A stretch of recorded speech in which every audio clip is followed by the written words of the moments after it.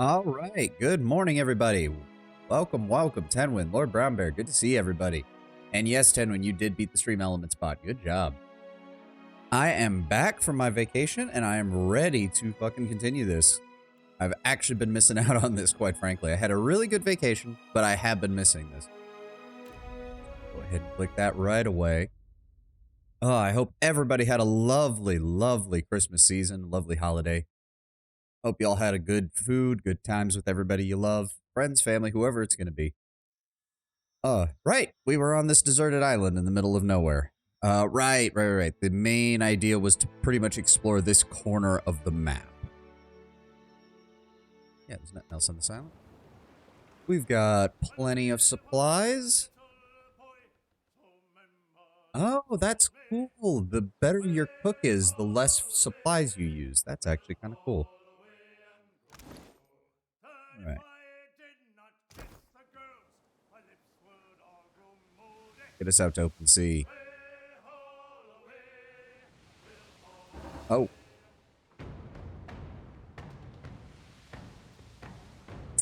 Ah. Okay.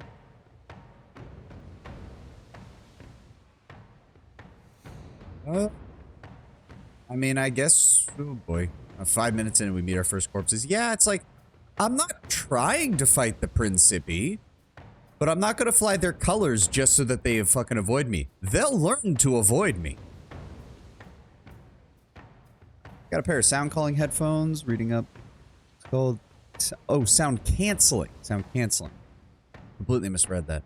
Sounds so sci-fi. The headphones being equipped with microphones that produce counter sound waves to neutralize incoming. Yeah, I mean, your two choices for sound canceling stuff is either that or just lots and lots of insulation and padding, and well, you can only have so much of that on your head. They are pirates. Yes, but it's like, I don't really have a fight with you guys, but if you're gonna do this, I'm probably gonna end up slaughtering all of them. I'm sorry.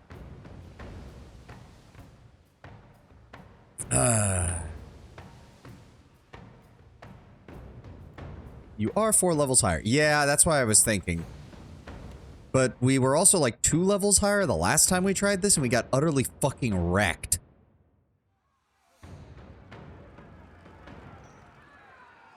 Why is Eder on fire? Charge. Okay. Oh, yeah, and that's cool. The people who aren't... Oh, that's cool. The people who aren't in our group are immediately on deck to fight. Oh, that's cool. Oh, that is cool. Okay. Also, Eder, seriously, what did I give you? The fire shield. Okay. I gotta admit, Eder, that looks pretty badass. That looks pretty badass. You get more of your companions the bigger your ship is. So the largest ships, you get both your companions and all your sidekicks. Yeah, I mean, we already kind of do. We've got Palagina and Yidwin over here, which is unfortunate because we haven't even looked at her and Constantine's fucking gear at all. So we will have to do that at some point. All right, but we're going to... Please tell me it's got me in the right formation. Eder up front, me on the sides, you in the back. Bird on the side. Yeah, okay, that's about the best we can do. I've got my gun to start with. Eder's got his saber. She's got a gun to start with, and she's got a gun to start with. Really valid reason to level and equip your companions and sidekicks, even though you don't use them while you run around islands. Yeah. Which is why it still baffles me that I have no way of accessing their inventories unless I bring them into my party. It is kind of annoying. Principi fighter, Principi rogue, Principi fighter. Shoot the fighter. Switch into the blade. Going with the eye strike. Why would you do that? You two were perfectly set up to attack these guys when they came over here. Oh, well, I guess it's drawing pressure off of our front line.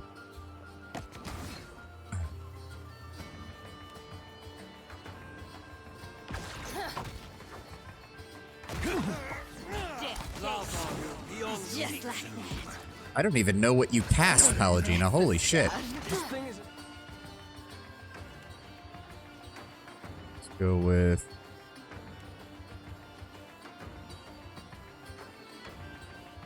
Who even are you? Whatever. Doing the job. Jody, switch to melee. Get up there and assist. As for you, no, you're still good. Just keep shooting. Give Seraphin a hand over there.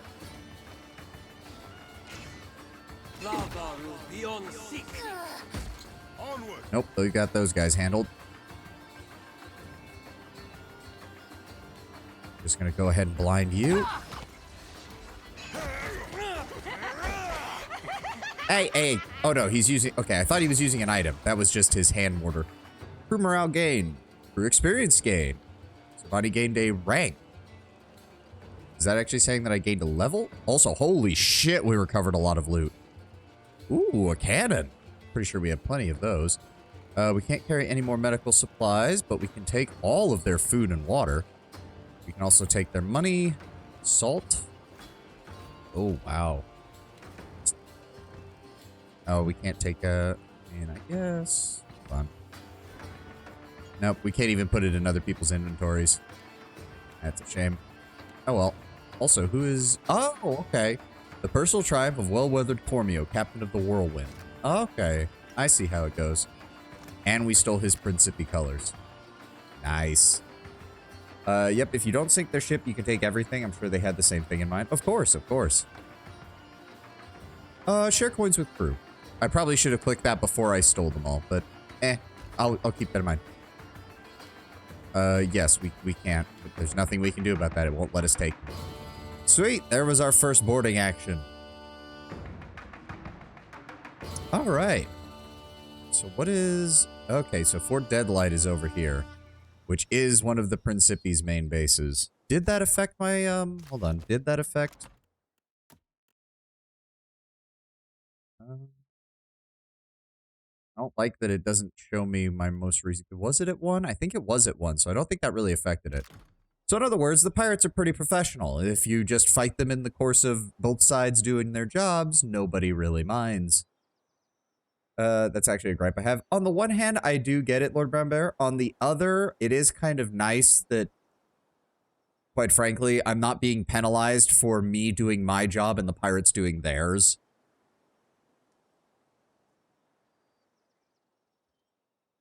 I don't know. I can see both sides. Also, Sin, welcome, welcome. Captain rank, not a level. Okay. Where's this captain rank thing, then? You had to engage in naval battle and then chase down the ship and force a board, usually taking ship damage. They added the instant board because they realized nobody liked the naval battle. Oh, that's a shame. Ooh, yeah. We have the triumph of Dario the Lean and the triumph of Well-Weathered Corneo. Oh, that's cool. You will actually watch as it accumulates. Oh, that's pretty cool.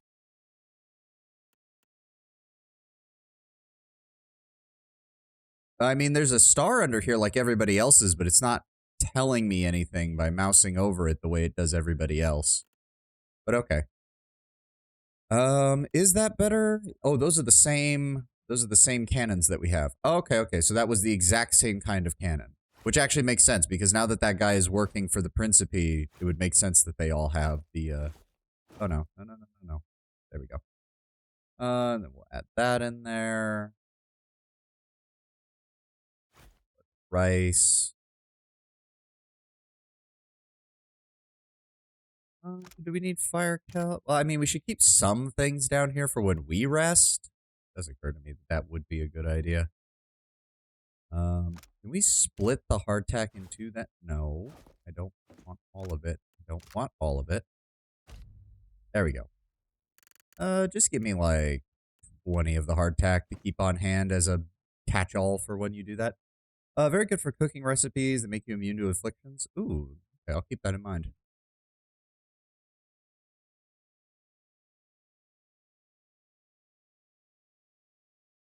Okay, I think we're good. I think we're good. Yeah, we're going to keep exploring around, because I remember they wanted us to explore... Oh, there's some stuff over here. I mean, we're more than loaded up on repair supplies. There's nothing here. Oh, is some stuff over here, though. Just need to find the point that allows us to rest on this side. Unaffiliated trade ship. We don't need to fight them. Constantly move forward in the direction of your mouse. You don't need to constantly click if you don't want to. I like clicking. I like controlling where I'm moving. Let's go ahead and land on this island here. Fresh fruit. Very nice. Yep, just paid everybody's wages. Fresh water. Oh, okay, that's just Merrill the Mad.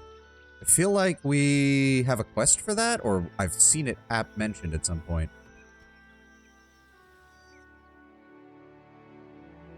I also once again forgot to adjust my party, but oh well.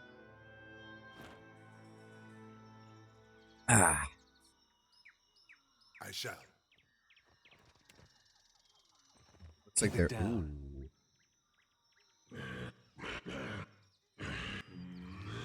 Yep, Revenant. So she's got undead with her. She's got a rusted copper construct.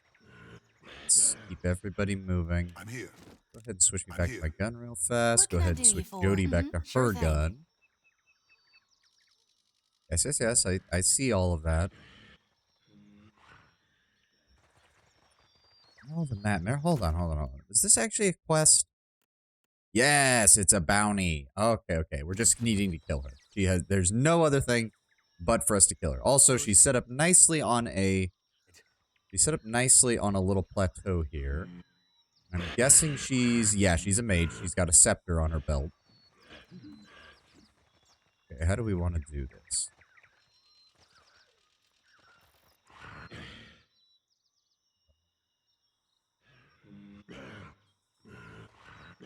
How close can we get? Nope, that's pretty much exactly the limit of where we can go. Okay, so we want to do this. We get a fireball off there, but we have no line of sight. Okay, so we might just have to charge in with the stealth to use as much cover as possible. I'm going to wait for her to do one more cycle of her animation, because she's going to walk over here to check on the construct, and she's going to walk back. Take us off the high speed form. She's just going to be doing her job. Stands up. Come on. Walk back. Of course. All right, let's go. Get as close as we can. There we go. Adair, engage. And I'm going to... Alof, my dude, my buddy, give me...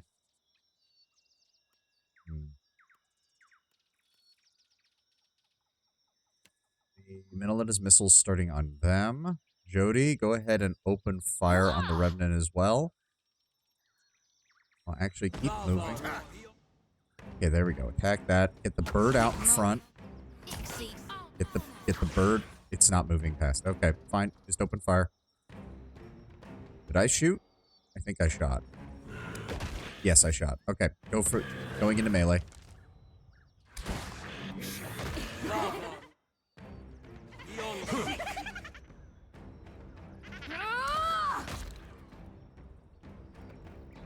Go ahead and eye blind her while we've got the chance. Come on. There we go. You know what? We need to get damage on normal people. So, nope. Everybody else fall back. I shall take care of this one. Charge. Got her. Yes.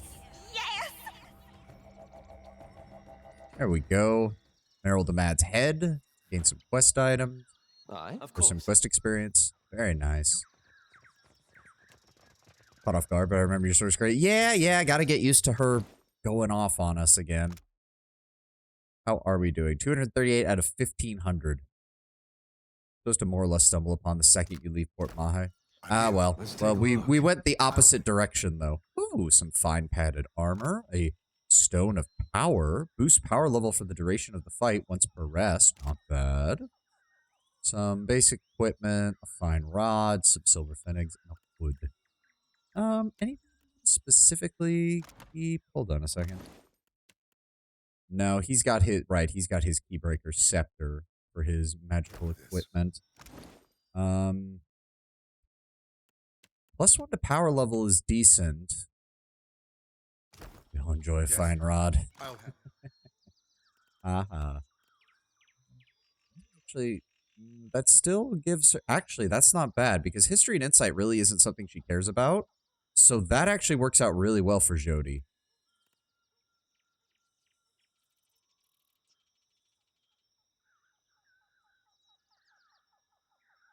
The padded armor seems like it might actually be good for her, too. As for the rest... Good thing we managed to get her without her being able to use that stun bomb. Alright, drop everybody out of cover, switch me back. I'm here. He is still injured. How the fuck is he still injured? I need to rest at some point then.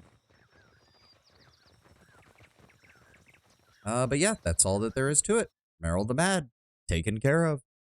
Very nice. We'll have to drop that off. You don't rest on the ship for some reason that I don't get. Yeah, I've kind of noticed that. Between failed settlements and discarded Juana villages, the Deadfire Islands are spotted with promising ruins. Search the location. We found some fire kelp. Very nice. Keep searching. Some palm stone. Oh, coconuts. Right. And 18 rice. And 11 more coconuts. And there we go. So yeah, we took a full day to explore, and that got us quite a bit of food. Always nice to see. Oh, we don't get to name this island either. I thought it was abandoned or whatever, but I guess it's considered part of Mage. Fair enough. Where was the island that we got to name? Around here somewhere. There it is. Or one of... There it is. Yep, Blackened Scale Isle. With the Cavern of Zar Tuk Tuk. Which... just a bunch of random Zarups in the middle of nowhere, but okay, game. Yeah, you can do party management. It's just weird that they still did not come up with a way for you to access their inventories and whatnot easily, which is kind of annoying. Put the lime into coconut. Yep, more like Meryl the Meek. I mean, to be fair, she's called Meryl the Mad, not Meryl the Mighty or anything, Lord Brown Bear. That is another unaffiliated trip. Well, I guess that's just more wasted supplies because I have too much of this shit. Speaking of which, ship management, we should add... Go ahead and add that rice, the water, the fruit. Keep the hardtack. Should we have the palm stones? +2 dexterity? Maybe. That would be pretty useful as far as keeping that on hand. It can be genuinely hard to run out of supplies. To be fair, it seems like it's another money game, quite frankly. Between everything you find out in the wild and what you can buy in the towns, it's very much a case of, yeah, in the early game, you could waste a lot of money buying a lot of supplies, or you can just kind of get by with what you find and a little bit of extra until you hit the point where you're never going to run out of money. But, there are some islands here to the south. That's another unaffiliated merchant vessel. We ate up our fresh fruit. We ate our ale. Ooh. What's up, buddies? Oh, you... Okay. You did... See, you guys are learning.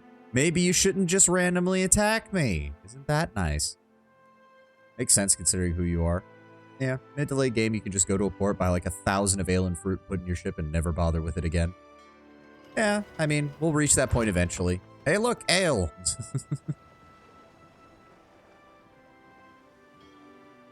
Let's keep exploring for a bit. I like the exploration mechanics. This is cool. I don't like the way that the shallow water kind of extends out in a lot of these places, though. That is a little bit annoying. I think we've almost eaten all of our fresh fruit.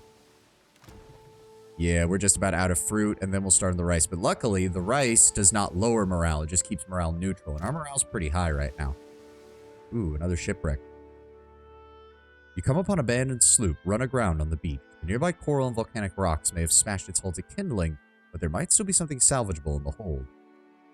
Do not attack any and all named ships. Saving first if you're unsure about their level, because there's a 90% chance they will be a bounty. Okay, I'll keep that in mind.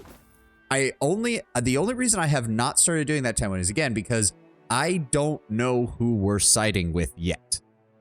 If it turns out that fighting for the Principi is just something that's never going to happen, then their captains might want to watch out, because I'm probably going to go on a killing spree. And there's not going to be a damn thing they're going to be able to do to stop me. Okay, we found an extra cannon. That we're definitely going to be selling. No. Keep searching. We found some palm stones. Good. And some repair supply. Well, we're already maxed out on that too. That's a shame. And we're done. Well. I do like that. Because you could almost kind of imagine that there are probably Hawana, like just small settlements of Hawana on archipelagos like this. Just hanging out, not really bothering anybody. No. As I said, until we know who we're fighting, I'm not going to go after named people just yet. Oh, what have we here? The Temple of Tangaloa. Oh, that's one of their names for Bareth. Right. Speaking of which, you know, if that's the case, we're gonna drop Adir and take Palagina real fast. And actually, do I want to? I should probably hold on. You two out, you two in. If I go to their, can I level them up from here? Hold on. Oh dear, what is? Okay, he's got some stuff. He's got his Valiant clothing. He's got some basic equipment. Fine leather armor. We'll go ahead and we have some spare arquebuses. Go ahead and group him one as a ranged weapon. She has the rapier and no armor whatsoever. Okay, let's try to rectify that at least somewhat. The robes actually look not bad on her, funnily enough.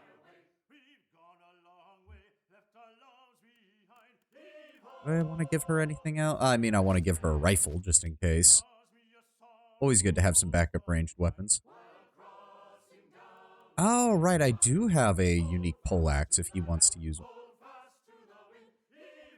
You know, it just occurred to me, I feel like you're mitigating the usage of a poleaxe by making it dwarven-sized. Because at that point, it's just an axe. Jello, yes, welcome.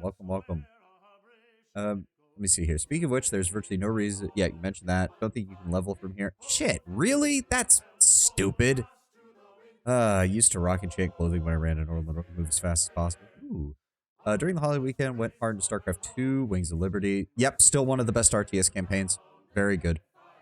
I wouldn't say incredible steps down. I think Legacy of the Void, at the very least, did a very good job making you feel like you were rebuilding a united Protoss force.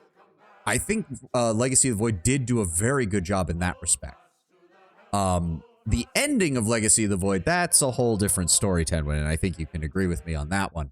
And Heart of the Swarm is kind of more, It was all right, but the main problem I think with Heart of the Swarm is that Kerrigan very quickly became too essential to the way your army composition worked. I get what they were going for. They wanted the big hero unit, very Warcraft 3 kind of inspired, but I don't think it worked quite as well in that one. Must stand together against this. I trust you with that. I mean, that's more Artanis. I mean, the rest of the cast, as far as voiceover, I think was done quite well. Also, I can't really blame Artanis. He is the lawful good goody two-shoes of, like, the Protoss. But to be fair, that's also what makes him the... Alarak was... Oh, I loved Alarak. He was the best part of that entire campaign. I never knew that I needed Sith Protoss, but now that we have Sith Protoss, I can't envision them without them. But yes, we'll go ahead and... Since he's using poleaxes, I'll go ahead and give him the fancy-ass poleaxe. Which, I'm not gonna lie, looks really bad, but okay. What a StarCraft RPG MMO just to play an infested human or a Tal'Darim. Yeah, that'd be cool. That'd be cool. I don't think there's really anything else I can... Yeah, we don't have any special equipment or anything. I don't get why you can't level them up from here. Yeah, and there's the sidekicks advantage is that you... I also see the advantage of the sidekicks in that you can take them for certain party compositions when you don't want people, like, bickering at each other in the course of the game. But if that's the case, like, you may as well just make... Maybe press the small period of squares below the portrait. Nope. Doesn't let me level up from here. Ah, that's really bad. Why would you do that? Nope, that's just the AI. Yeah, no, I get you. Thank you, tutorials. That's really aggravating, because it means I pretty much have to get into a fight in order to... Yeah, quality of life seems a little behind. Yeah, it's interesting, because you come from playing, like, an Owlcat game like Rogue Trader, where they let you just... Oh, you're on your ship, you can access their inventories, you can level them up, you can do pretty much anything and everything you need from them. It is a bit weird. And the thing with that is you could do that with all of the Owlcat games. In Kingmaker, just press the ship button. Wait, what? Ship button has nothing to do with my crew members leveling up Draper in, but thank you. To the deck. Oh! Oh, wait. Yeah, you're right. Hold on. Where's the... I don't even remember where that button is. Hold on. That's this one, isn't it? Visit the tavern, just rotate the party members. No, that still doesn't get me access to the crew. That does put them up here.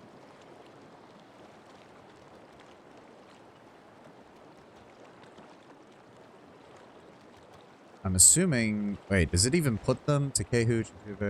No, they're not even up here. The two that I kicked Kehu off the side. The problem with that Lord Brown Bear is he can literally water shape. He would probably just throw himself back up onto the ship. Yeah, I don't think it's just not letting us access any of their, You could talk to Takehu and Maiwa. Can we talk to the steward? No, the steward still doesn't want to talk to us. Hey, there's Vela. Elda Engram's... Oh my god, yeah, the ship's getting a little crowded now. Ship is getting a little crowded. Oh god, yeah, it's getting crowded. What are we standing around for? We're not standing around for nothing. It's okay, Constant. Yidwin should have something to talk about. Oh, hold on. Hello. Sorry, my throat. Ugh, I was building up phlegm in my throat. I had to spit it out. Yeah, you know what? We'll take this opportunity to check in, everybody. Nope, Adir's got nothing. Yes? Oh, interesting. What's your opinion on the Hawana leadership, Alof? You have been here longer than I have, after all. The Queen seems to operate with a light hand on the tiller, so to speak. He tugs at the edge of his sash, thinking... And I think that's a good thing. Well, given that she has imperial aspirations for her people, yeah, it's actually probably a good sign that she's legitimately doing this out of a sense of responsibility and not a sense of, I want to be Queen of the Deadfire. What the Deadfire needs is someone who can lead its people without smothering them. And what do you think of the Royal Deadfire Company? I think they're one of the most ordered and deliberate organizations I've ever seen.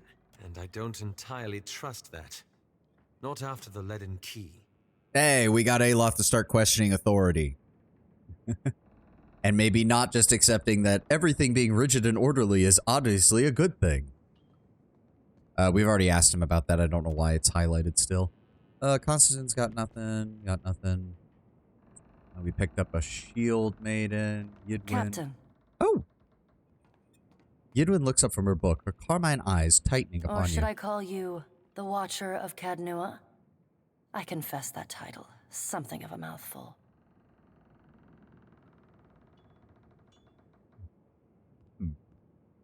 If you wish, you may call me Sovani, though most people just call me Watcher. How very informal of you. Well, I've never been very big on the whole formality thing between those who might have to work together to keep each other alive in the face of battle. I think I would prefer something a bit more decorous. Fair enough. Captain it is, then.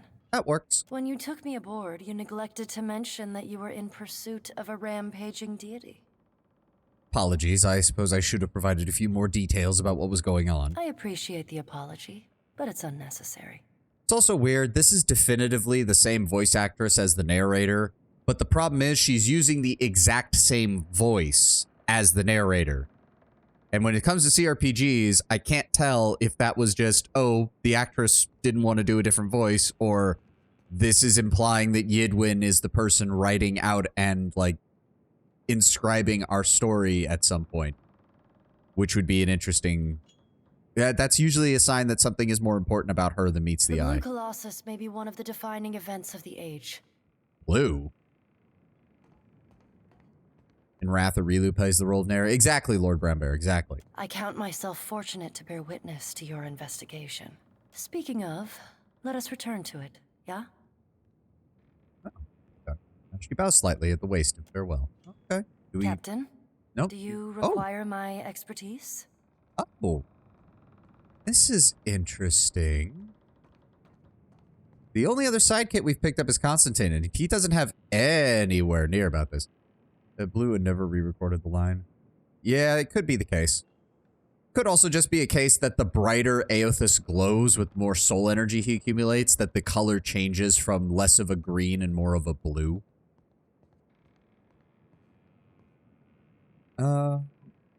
How did you end up in the Valian Republic? It was neither so random nor so strange a thing as your question would suggest. In a word, animancy. Not surprising. Or the other, I sent you a picture of this a few days back. She was the final stretch goal as a full companion. Oh, okay. So they didn't quite get it. They didn't quite get to it. But so they threw in what they had. Okay, that makes sense. The Republics take the most progressive attitude towards the subject, and thus they attract its foremost scholars, among whom I count myself. And why did you leave the Eastern Reach, though, given you've mentioned animancy, I imagine that has something to do with it as well. No, I agree. I already like her attitude a bit better than Jody or Maya's. Increased tensions between the Republics and the Deerwood, for one. Also, who can say no to a white-haired elven waifu? Sorry. Because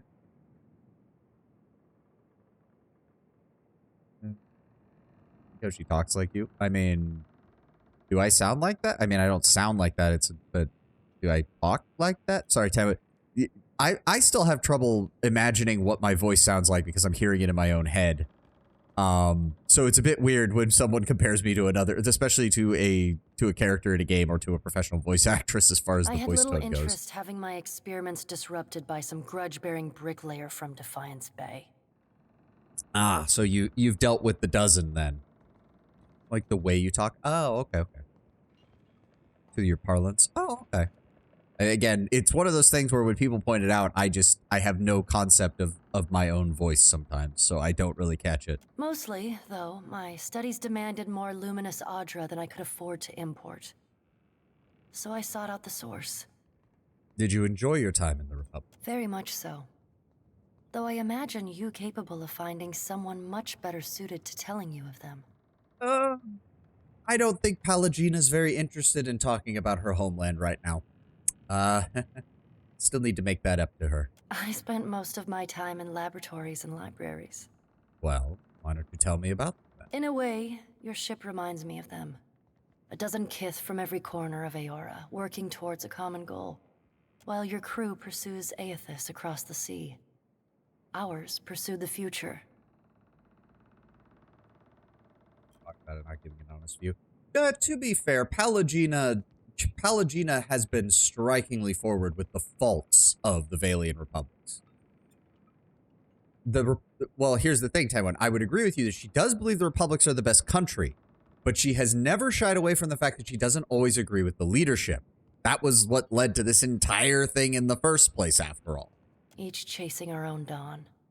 Her nose wrinkles slightly.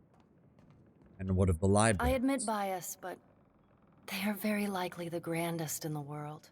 A faint grin lights her wan features. Imagine great domes rising above your head, shelves along each wall, stacked high with tomes. as if the building itself were built of bound pages. They were the true treasure of the republics. The collected histories, dramas, and comedies of Old Valia. The most advanced arcane theories of Adir. It occurs to me, I don't think I've ever read the Old Valian description. Grand Valia was a sprawling, culturally rich empire with the Valian colony sailing far north and south of Air Glanfath. However, problems with the empire's Adirian expansion efforts, along with the steep economic decline, led the colonies to secede in 2641, establishing themselves as the Valian Republics, a confederacy of allied city-states. For the next century, Grand Valia began to collapse into Old Valia as more and more nobles and their retainers fled the empire, many of them emigrating to the Deadfire. Initially trying to survive as merchant ships, these immigrants eventually descended into piracy as their trade networks decayed and were taken over by the nascent Valian and Rautayan colonies. The most ancient liturgical texts of Anguith, and the most advanced treatises on animancy. Was there anything of interest there besides your studies? Many things. A strong dark tea, a comic play, the song of a whale, the soft resistance of paper to quill or fabric to needle. Discovering what's just over the horizon. There exists things in this world beautiful and wondrous both. One only needs leave the land to find them. Speaking of, let us see what the horizon holds, yeah? I'm now really disappointed we didn't get her as a full Ado, companion. Captain. Do you require my expertise? But I'm glad that they included what they could. What do you make of our journey so far? I admit to excitement, curiosity. I cherish the opportunity to explore, to test my wits against ancient ruins and vicious wildlife. Most ships discourage such avocations. And I also wish to speak to you about your work as an animancer, if you would. My studies? Please. I cannot promise a dissertation, but I'll happily discourse upon the broader strokes. That'll teach you to get the special edition on release instead of the supporting case. So to be fair, that Kickstarter goal was up in the millions, Lord Brownbear, and I'm not sure how close they got to it. I mean, I'm sure Tenwin could probably dig it up for us or find it, or maybe he already knows, but I don't think one person buying it. Plus, I don't know. I've been hesitant to do Kickstarter stuff because I got into it late, and like the two things that I've Kickstarted, one was good and one never made it to anything. Yeah, they got to 4.4. Yinwen was 5. Yeah. Still, it's close, and I'm very glad that they included what they had, or what the voice actress was willing to also do for whatever they were able to get for it. They got all but 2 of the stretch goals. Damn. What is your specific area of study? You haven't read my work, then? She chuckles quietly. Well, don't exactly have access to a full library out here. 600K I had in my account. It does not exist. Also, let's be very fair, Brown Bear. You'd probably have spent it all on VTubers by now. Send you a picture with the stretch goals on Discord if you want to check. I remember seeing it, Tenwin. I remember looking at it. It just didn't click in my brain that the extra companion was her. As an apprentice, I focused on, and then helped discredit, the phrenological approach. Oh god, phrenology. At the time, it seemed more difficult than I thought it should be. At the time? Some of my colleagues had a vested interest in a model of the world that included an inherent hierarchy of kith. That some kith made more worthy receptacles for souls than others, based on the shape of their brow or the length of their ears, was apparently an idea too tantalizing to abandon.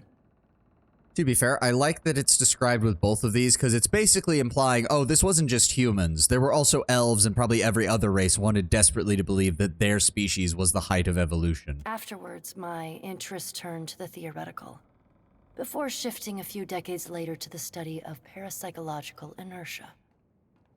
Let me measure your skull, you Yakubian ape. Yeah. Jesus Christ. Good old-fashioned racism of the worst kind. The kind that actually thinks it's backed by scientific study. Psychological inertia. As in people thinking the same thing over and over again. Close. Parapsychological inertia. The tendency for some souls to gravitate towards familiar locales or engage in behaviors exhibited from past lives. From there, I moved on to work in metamortality, the scientific study of souls over lifetimes and the cycle of reincarnation. Need to be superior, therefore we build a system that uses us as the peak and everything else is below. Look at the wilders. Yeah. I mean, let's not beat around the bush. That is very much the case in some places. It would be interesting if we could see a more of the world of Aora and find out, like, oh, one nation considers this group of Wilder to be Kith, but their neighboring nation doesn't, but considers a different group. Like, it would be interesting if Wilder actually was used as a less formal classification and different nations on Aora had different standards for it. So, like, one nation might see ogres as Kith, but another nation does. It would be an interesting way to play with the definitions a bit, I think. And that would be very interesting to see from a world-building perspective. Which brings us to the present. What do you hope to do with what you learn? You set the sled before the dogs. Before making decisions regarding what should be done, we must first understand what is. Anything else is a dream in the dark. Earwood still kind of treats Orleans as wilders from time to time, but we see other nations treat Orleans a bit better. Yeah. As I said, a little bit more of that nuance would be appreciative, just because I think it would help feed into the complexity of the world. I also just realized this man has no head. That this man, you can see it when he moves. That he has no head. Okay, game.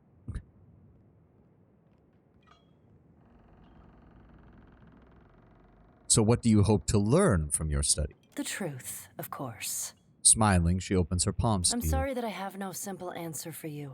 No, I get it. You're largely dealing with a lot of theoreticals, so there's only so much you can even do with that. Invis potions are a hell of a drug. Embarking on inquiry with an agenda. That is how mistakes get made. Her arms crossed, Idwin idly taps on her elbows. So are you claiming to be entirely without bias, then? Not at all. But I admit them. Fair enough. That's really all we can do with it. With wilders, with each one we can point to at least one physiological aspect that prevents them from fitting into the larger civilization. Zarup and Lagufeth don't have vocal cords for Kith language. Ogres are hopped up on their own endocrine systems due to their size, so much so they need female leaders, as males don't typically have a strong sense of self-control. Yeah, I could see that. But there's also the simple case that at least with two of those three, we have been able to, if we treat them as people, come to actual negotiations and communication. Also, I think part of the problem with the Zarups is that the easiest way for Zarups to communicate is through a dragon, but the dragons want nothing to do with regular humans once they hit that size, aside from eating them.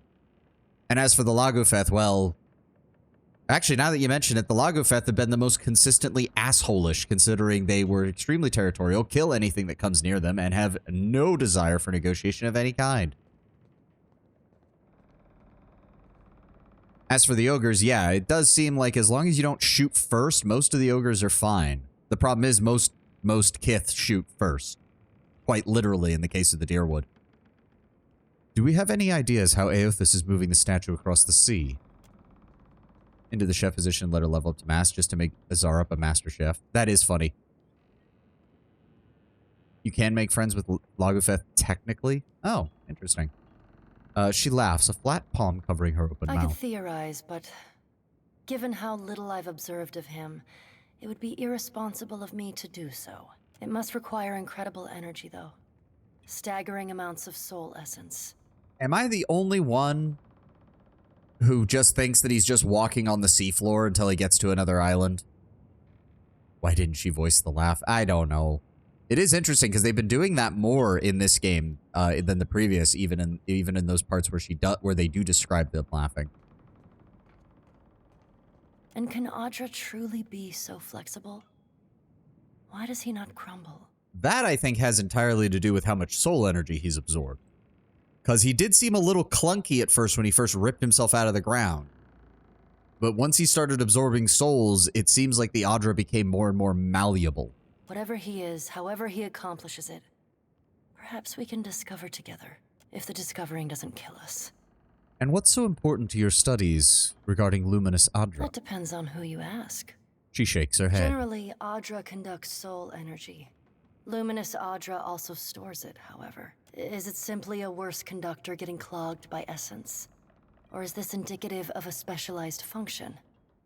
At least from our own times, from what we've seen, it's definitely a specialized function. Unfortunately, greed stymies inquiry. Rawatai and the Republics grind every ounce they find down into bath salts. Yeah. That is a shame. I can also see why this was part of a problem with you trying to get your hands on it. Being thousands of miles away probably did not make it any easier when the locals just want to grind it up. Of course, Captain. I am now very disappointed we don't have her as a full companion. Also, I don't remember the actress's name. I know she's one of the Critical Role cast. She does an amazing fucking job. Damn. Watcher, tell me what's on your mind. What? I don't... Yidwin is a tragic miss. I have to admit, I would gladly have switched Yidwin and Jody, as Jody was also stressful. Yeah. You get high off luminous bath salts. A small buff. I mean, it is usually...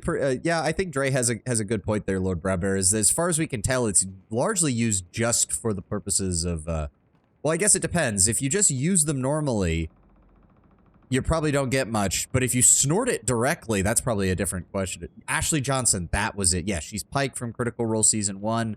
She plays the Barbarian in Season 2, if I remember correctly. No, she's doing very good voice work, both as the narrator and as Yidwin. I just think it's very interesting that Yidwin, they have her use the same style of voice for Yidwin that they do for the narrator. Never got past Season 1. That's fair. C2 you missed when you first met her, as your metaphysics wasn't high enough. I swear it was supposed to be high enough. I don't know why it did, but Yidwin is a vessel. Oh.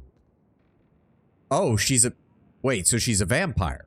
Like, I assumed the appearance was meant to be... Yeah, she's a vampire. Yep, that's what I figured. Okay, I don't even remember what this was about. Is this about her argument with Pallegina? She started it. Yes, it is. Spitting mad, Jody literally spits at your feet. All right, might be that I did. But that featherhead deserved it. Can we please not throw around racial slurs at our fellow companions, At please? least I know I got you in my corner. Okay, no, this is bullshit. You don't get to give me this kind of option. Romancing her can have some consequences. I mean, I would imagine. I still so far have liked her from a romantic, like just from an intellectual and romantic side of things. I would much rather, if we can romance, if we'd had the option to romance her, I'm already liking it more than Jody and Maya. Like, I'm just going to say it out loud. Like, I'm hoping Maya gets better because so far she's just been a right ass in every conversation we've taken her into. Art Bitey in this lore. Brown Bear, what if I told you that I was into that, though? Ewan doesn't have... She uses small animals and Audra to satiate her soul needs. That would make sense. And it would also explain her interest in Luminous Audra, if it is capable of storage. Since, by that logic, if you could store large quantities of soul energy in Luminous Audra, vampires would be able to mitigate one of their main weaknesses quite a bit. You are a braver man than I. I don't like either of these because we even had this whole conversation between the two of them. Pallegina needs to stop intentionally poking people who do believe, especially in a world like this where, you know, not only is belief real, but the gods, you can hate the gods all you like, but you can't say they don't exist. But at the same time, Jody's being an idiot, and, oh god, last week we had our whole conversation about my thoughts regarding the whole hell and the way they're portraying the Aothans in this game so far. Ay, caramba. Pallegina usually expresses blasphemy around people, not to them directly, but yeah. Like, it's shocking. It is one of those cases where it's like, otherwise, Pallegina is usually so full of tact and willing to, you know, talk in a more diplomatic manner. But the second religion gets brought up, she turns into a foul-mouthed fucking blaspheming sailor.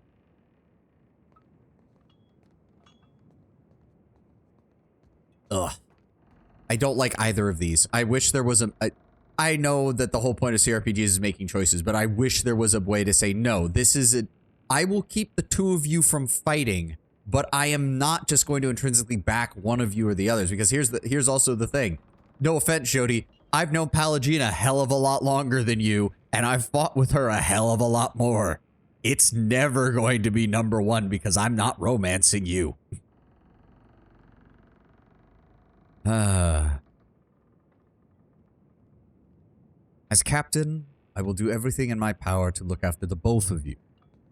But in this case, I'm going to have to side with Pallegina. Please, Jody. Try not to take too much offense to what she says regarding the gods. A relationship with them is complicated. Yeah, Pallegina is partially right while Jody's fanatically blind to a lot of details. Yeah. No, Lord Brown Bear. We're not going to backhand somebody just for being opinionated. Oh, you make me so... You make me want to wring the life out of someone, Watcher. And I think murder is a tad unbecoming of a priestess. She turns to shout over her shoulder, sickle swishing in the air. Yes, it is. Please do not randomly murder people. I was really hoping I wouldn't have to have this as part of our conversation. Even if she does deserve it. The priestess snaps her angry glare black to your face. She pokes you in the chest with the back curve of her sickle. Poke, glare, poke. And you. I got no words for you right now, Watcher.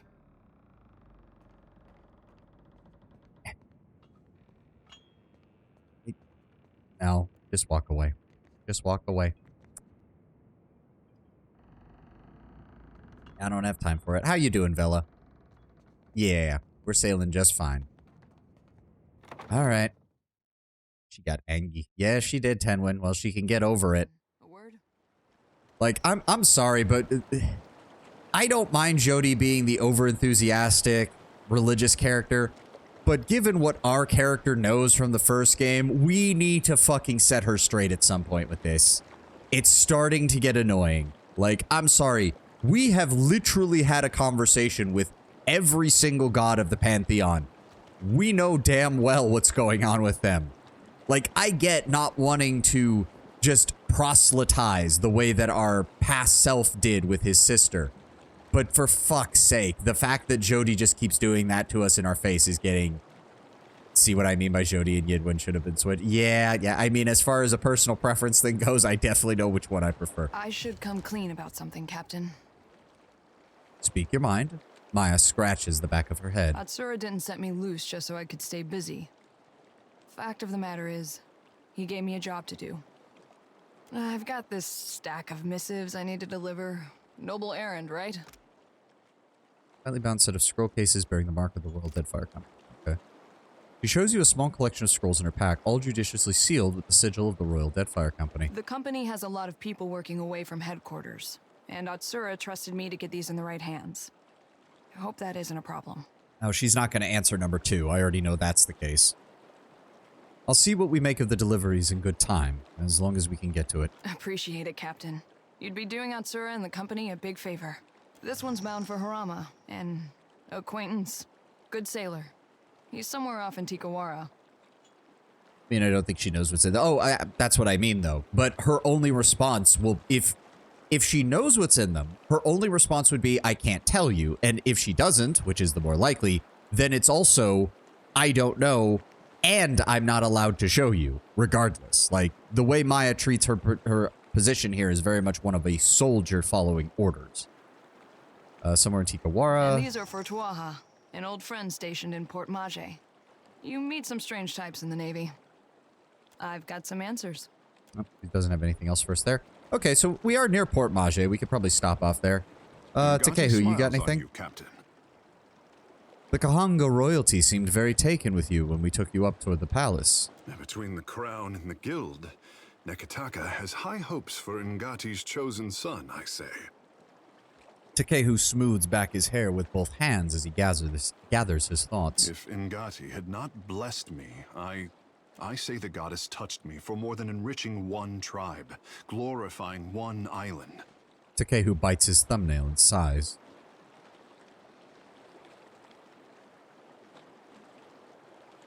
See, this is, I think, one of the better sides of him, is that he does take his powers with a level of flippantry that is a bit annoying.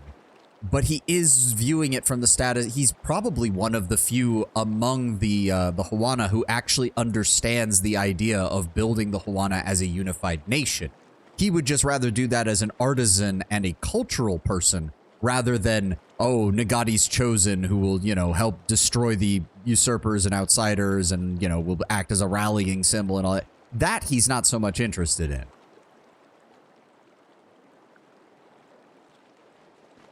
Your presence does give people hope, Takehu. Ngati is the most important goddess of your people's pantheon. If people need hope, they should pray harder or look to their own grindstone.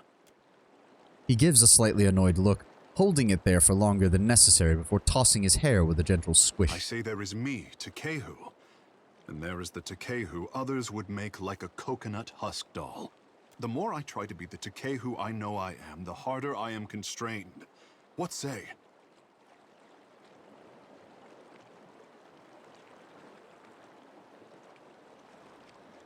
You give too much power to the expectations of others.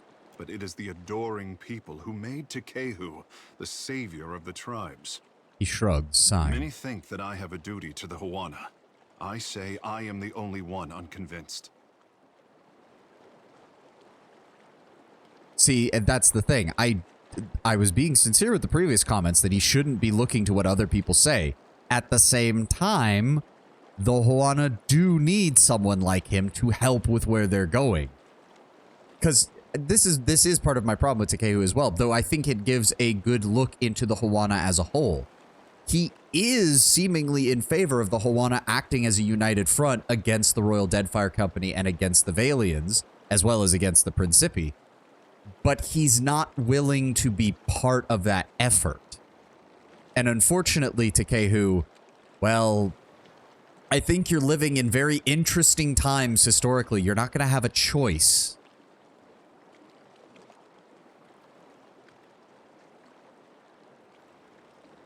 Your people do need someone like you to help with uniting the tribes. Your queen seems to have an image of a united Huana stretching across the archipelago.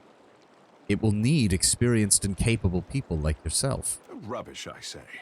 Heroes are made for tragic ends and handsome corpses. In spite of his words, there is a gleam of quiet curiosity in his wandering gaze. Hesitating for a moment, Takehu envelops your hand into his, the scales along his palm both prickly and warm. Just as it seems he will break away, he instead leans in closer. I know how I seem. We did not have this word, conceded, before Adirans landed on the Isles. If Ngati had not touched me, I wonder if anyone would care. Takehu seems ready to say more, but he stops himself and releases you from his grip. I mean, no offense, Takehu. You're talking to a death godlike of Berith. We have a Hylian godlike down below, and I've got the feeling we'll encounter more before the end of this journey, even if they're not companions. Dude, seriously, I get it. Believe me, I get it. But guess what?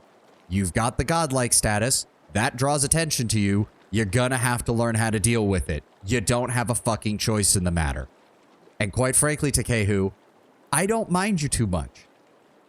But your naivete is starting to get really aggravating. Not the same way as Jody's is.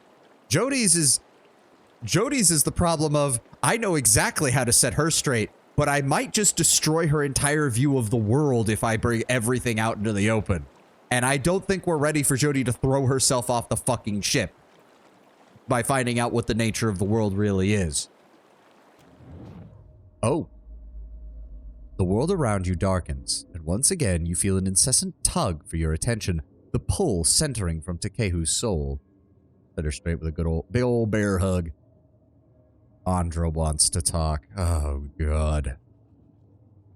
All right, Aunt Andra. What the fuck's up this time?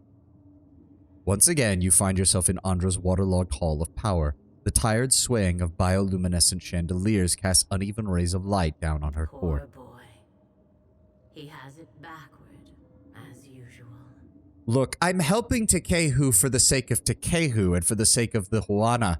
I am not helping him for your sake. So say what you need to say and get a move on, Andra dear. I did not choose him so that he could do great things. I chose him because talent should be fostered toward any end. Sadness and regret creep into her tone, but something about them rings falsely to your ears. I mean, it's Andra. Every single word she says rings falsely to this character's ears. Of that, I can assure you. How fortunate that you are here to set him on the right path. I know you won't disappoint. A lot of other godlikes, in fact, most don't have that grand purpose. Oh, yeah, absolutely. And we're only getting it now in the second game. It's not like Bareth was directly talking to us much in the first.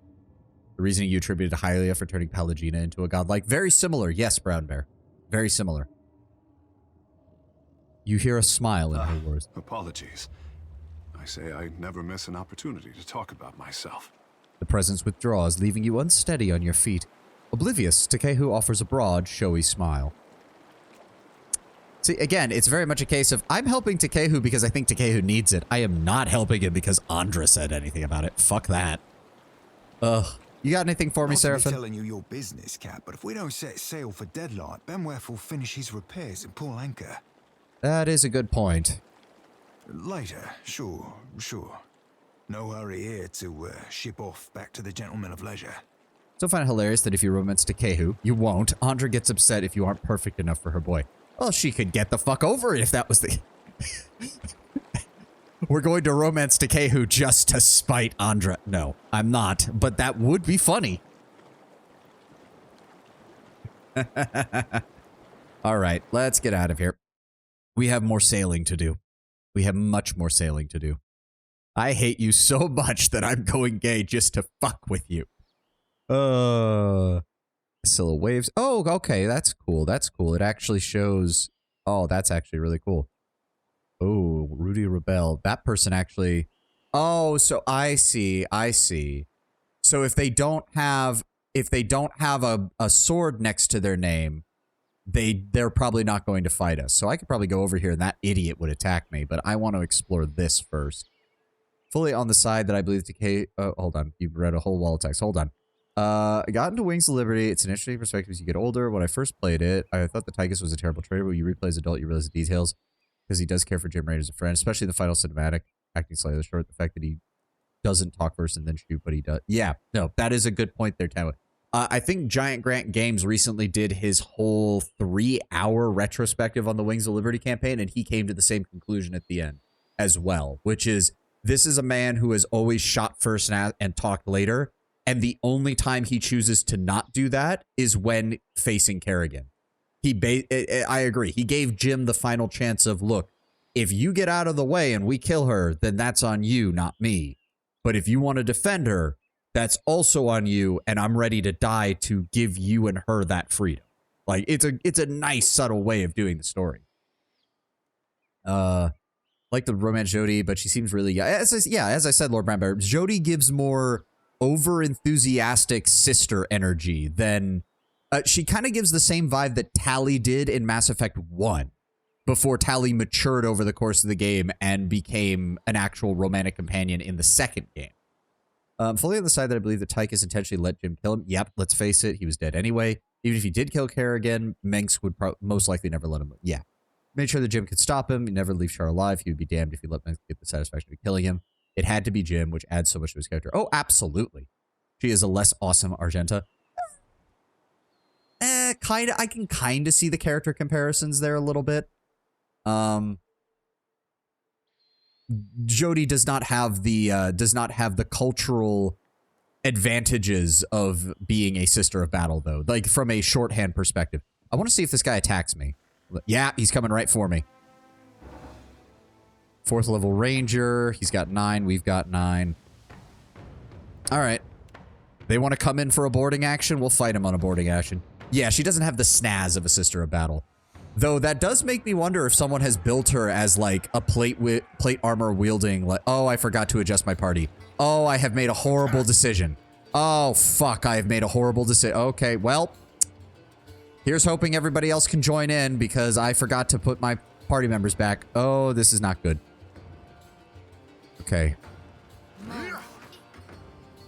Paladin, sailor.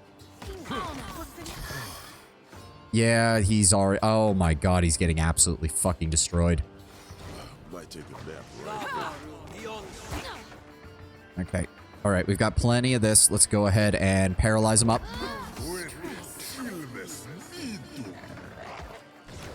There we go.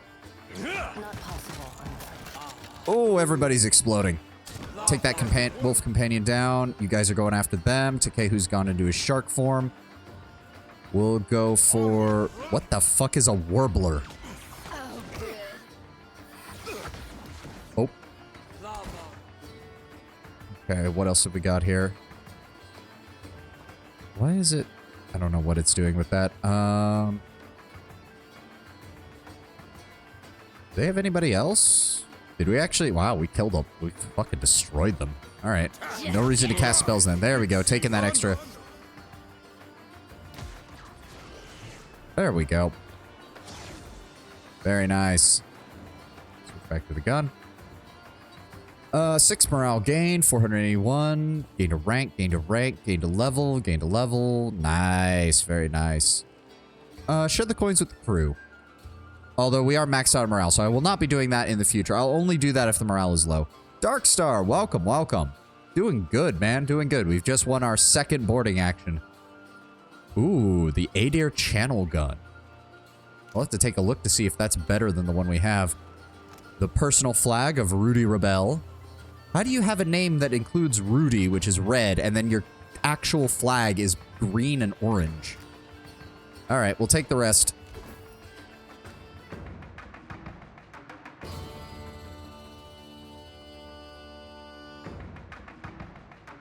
Oh, yeah. Good combat OST. And yes, they are 5 levels below us, which does beg the question why they decided to come after us, but that's their problem, not mine. What is on this island? There are some Tangaloa ruins, so I'm actually... Hold on. If that's the case, we're actually going to leave Pallegina. I don't need people screaming about the gods being bad. We're going to bring Ader and Jody. We're going to bring Seraphin. And we're going to bring Takehu. Takehu's going to be our full caster. Seraphin's got our range damage handled, along with me for the opening fight. We'll go with that. All right, we're going to explore this island.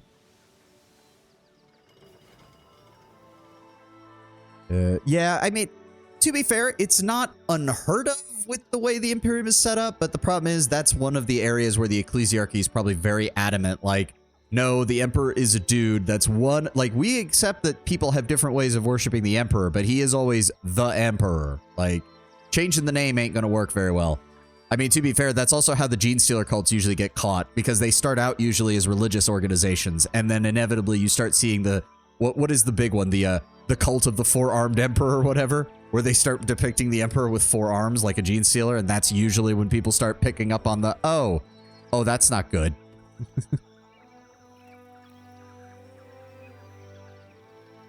Emperor got a few too many limbs now, indeed.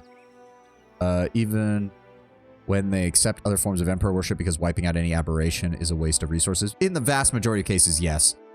Unless you do something particularly stupid, like, I can't remember their name, but the group that shows up in the Necromunda game, the Redemptionists, who are so obsessed with killing anything that doesn't fit their definition of the ecclesiarchal faith, that they were censored by the Ecclesiarchy for being too zealous.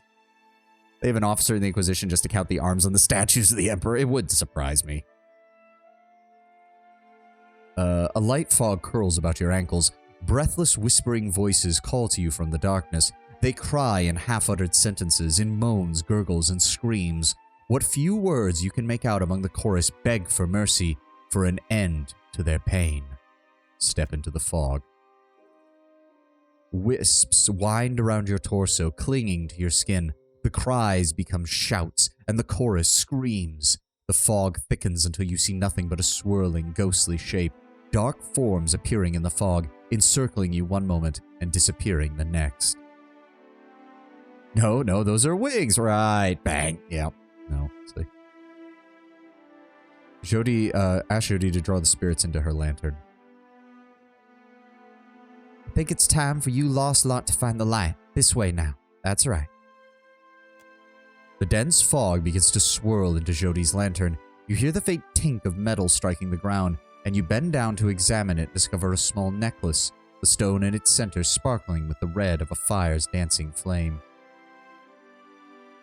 Okay. What does the Emperor look like? Purple with 4 arms. Bang. Yep. Unhindered by the fog, you are now free to continue exploring the island.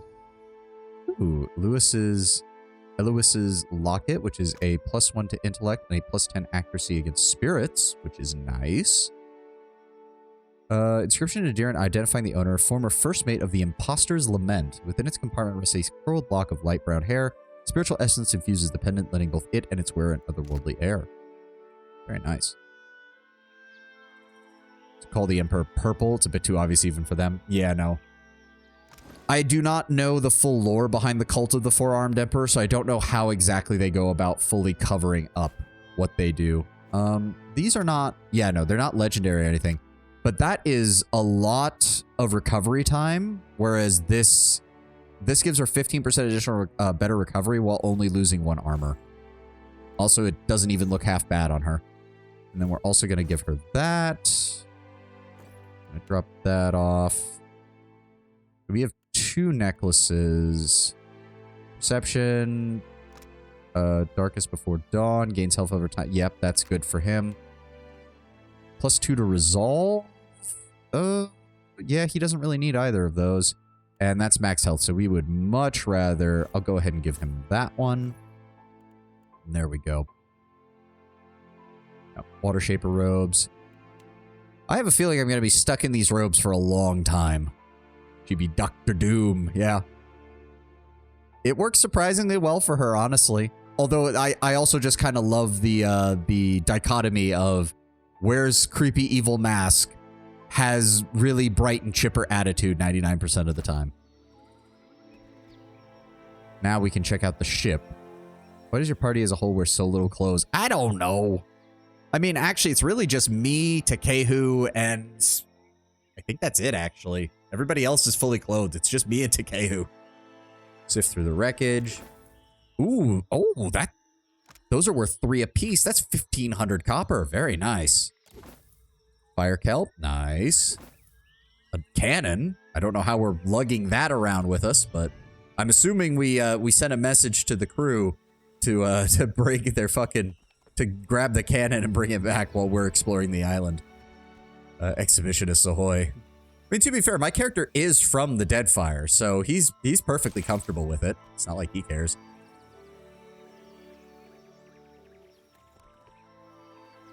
Go full joy.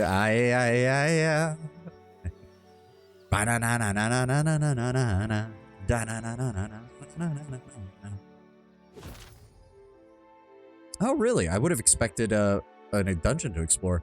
Ahead of you lies the ruins of an ancient temple complex. As you near the tumbled-down stone entrance, you notice several curious drawings scrawled across the stone in a flaking brown paint. You bend down to get a better look and discover that the drawing depicts violent images of decapitations, dismemberments, hangings, and a sundry of other terrors. The Pillared Man theme becoming synonymous with the Custodes will never not be amusing. Absolutely. Absolutely. Light from distant torches flickers on the ruined walls, and unintelligible words float to you on a breeze that reeks of carrion and a metallic tang of blood. Oh boy, here we go again.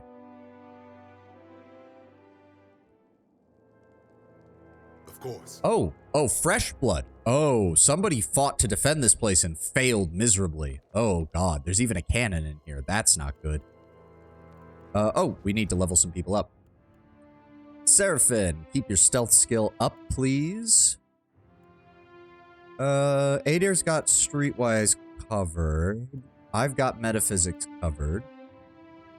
Takehu has Insight covered, I think. And History, right. Pretty sure they went out for groceries and spilled the strawberry jam. I'm sure that's the only thing. Tiny detail. I love the Livingston cabin background. Is such a charming detail. Oh, yeah. It's nice. It's nice.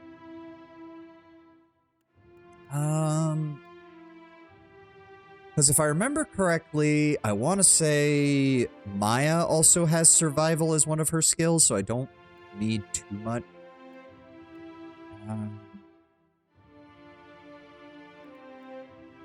You know, we're probably not going to use it much, but I'll give him Bluff. It fits his character, and we might occasionally need it. Alright, he has achieved... Right, we have level 3. I gave him Secret Horrors. Do we need anything? Hold on. Do we need anything from his barbarian skill tree? He's not really useful for wild sprint. Barbaric yell doesn't really fit. Grants a melee damage bonus when he's near 2 or more enemies and requires an additional threatening enemy to become flanked. I mean, we've mainly been using him as a ranged character, so... Plus carnage plus shotguns is just hilarious to me. Bloody Slaughter. 20% of hits converted to crits with weapons against lower than 25% health targets. Plus 50% crit damage with weapons against less than 25% health targets. Okay, all attacks made against near-death enemies convert some crits to hits, and those crits do additional damage. That would seem to be a good choice. Ooh, Bloodlust is also good, though. Going through the entirety of Rogue Trader, it was quite interesting. Did they actually speed run the game in 6 hours, or did they just edit it down to 6 hours? Oh, wait, is that Salt Factory's video? That was Salt Factory's video, wasn't it? I saw that on my vacation. I watched some of it. They talked about the entire game. Yeah, Salt Factory. I figured that was them. Yeah, they do some really nice in-depth discussions of games they go through. I'd like to watch his whole video at some point. I just didn't find the time over the holiday break. I'm thinking either Bloodlust or Bloody Slaughter. Bloodlust gives him additional action speed on kill, but there's no way to guarantee that he'll kill something is the problem. That's what I always don't like about those skills. I think we'll go with Bloody Slaughter. It just makes him more effective against things that as they get weaker. I think that's perfectly fair. We'll grab him some more Cypher abilities later. Need to do a new Rogue Trader run. I tried Space Marine 2 the other day. The performance wasn't working too well. Casual 6-hour YouTube video. Yeah, Salt Factory does nothing. The only thing Salt Factory does is really long retrospectives on RPGs and other video games. So he goes for that long content. Where were we? Oh, wait. He doesn't have much insight? What was I giving him? Why was I giving him metaphysics? I have metaphysics covered. Why was I giving him religion? Jody has religion covered. We've got, you know what? We're going to go with history and insight. Why was I giving him metaphysics? That doesn't make any sense. Whatever. And some explosives. Yeah, I don't know. I know the only other person with a decent history score is Alof, if I remember correctly. I think he had history and he just starts with a high metaphysics. Probably. Oh, we have achieved power level 5 for him, which means he's picked up Ocean Burst, a faux AoE dealing solid crush damage. Explode. It's basically water. It's Fireball, but in water form. And it deals crush damage rather than fire. But this is... Oh, right. He can't summon Plague of Insects because it counts as a beast spell. Oh. Interesting. And of course, he can't use Firebug because it's Firebug. That's fine. We have Relentless Storm. Nature's Terror is an AoE. Calls upon the dreadful strength of the storm, granting electrical aura that deals shock damage to and frightens anyone nearby. Oh, wow. You pair that up and it's like enemies near you get stunned, shocked, get shocked again, get frightened. Then you throw in Returning Storm, which also God, you can make it so that the druid just stands there and does nothing while the enemy just gets slaughtered by all of his spells. Is there anything we need to pick up here? Ooh, 20% additional range with spells. That's good. +2 increase the base maximum health that you gain with each level. Also nice. Rapid casting. Oh. Hold the Tempest that focuses on sword spells. Yeah, I can imagine. Increase the effectiveness. Okay, so here we go. These are some good abilities. We're definitely taking Relentless Storm. Well, actually, do I want that or Nature's Terror, actually, now that I think about it?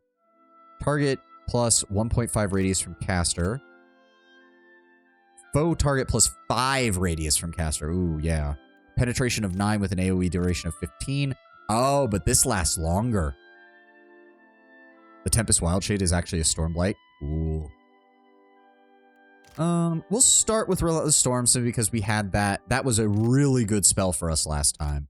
A really good spell for us. Brace of the Earth Talon, Tree of Stone Claws, paralyzing, inflicting slash damage. Okay, we'll grab that, and then we'll also grab... We'll grab Farcasting first, just so that we have the ability to hit from further away. Very nice. Very nice. Also, you have a... Jody sways on her feet, a soft, low moan easing from her throat, and she rubs a thumb over a worry-bitten lip. Jody, are you okay? Sweat trickles a line from her temple to drip from her chin. Her eyes are hazy, far off. Slowly she swallows, throat working to bring her voice back or to keep her meal down. It's nothing but awakened terror, soon to pass. She shudders hard, coming back to herself. You may want to aim away from our watcher there if it's gonna pass out of your mouth. Sorry. I know you're going through something there. May have our misgivings about her, but that's worrying. Oh, absolutely. No, bro, like, that's the thing. Like, I can see my watcher and my, I have made... okay, let me clarify. I have made my own personal thoughts on Jody very clear. From an in-universe perspective, my character does still care for her because she is willing to help us, and she does show an understanding of Aothus and his aspect gone that we simply don't have. So her knowledge and her skills are very valuable, and I'm more than willing to have her on our party. And as such, my character does care for her, just, again, more in that naive little sister kind of way, rather than a romance companion or anything like that. And again, this is also the thing, and I do think this does play into my character being both honest, but also diplomatic and benevolent. My character knows the truth of the gods in this universe. If I really wanted to, I could destroy Jody's faith with a couple of conversations. It is plausible for Maya and Jody to start a romance if you do it right. Wait. Are you saying for the character to romance both of them, or for the two of them to start a romance? Because that's actually kind of funny. I guess I need to start bringing them into more, for them to romance each other. Oh, so that actually plays into the companion relationship system. I guess I need to start bringing them. If she believes you can't, your logic has no power here. Fair enough, Sin. I'm not saying that I could actually destroy her faith, but we know enough about the world that we know enough about the gods and the nature of Aora that we, quite frankly, we know she's wrong. You don't really have evidence per se. I know, but neither did the original prophet that was our past selves' sister from the first game. Although technically that is evident. Hey, Jody, you want to take a quick side trick to Air Glanfoth? I've got somebody I can show you. If you really want to know about how bad this shit is, I can take you to somebody who knows the real problem. She could probably convince you a hell of a lot better than I could. You could call it something, all right. She tilts her head, brow pinched as if she can't tell if he's poking fun at her or not.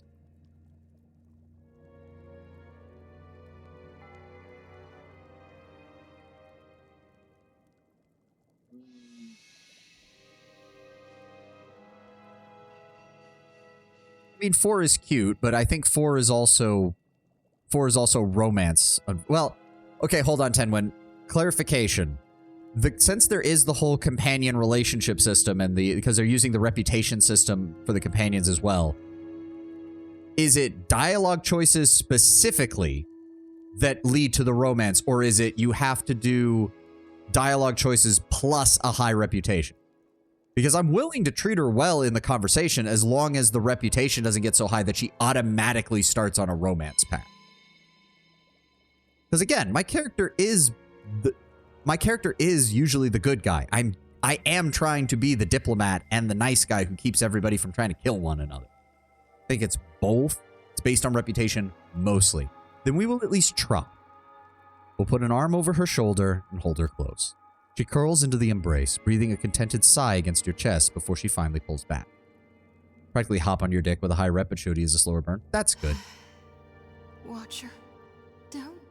Her voice breaks low and hoarse, and her eyes dart to the right before she You continues. see those shambling corpses too?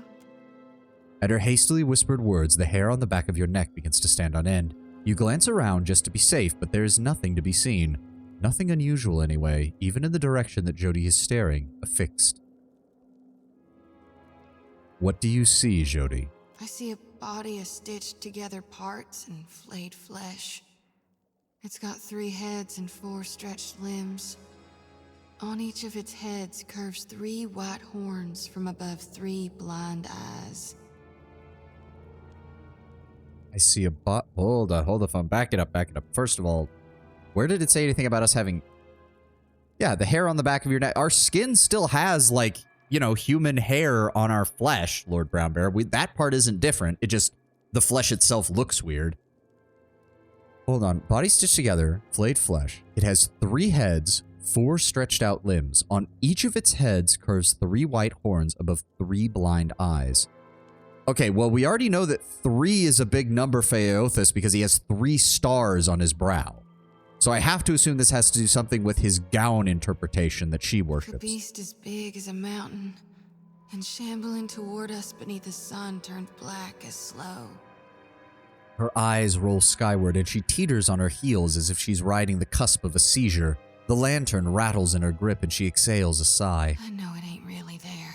Lately, it's been getting worse. Some nights I wake sweaty and shaking. Other times, I'm already awake.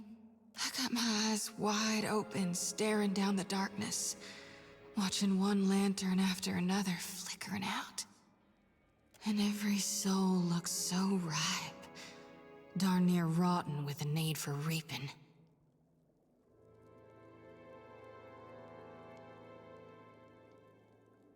We are not picking number 3. No, we are not breaking the cutie and turning her into a fucking reaper. That sounds like a bad idea. I'm also really worried that we already know that Gown is the darker side of Aeothus. Like, we know that, but this is really starting to push, like, she has all those souls in her lantern at once. Yeah, you're right, Lord Brown Bear. I didn't even think about that.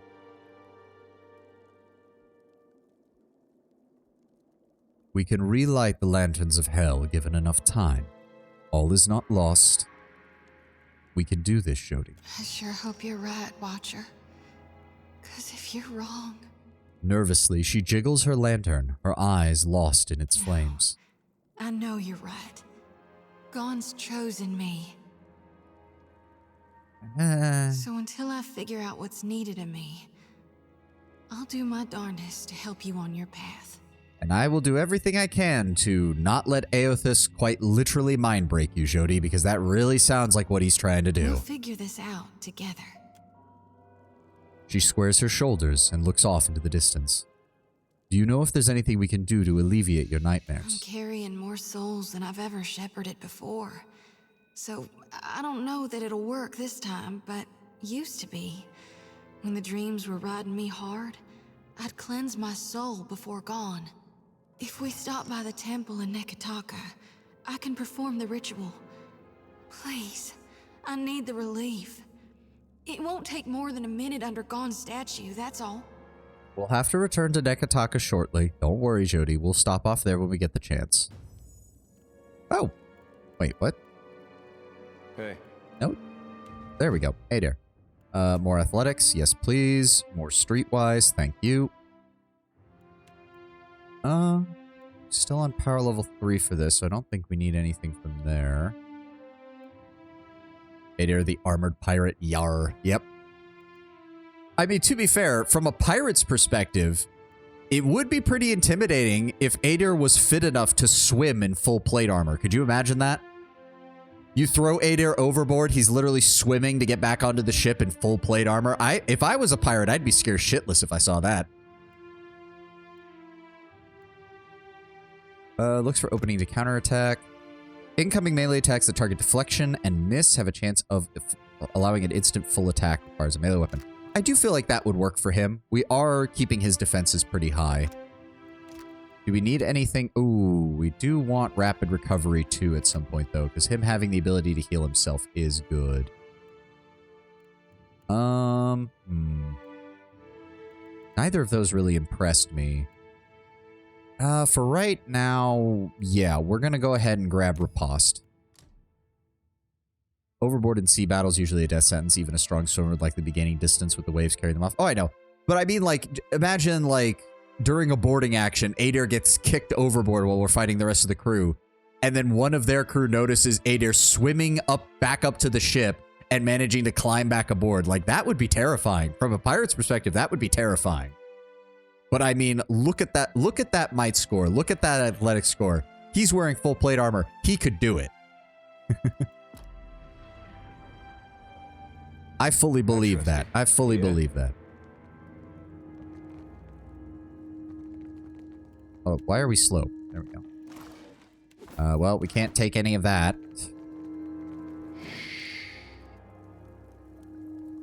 Did somebody take over this place from the priests that were here?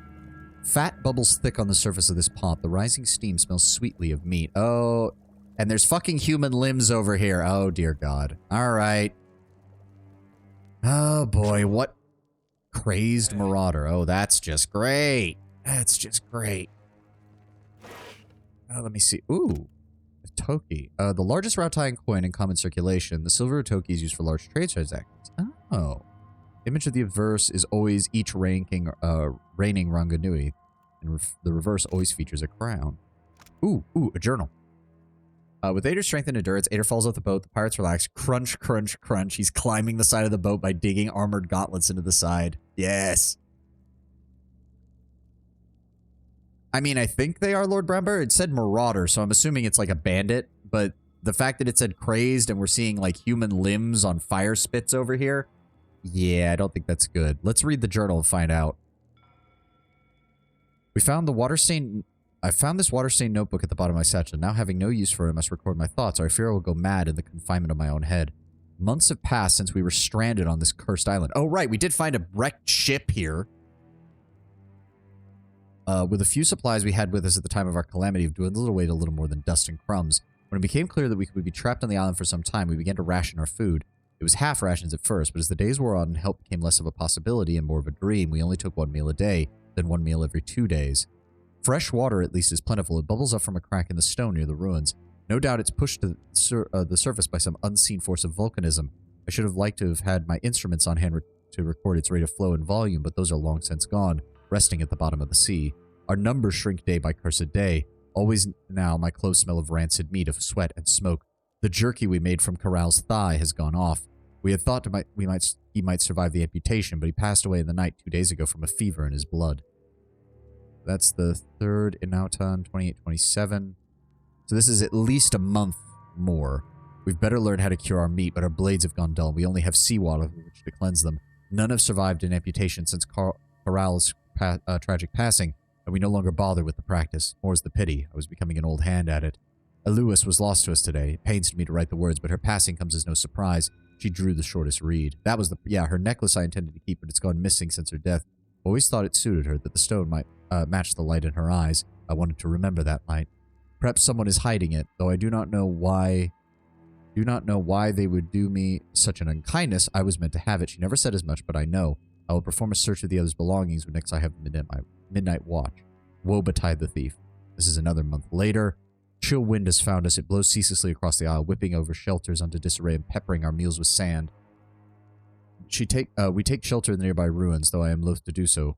Always that place is seen to be befouled by some unfriendly spirit, for I hear whispers when the wind blows. They cry for mercy and for salvation. Another of the crew has disappeared this morning. Some suspect he tied stones to his wrists and walked himself into the sea, but they're wrong. I saw him walk while he was dreaming with jerky movements not his own. He wandered into the ruins and did not return. A week later. So few of us remain, I envy them, the departed. Their souls are returned to the wheel and free to find new lives to lead. We unlucky few receive no such boon, and that is what we have given them, a gift. We suffer so they might be free. Arlander says we might fashion a raft large enough to escape this place. He is mad. We belong to the island now, as it belongs to us. Well, so yeah, cannibalism, stuck here. Destroyed ship. There's at least 3 of them. Okay. In the water. They are. We had ribs last night. Ooh. Back it up. How about liver? Ah, my ma used to do a mean fried liver. Haunch it is then. Livers for dessert. Ooh. Okay. How close can we... Also, wait a second. Oh, that's probably why. Hold on. Right, we took the fucking... we'll put Seraphim in the middle. He can handle that with his... Huh? Well, so much for that.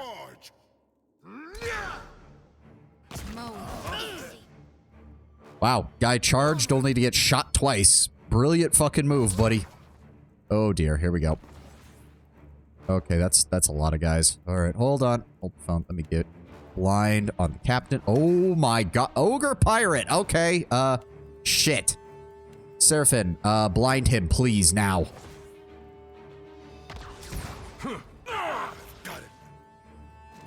Nope, keep the sword out. Keep the sword out. Actually, Puppet Master. Well, he is blinded right now. Well, it's only for 4.5 seconds. That gives me just enough time to try and take control. What are you all doing back here? Please seize control of him. Come on, come on. Did it? There we go. Let him deal with the priest. Jody, switch to your melee. Go after the priest over here. Adair got the pirate handled. I'm going to go after the captain. I'll be more than half handy, alright? Adair, get back here because I'm going to need you once the once the control effect on the ogre wears off. We've got 12 seconds on that. Oh, good. Good damage, good damage. Is he still blinded? He's still blinded. Good. We're going to go ahead and paralyze him. Seraphim, you assist with the priest as well. I've got the captain on lockdown. Go.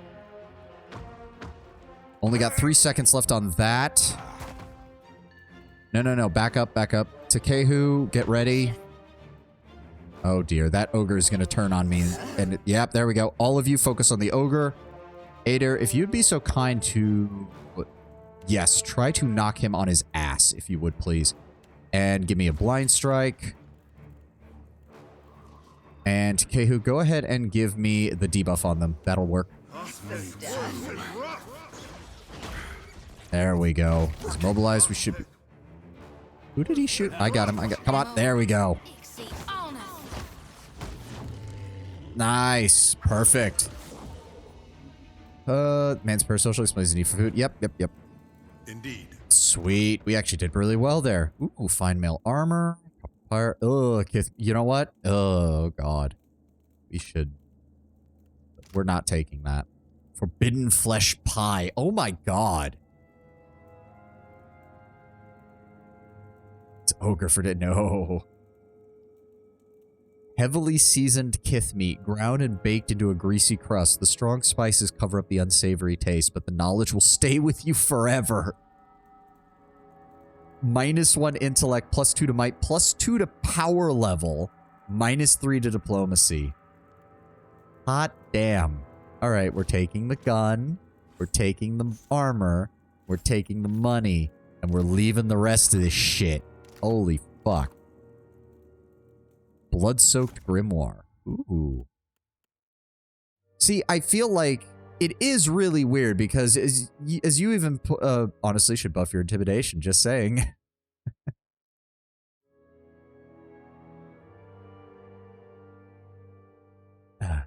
I mean, Adair has good intimidation, but yeah. It does seem weird that there's only a handful of grimoires that give an effect, but there's some that are named, so you'd really think that they would be, you know, actually, like, there would be effects on more of these grimoires. It's very weird that they don't do that. What is more scary than a cannibal? Played the Flesh Eater archetype in Wrath of the Righteous. I was disappointed to learn it was limited to magical creatures. Yeah, that's a bit weird. I'm surprised they would do that. Hide armor. Leather armor. We're not even touching this. I'm being very careful not to grab that shit. I don't even want it in my inventory. There we go. Praise Zealot, Praise Warlock. So that's that. The Captain has nothing. The Oak Pirate has nothing. Kith meat recipe. The paper is ragged-edged and stained with grease. Notes in a barely legible hand detail the preparation of a dish from the cook's childhood called sweet-tongued terrine, but substituted with the meat of a unusual provenance. At the bottom, someone has scrawled, "Make for Aelina and June when I get back home." Ugh. Okay, just give me the hatchet. Just give me the hatchet. We're leaving the rest. I'm not even taking the note. No. Give me the money, the hatchet, club, the robe, give me that. Obsidian flakes, give me padded armor. That everything? Yes, that's everything. Ugh. I'll handle this. Bones, scored by jagged cuts and picked clean of meat and marrow, lie in a disorganized heap. Oh! Were you next on the menu? You find a middle-aged dwarf tied to a post, a pile of bloody refuse scattered at his feet. His beard is a matted mess, and his face is streaked with dirt. Despite his haggard state, he twists against his bonds when you approach. Your niggas. You're just in time. Another moment more and I would have been dinner. Except no one has arrived on this island except the crew, which means he was also participating in the cannibalism. Is that a Cajun accent? A little bit of one, which I think is implying that he's from Raid Saris, because that would kind of fit with what happened here. It's a right sorry tale, I'm afraid to say. Our ship, a beautiful ship she was too, ran aground in a storm. Waves so high we couldn't see a damn thing, you understand? Come to discover this here island's about as barren as an ancient lecher's bed. Not a scrap of nothing edible on it. And none of us were especially keen to take our turn about the wheel, so... He trails off, unable to meet your eyes. As the months wore on and no one came looking for us, we started running low on crew and, victuals. I think what few of us were left here at the end might have gone a little nutty. And who are you? Jordu, red-handed of the Imposter's Lament. Well, formerly of the Imposter's Lament. He laughs a little too loudly. Something of a lifelong deckhand I am. Picked up cooking in the last few months, too. Meat's my speciality. On account of the, well, you know, the business here. With the cannibalism. Yeah, hey, now, can't say I blame you for wanting to leave, but... could you at least untie me before you go? Fine, I'll untie you, but I ain't guaranteeing that I'm taking you off the island. My wrists thank you mightily. He takes a moment to flex and bend his hands, working the circulation back into them. His lips twist into a grimace when he runs his finger over the deep bruises that the ropes left. You got a ship? Couldn't get here without one, right?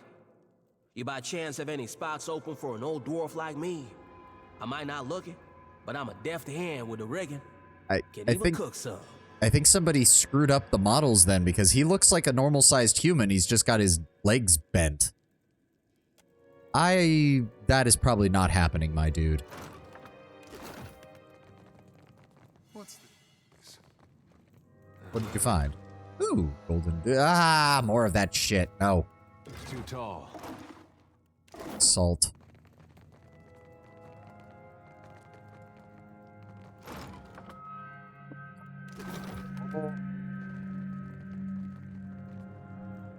Some of the bones in this pile are cracked and bleached with age. See, that's weird. The journal said that someone wandered off deeper into the ruins, but there's no sign of there being any more to the ruins. Unless I'm missing something here. Huh.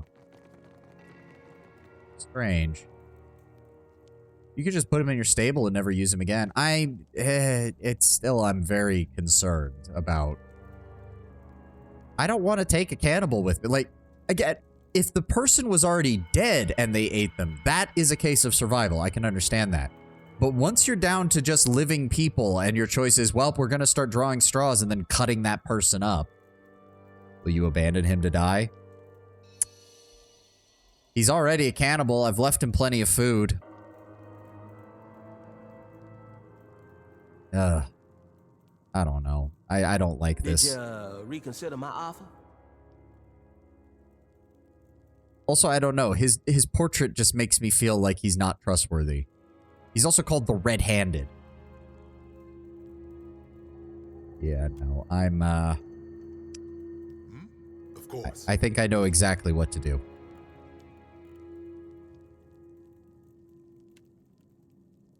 For that to go off. You, didn't make... Mow it easy.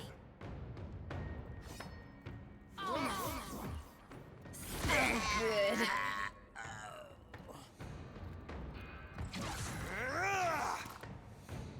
I don't know, and a hatchet. I'm here, I shall. Yeah, no, I'm sorry. The Imposter's Lament's crew are all dead. Like, there's no getting past that. It's all done. There's nothing left. Nothing and nobody. We are leaving this fucking island. Oh god, we get to name it. Oh, fuck.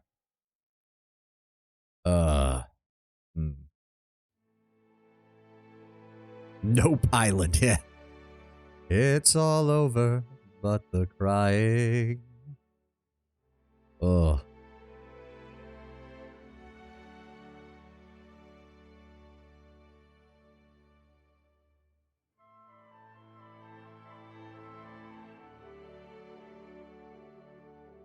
After the Imposter's Lament, we will name it the Isle of Lamentations. Don't come here. Just don't.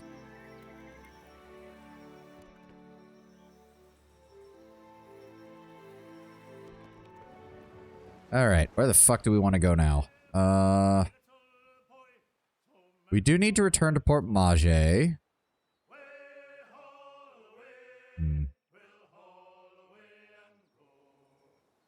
Beggar or Whiffworth, we could probably hit them on the way back up. Do need to return to Nekataka. The lone survivor from the old city said he would be in Port Mage? You're right, he did. Yeah, I guess that should be our next stop then. We'll head around to Port Mage then.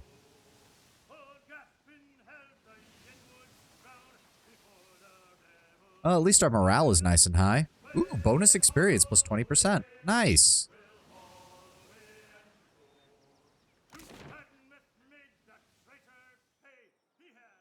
Right, Maya needs to come ashore with us, so we'll go ahead and drop Seraphim and grab Maya. Anybody else need to come here? I don't think so. Hold on. Let me see here. Turn to Abako. Those are both other bounties. Alof. Descended to the Hanging Sepulchres. We haven't done that yet. Archimir's Mansion.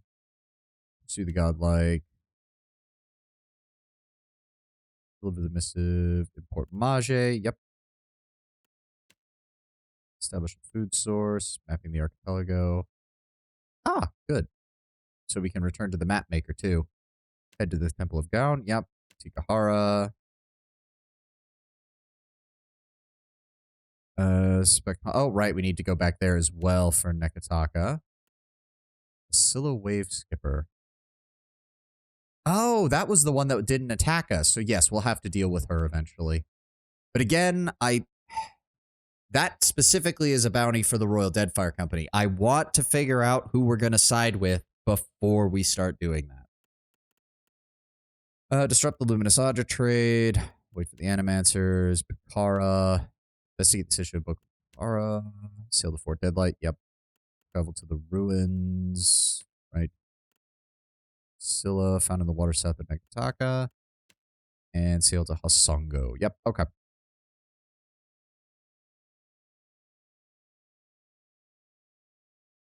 Good luck. I never figured it out.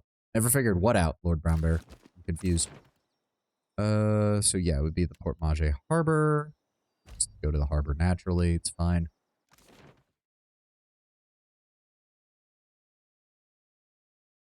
Who to side with? Ah, okay. As I said, well, that's a quaint place. The Republic sure know how to gussy up a village. You're a real good soul. Oh, well, he just hangs out here at the port. Fresh fish! Race you to the coral. No contest. What? Just because you have webbed fingers and I can't swim? You are a strange man. Alien. Wait a I'm on the next ship out of here. Unless you're here to kick me off the docks this time. Well, nonetheless. We have supplies here. Have a look. Yes. Supplies. Do we need to buy anything from her? We don't need the Battle Ward Grimoire. Death Runes. Being near a killed enemy grants temporary damage reduction. That is pretty good for a headpiece, I will admit. Let's see what we can sell first. There we go. We'll hold on to the Grimoires until I'm absolutely sure that I don't need specific spells from them.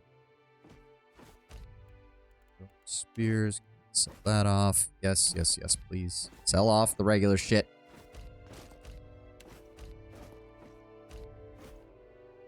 Actually, now that I think about it, keep the... Where'd they go? Keep the pistols. In case we need to start equipping people with backup weapons. Oh my god, I put them all in Jody's inventory. Why did it do that? Keep those. Taro clothing. That's her starting equipment, so I'm not going to... Yeah. I'm not going to sell that. Sell the robes. Ooh, Rautai scale armor. That actually looks really cool. I'm going to hold on to that for a sec. Sell off the padded armor, the mail armor, leather, hide, breastplates.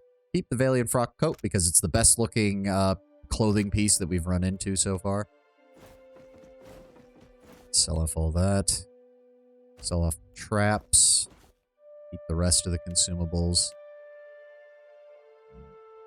Definitely don't want to sell off any of that. And I guess we can sell off the extra cannons. Not the channel gun, though. That's a different one, and I'll need to take a look to see if that's better. That's 2,000. Yep, we'll go ahead and do that. We make a profit, and we get the magical item. I'm down for it. We'll probably... Lock it. Does anybody... you know what? We'll give you that one, because why not? And then Adair. Wait a second. Why did it... Oh, it put it in her inventory. Hold on a second. We'll go ahead and drop these back off. Yeah, she's got her sword. She's got her rifle. I'd go over to Adair. Oh, grants the captain's eye. What does that do exactly? While not flanked, the wearer has resistance to perception afflictions. As cool as Adair's pirate captain look is, I'm going to go ahead and give that to her. Yeah, so that way she doesn't have to worry about being blinded. Adair is now fully a knight. Also, that helmet is pretty fucking cool. It's got a fucking... Okay, that has to be a Guts reference. That has to be a fucking Guts reference to the Berserker armor. There's no way that isn't. It even has the ridges along the top of it that are very similar. Let me see. Hold on. The finest count among the Bleak Walker, supervisors utilize assigned to make him as visible as subordinates to the Dust Abyss or became an icon of approaching death for any warrior brave or foolish enough. Continue to bellow from within the helm, ordering his men. Okay, the description doesn't really match it, but that design just screams Berserk reference. Alright, that is pretty cool, though. Oh, Jody leveled up. Keep boosting her religion and alchemy skills. Level 5. Oh, what did she get? Wicked Briars. AoE. Ugh. And she doesn't have a skill to mitigate it not hitting us. But still. Hobbled, which is -5 dexterity, can't run. That is useful. She can get a revive spell. Very nice. Champion's Boon grants a divine favor to an ally, imbuing them with resolute and tenacious inspirations, as well as bonus engagement. So that's +5 resolve and concentration, +5 might, and +2 penetration. Nice. That is a good spell. How long does that last? 30 seconds. Okay. Bearing Death's Door prevents death for a short period of time. Litany for the Spirit provides the acute inspiration, +5 intellect and +1 power level. Very nice. And the Searing Seal. Hazard AoE. Place a magical seal on the floor that bursts into flame when an enemy comes into contact, blinding them and inflicting burn damage. Well, we're definitely going to go for the Champion's Boon. Then I'm thinking... doesn't really have that many healing spells. We'll go ahead and give her far casting as well.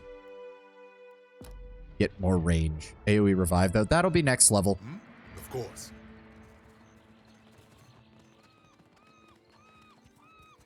What exactly were we doing here again? Right, we need to find, her...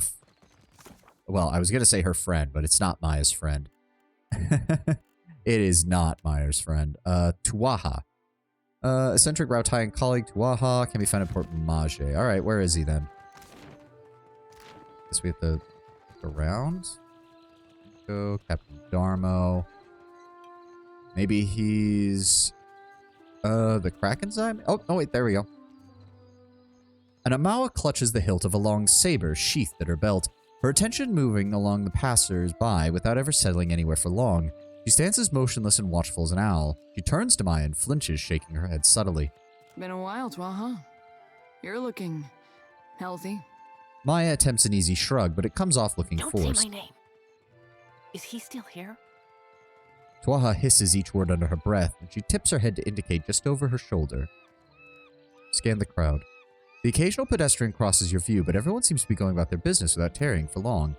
Just as you decide to give up, a passing Huana raises his eyes from scribbling on a page of notes. He pockets the parchment and steps back into the obscurity of the crowd. The gesture is innocuous enough, but the speed and ease of which he leaves it leaves you in doubt. You saw that too, right? Well, You've grabbed someone's attention, that's for sure. knew it.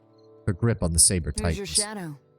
I'll string him up by his thumbs before he lays a hand on you. Jodi's eyes gleam with a dark amusement. Well, he's obviously not one of ours. Unless Atsura sent someone to monitor me. Must be working for the other side. Would either of you care to elaborate? Not everyone in the Deadfire lays out the welcome mat for Rauatai. That shouldn't be any surprise. She frowns, considering. Oh, calm down, Takehu. Calm down. Tuaha, I'm getting you out of this. We've pulled each other out of worse snags. Maya pats Tuaha on the arm, an attempted encouragement that only causes the woman to flinch. Easy to say when it's in the past. This stalker is relentless, and he is always watching. Tuaha rubs her palms together. Can you tell me anything about whoever's following He's you? Juana, average height, and I've caught him scribbling on a sheaf of notes. Like any good tale, he's indistinguishable from anyone else wandering around Port Mage. Probably why they picked him for the job. What were you doing that has him so curious? Company business. Yeah. Maya and Tuaha blink as they say it at the same time. Company business. She clears her throat into her fist. We'll find your stalker and see if we can get him off of you. Hopefully without violence. Sit tight and I'll get this sorted out. Whatever happens, he won't bother you again. Just try not casual. Maya gives her an encouraging shrug. I will stand perfectly still and fill my heart with the words of our national anthem. Can't tell if... Oh! Wait. What the fuck is showing up in... I'm confused. What is going on with Steam Chat thing? That's weird. Some big notice popped up and now it's gone. I don't know. Oh, also, words of our national anthem. Okay, Tuaha. That's... Yeah. Yeah, that's exactly what I meant. Thank you, Maya. At least you also thought that sounded very weird. Hey, Moatra. Welcome, welcome. Yes, I shall. So, okay, so what exactly... Oh, not that one. And won't accept Maya's missives until her stalker's dealt with. She described him as an average-looking Huana male. Which, unfortunately, like... Okay. He said that they disappeared back into the crowd. Those are all Valians. Those are also Valians. That's a woman. Stars drive me mad. Every morning, the same hymns. It's humans. I wish they'd stayed in Red Ceres. Valians still. Village. No, not you. That's an Amawa, but that's an island. That's a coastal Amawa, not an island Amawa. We could use someone like you on the crew, you know. Do I actually have to hunt them down? How are we supposed to fight? Oh, wait, what? We don't. We run. Ooh. Grants the suppress affliction. Stifle. Hold on. Oh, suppress. Oh, grant. I read that. Grants suppress affliction, not grants the suppress affliction. I'm an idiot. There we go. Where? There is water on all sides. Yeah, shut up. Circles. Merla, leave me in peace. No, there's nobody there. That's another Valian, so it's not them. That's a female Amala, so it's not them. I'm not seeing anybody. Come on. You. Oh, no. The part of the worker. Not him. Civilian, too. Actually, do you have anything for me? Gods, I beg you, grant me a posting on the far side of the world. Oh. Wait. You. Oh? Looking up at you, an unassuming Amala swallows hard. What say? You need something? Sniffing, Maya passes you a subtle nod. That goes for you or your fetching friend. He smiles at Maya, winking. Study him carefully first. The man possesses the warm tones of an island Amala, calm eyes, and a minute scar upon his upper lip. Your close scrutiny unnerves him, and he takes a cautious step back. Enough. He scratches his ear, glancing left to right. You almost missed it, but you spot a smudge of ink on his right thumb and index finger. As he brings down his hand, he unconsciously pats a bulge in his pocket. Nodding to you, Maya makes it clear that she noticed it as well.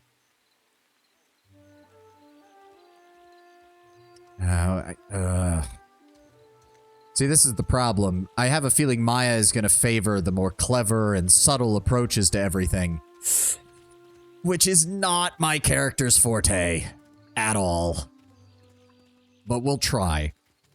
I don't want to do too many, though, because the clever reputation I actually do think is written really well, because it's one of the reputations that really does have both up and downsides. Whereas, let's be honest, aside from the conversation with the Red Saren dude in the DLC, there was pretty much no downside to having the benevolent or the diplomatic reputations.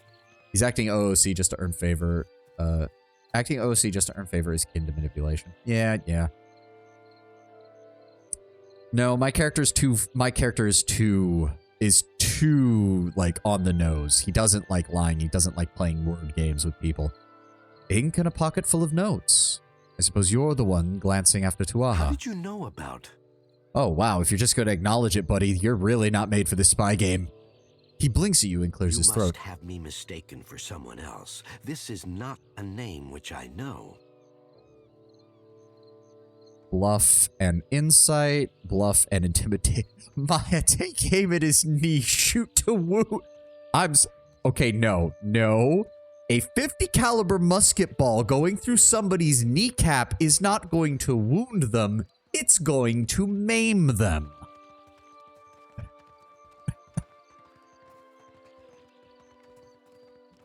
There is a vast difference between the two. Shoot to maim. It's gonna blow off their leg. Well, actually, Jello, the only reason I say it probably won't is just because muskets usually didn't have enough force behind them. It will shatter his kneecap. He will be no longer able to walk, if that's the point. It won't blow off his leg, but he'll wish it did. Okay, well, I'm glad we have at least a little bit of bluff. Of course it is. You have orders to follow her every move. He pales, glancing left and right with alarm. No one told me to expect you. There are proper channels to discuss this.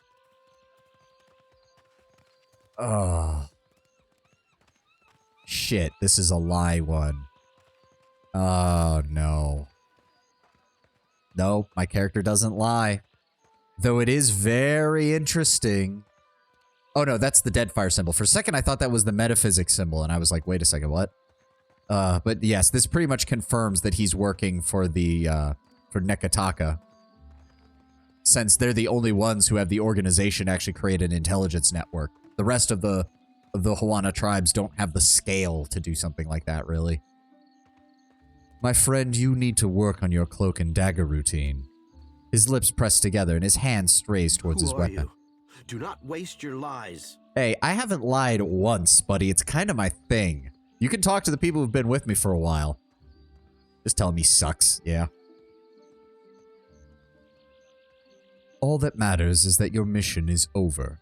The only real question is, are you going to try something that's going to force me to defend myself? And you have this one chance to decide if you want your retirement to be boring or interesting. I vote interesting. Maya raises her brow and waits. See, this is good. I like Maya when she's playing the bad cop to my character's good cop. That's nice. Now, if we could just get her to stop seemingly intentionally trying to insult anyone who isn't from the Deadfire Company, that would be great. Something in Maya's tone hits the man, and he regards her under a brow furrowed with deep disapproval. Juana who conspire against their people. They are a blight on our future. You are more cancerous than any trading company.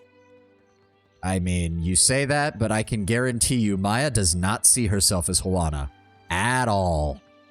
He looks Maya up and down, shaking his head. And worse, you could drag Ngati's chosen down with you. He presses his lips together regarding Takehu with a look of I disappointment. am no more a part of this than you, brother. Takehu aims a sour look in Maya's Tell us direction. who sent you, or I'll have the hide scoured from your back. And now we're already... Maya isn't really a traitor, honestly. She isn't. She doesn't see herself as Juana. She doesn't give a shit what her skin tone looks like to all these people. She doesn't give a damn. But given the fact that the vast majority of Island Juana or Island Amawa come from the Deadfire Archipelago, it's not a surprise that that the skin tone is considered synonymous with the nation. Even though my character is a human godlike who is from the Deadfire. My personal headcanon for that is that my character's like parents or grandparents or great-grandparents arrived in the island by accident or something and just culturally assimilated from like a shipwreck or something. That would be my headcanon as to why my character is not an Amawa godlike but a human godlike from the Deadfire. Maya grimaces, drawing her breath in a low hiss. You are all coldness and hunger, the teachings of your tribe, the tradition. None of it lives on in you. Ah. She is giving you an option to try and spare your life, which is more than what your words are doing for this.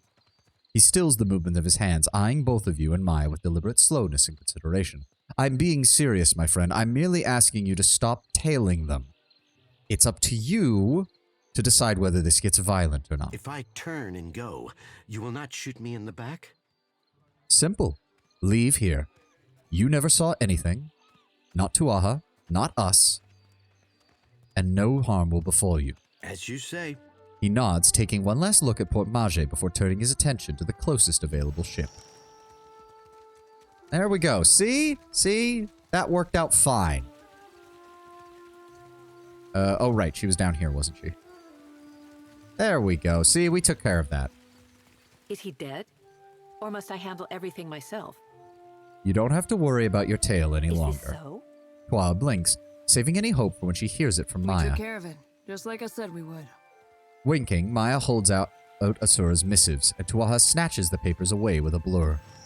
Glancing over the pages, Tuaha licks her thumb to turn each sheet. She nods, muttering under her breath. Everything seems to be in order. I'll see to it that these are addressed in good time. The edge of her mouth creeps up into a smile. I don't suppose I could ask what Atsura sent you. I'm supposed to pass these down the line and into the next set of hands. More of what you've done here. That's discretion for you. And yet I can't help but notice that you didn't answer my question. Doesn't it? That's all the answer I have. Tuana tips her head, studying you with a genuine curiosity. Yeah, so... ordered not to say anything, of course. We should be going. It's been an absolute delight.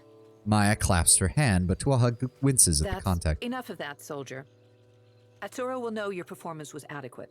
She pulls back, wiping down her And palm. you, Watcher. Rawatai thanks you for your service. She bows stiffly. Maya, we're discussing what happened here later. Yeah, I thought we would. Shrugging, Maya delivers a hard and meaningful salute to Tuaha, even as the other Rautai in turn, acting in every way a stranger. Okay, I can already see part of Maya's issue as well with this. Which is, Maya is loyal to Rautai. Like, unquestionably, almost fanatically loyal. In a way that I'd say... I'd honestly... meets by the ship, you've been a peck. In a way that I'd actually say is... She's more pro-Rautai than I would say even Pelagina is pro-Valiant. She is a firm believer in what Rautai is doing. But, and I've just noticed this especially from our... It's amazing when you get a conversation where she isn't just being undiplomatic for the sake of being undiplomatic. But it's very, very obvious that Maya has serious... She doesn't have issues with discipline and control to her superiors, but I can already tell she has problems with other soldiers in Rautai. she was treating Tuaha very casually, and it was very obvious that Tuaha was not happy with how Maya was acting. I imagine there's more to it than that. We'll go ahead and I actually do want to talk to Maya and find out more. I think it's very much the case of Maya's the classic case of someone who has all the skill and loyalty. When you're a shark. I get very hungry, dear one. Hard work speeds up the appetite. But not little Orleans. Child, when I am a shark, it means you are the safest little Orlin in the Deadfire. Aw, okay, that's adorable. That's adorable. I'm glad we have Vela with us. That was adorable. The difference between Maya and Pelagia is that Maya will carry out orders without question, even if she doesn't agree with them. Yes. Palagina very much has a conscience because she is a paladin, and and the way the paladins work in this universe encourages that to a certain extent. Whereas, wow, Vela does not sound like a child. Well, do remember, Lord Brownbear, she's an Orlin. She is still young, but she's not like toddler young. I can tell that something's on your mind, and I owe you an explanation. Where was I? But yeah, Maya, she has that kind of issue that you often see. They didn't want to bring in a child VA just for the Easter egg. True. Very true, Tenwin. Maya has that classic problem of she's incredibly competent. She's incredibly good at what she does. She's willing to listen to orders and indeed follow orders that even she herself may disagree with because she has that sense of loyalty and duty. But she also has an informality to her that most likely rankles the vast majority of her superiors. That might be the only part of her island heritage that kind of peeks through, much like Kana. Kana just ran with it. He didn't care that he was being irreverent or that he was being, you know, overly informal with people. He just took it and ran with it. But Maya seems like it's the one indulgence of her upbringing and of her parents' native culture that she still embraces, which is she doesn't really care about the formality of a lot of this stuff. Why couldn't we romance Kana instead? Tuaha is eccentric, I know. Even in the Navy, I never knew what to make of her. You might be asking yourself why one of the tribals would be stalking her, and if that has anything to do with our little mission. The thought had crossed my mind, yes. I won't insult your intelligence. Of course it does. Thank you. Atsura is doing important work in the Deadfire. He's bringing peace, order, bounty. Not everyone sees it that way, so he has to keep his intentions quiet. Well, Maya, I have to imagine that is because that Atsura is essentially a foreign military operative running military operations in another country's sovereign territory. I can't imagine why they would be upset at that. I know the secrecy doesn't look good, but I can promise you that this is for a better Deadfire. A better Deadfire for Rauatai or a better Deadfire for the people who actually live here? Because that's a very different interpretation of events. It's very obvious that her stalker was not some creep or thief, was he? Probably not.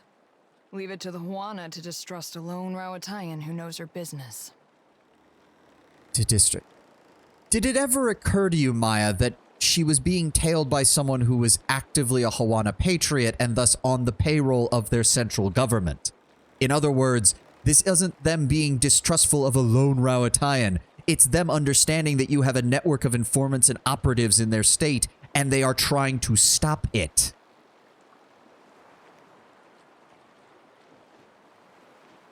Yeah, leave it to the Huana to distrust a spy. Who would have guessed? Hey, Maya, if a bunch of Island Amawa suddenly showed up in Rauatai one day and started gathering information on the Rautaian Empire, how would you feel about that? Doesn't surprise me that they'd want to keep an eye on outsider business, or get in the way of it. I'm assuming you are both spies, then. If I pass information from one place to the next, does that make me a spy? In the context that you are not wearing a Rautaian uniform, and it is not a period of war, technically no, but the second there was any military conflict between the Huana and the Deadfire, yes, it would actually count as espionage. And unlike traditional prisoners of war, you would probably be killed immediately on execution, since that's usually how ununiformed spies are treated in a time of war. I suppose it depends on what side of the fence you're on. Is there anything else you're not telling? Yes, of course there is, and plenty else besides. You think Atsura tells me everything? Of course not, but I at least figured that I would hear it from you before I made any judgments. Whatever he has planned for the Deadfire, I'm only a small part of it. But I still need to protect my part. That is all for now. You have every reason to be suspicious. Just trust me that this is all for the best. I wouldn't lie about that. I believe that you believe that, Maya. I honestly do. That doesn't make me feel any better about it, but I am at least willing to acknowledge that you do believe that. Ugh. Not to be telling you you're yeah, you've got nothing for me right now. I don't think anybody else did. It actually occurs to me. Right, we picked her up as a cook, but we have a better cook right now. Hema is our cook right now. He also works as a helmsman, but we're good on that. We have Ameni, who is our expert cannoneer. We don't have anybody else with a 2-star, I don't think. Nope. Okay. Gonna have to start looking into what we want to get to upgrade that. Go ahead and add that into our supplies. Add the grog. Add the ale. Add the water. We'll keep the extra hardtack.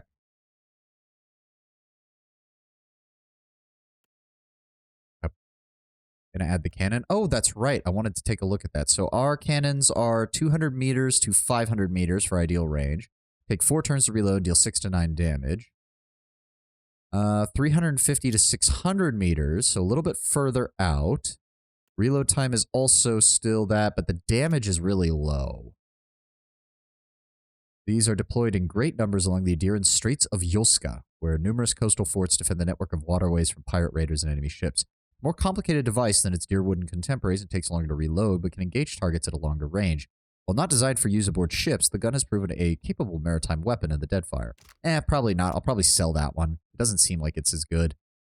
The Iron Thunder demonstrates numerous advancements in cannon construction made necessary by constant seaborne conflict within the Deadfire. The gun boasts superior range and firepower to those of similar dear wooden weapons. Its ammunition, while heavier, is not overly cumbersome for gunnery crews. Its versatility and reliability have made the Iron Thunder the staple naval gun of the region. The range is quite neat, but if I had a pair of them, I might be willing to do it, like 1 on each side or 2 on one side so we have longer range on that. But only having one, we'll see. We'll see. To be fair, I also like loot, so I'm probably just going to board people. Like, why would I engage in naval combat when I could just board them and take the shit? All right, I think that's it for that. Let's go ahead and head back.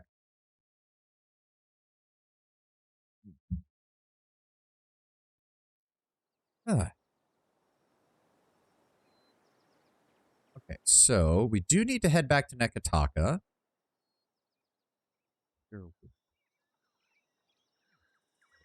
Ship up there. Dead farm. I do like that it actually shows you where all of the ships are. That's really cool. Let's see if we can head off this guy, because, again, if they attack me, I don't care. I'll kill them all. The question, I'm just not going to engage in fighting with anybody to prevent until we know who we're going to back in this fight, so to speak. Beyond naval combat for naval combat's sake. Yeah, I mean, I could see it maybe if you run into a case where there's a ship that has a lot of crew and a lot of people on it. You're not sure if you could take it. You'd be better off fighting ship to ship rather than boarding. Oh, yeah, he's coming for me. Oh, yes, you were the one who kicked our ass last time. Well. Yeah, she has spots for 6 cannon, but only has 1. So yeah, like, I could see that. Like, if you're not sure that you could fight them on the boarding action, like, she has the larger ship, but we actually have the firepower superiority. Like, that's how bad it is for them. All right, let's board. Let you auto board, so you had to get those in slowly during naval combat. I got real good at that. I mean, if you have to, yeah. If you have to do what you have to do in order to get that, but yeah. Plus, boarding actions are just cool. Sup, everybody? Ready for a bad time? Charge. Switch back to my gun real fast. Let him come for me. You've got a shield. You've got her that. Shoot him twice, please. I love that. I love shooting twice and just fucking destroying somebody. Oh, go ahead and blind her, please. Oh my god, these guys are getting slaughtered. Man, even Jody is killing them. That's like just sad. Pelagina, get out of the way. Oh no, I can't control her because she's not part of the active party right now. We'll go for the... Oh, Aloth's about to kill that guy. Oh, that is so cool. There we go. He's on... Oh my god, this poor bastard trying to run away. There we go. 360 experience. Gained a rank. Beodul gained a rank. Triumph of Beggar. Really? You chose a white flag as your fucking symbol? You're an idiot. Crew morale is maxed, so there's no reason to share stuff. He is the beggar. Yeah, that is true. We'll just take it all. I do like that boarding and destroying ships feels good. It just feels good. Like, yeah, you're clearing the dead fire of pirates or of your chosen enemies or what have you. Scylla, wait a second. Ooh, XP. Wait, how did we not have that explored? We were... I guess you... Okay, I guess you do have to clear out every last bit of the fog of war. There was a smudge. Yeah. Fair enough. Dacilla. Isn't that... Dacilla Wave Skipper. Yeah, okay, so the Hawana do not like that person. Men's the Voyager Alicio, found in the water south of Nagasaki, but it is a Valiant Trade Company ship, so... Again, until we know who we're fighting, I don't feel comfortable attacking them just yet. Oh. Bronu, early muster, the Hurangi. Okay, so that's the unaffiliated trade ship. I mean, I guess you could just go full pirate and just start attacking the unaffiliated trade ships. That would probably go very poorly after a while, though. I imagine people would get really pissed off.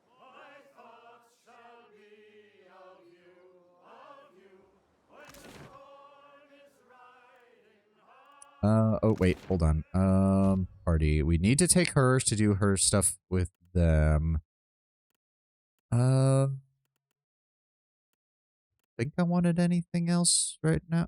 Hold on, there was... Right, we're meeting the lady in the Queen's Birth. Hold on. In the Wild Mare, right. And we wanted to drop off a bounty. Correct, Tenwood, correct. That was the other things that I wanted. Thank you for reminding me. I knew there was something. Indeed. First we need to talk to Khan. Don't you have a temple to find? I found Oswald. And? Where is he? Did you get my money? Funny thing, Oswald's flat broke without a copper to his name. Twisty old pig licker. I should have known. Khan slams her fist on the table. Utensils jump. She looks away quickly, tears just budding on her eyelashes, and dashes them away with a shuddering sigh. After the brief storm of emotion has passed, she steadies herself and turns hard eyes upon you. But I'm dead tired of this wretched archipelago. She exhales a deep sigh. So, if you don't mind, I'll be taking my leave. May Wild's Legion of Creepy Eyes watch your back and all that. Khan gives a curt nod and finishes the remainder of her drink with a gulp. She hustles out the tavern without so much as waving goodbye. I think you could do Arkamir's Manor if you wanted to. I mean, maybe. Wait, have we never... Oh. Oh, there's just some vegetables, hardtack. Okay. Hello, my hunter. To what do I owe this delight? She joins the goddess of death in the beyond. Here is the head of Merrill the Mad. My first bounty to pay off. An exciting day for us both. Aboko passes you a small pouch of coin. Nice. Finished off these quests, got the experience, 1,400 copper, and a minor positive Maybe reputation. It's not much, but as I make more deals, more pyres will be available, Ak. What bounties do you have available? I finally managed to land the rights to a bounty of value.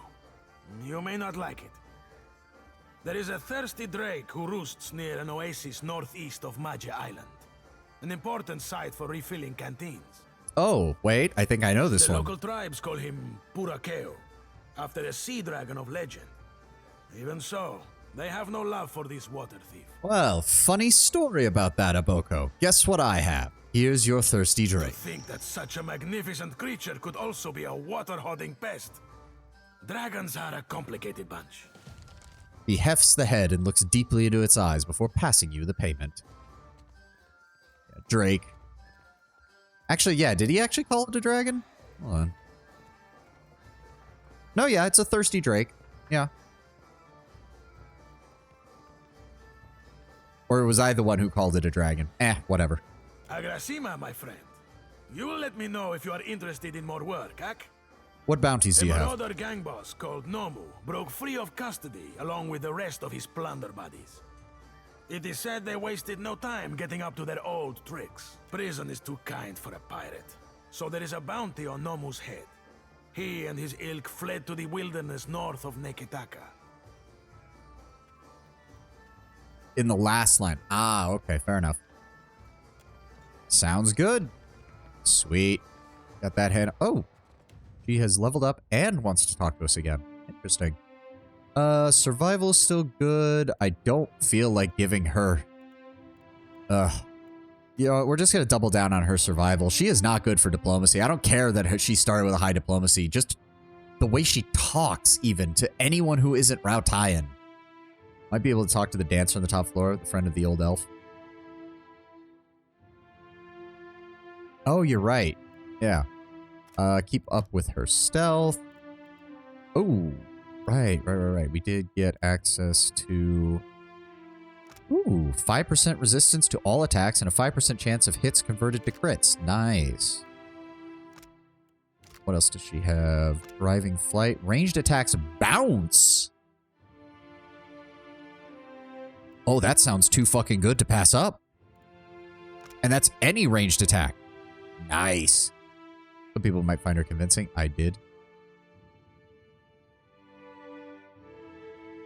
Yeah, no, I don't find her convincing. Or at least, there are parts of it I find convincing, Lord Brownbear. I am convinced that she is convinced that she's doing the right thing.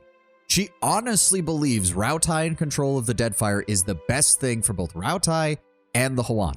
Like, she is adamant in that. And I think she truly does believe that the Rautaians can bring great advantages to the Deadfire. It's just that, will those advantages come from being partners or being subjects? And I don't think she even wants to contemplate that because I think she deep down knows the answer. Rautai is a conquering empire. They're not going to just settle for being a partner with the Huana. They want good portions of the Deadfire for their own control. Now that's a melee attack. I don't want a melee attack for her. Concussive shot might still be good. What else did she get? Calls the rangers, granting the companion the nimble inspiration, causing them to move back to the ranger incredibly quickly. That could be useful. We have binding roots. Costs 2 bond. Immobilized for 20 seconds. AoE. Nice. We can also grab evasive fire. So hold on. What is the evasive roll? Gives quick for 10 seconds, which gives +5 dexterity. Evasive roll, or evasive fire, also adds a AoE shot. The ranger immediately attacks a random enemy in range, requires a ranged weapon. Very nice. That's pretty good. It's pretty good. So we definitely want driving flight. +1 ranged attacks bounce 1 time with ranged weapons is amazing. Similar to a rogue teleport. Yeah, that's what I'm thinking. We grab that first, and then we grab Vengeful Revival next level. There we go. Captain, a delight as usual. Why? Wait, what? I want a shooting as a rule. Yeah, we've already... Here kicked up. Ishi, where are your manners? Think the nice cap. Why did it tell me that she wanted to talk and then she had no additional dialogue lines? Okay, whatever. And it would take a generation or 2 before they would be comfortable. Yeah. Oh, right. God damn it. You even mentioned it just a moment ago, Tenwin, and I completely forgot about it because we got sidetracked. But realistically, the strife and conquering the region is going to have a cost that she doesn't want to see. Yeah, no. She just sees it as bringing the route. She just sees it as Rautai bringing the Hoana into the modern age. And, well, if you know anything about our own history, we know how well that usually goes, even when the people do truly believe it. Have you come to hear some verse? I saved your friend, Oswald. Not from something too dangerous, I hope. I mean, what are your thoughts on the paladins and fanatics of Wodaka? Please accept my thanks. He's a kind old man. I would have mourned to see something terrible happen to him. She clasps your hands to hers and gives them a little squeeze. I have little to give you in thanks. Perhaps you'd be amenable to some establishment gossip. She raises a well-sculpted brow and gives you a cheery little wink. Constantin, the masseuse, longs to wander the world again. Every time he threatens to leave, Gintel begs him to stay. Yeah, we've already dealt with Every that. time he promises to remain for just a month more. I wonder what he hopes to find out there. Farewell. Well, oh well.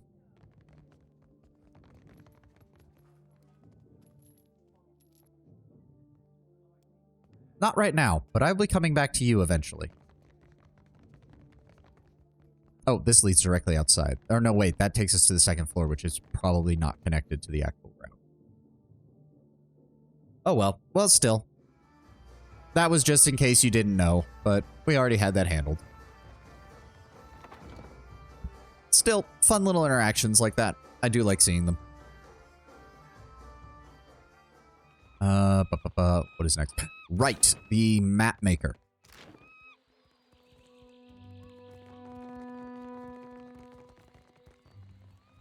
Need to turn in that little side quest.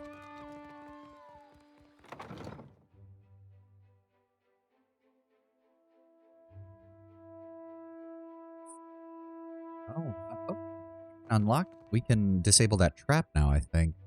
Does that better not count? Corrosive cloud trap. Yep, we didn't lose anything. What do you have in here, my friend? You have a bunch of money. All right, fair enough. And books that we've already seen. Oh. Oh, garnets, golden stole. Nice, nice, nice, nice. Nothing else that I need to worry about. We've already looked at everything else in here. Welcome back, welcome back. It is a pleasure to see you once again. Tell me, how is the sailing? Smooth? Nothing to delay your expedition, I hope. How might I assist you? I've got some of the materials you need for your book. Ah, how exciting. Let's see here. Goodness, that's not what I was expecting. And so close to Port Mage. You've done wonderfully. This book will be the best thing since Cassini's adventures, and that was all romantic rubbish. Here, your pay, my friend. We're only getting started, of course. There's more to see. Sure. Thank you for the money. Tikawara next, I think. How does that strike you? It's a little Huana village out to the southeast. 3 islands this time, all nameless and unloved. They form a little triangle around Tikawara, if you squint. I'll be waiting. Pretty sure the main quest is taking us in that direction as well, so. Hey, if the game's not going to punish me for looking, I'm always going to look. There's no reason not to. Let's head this way.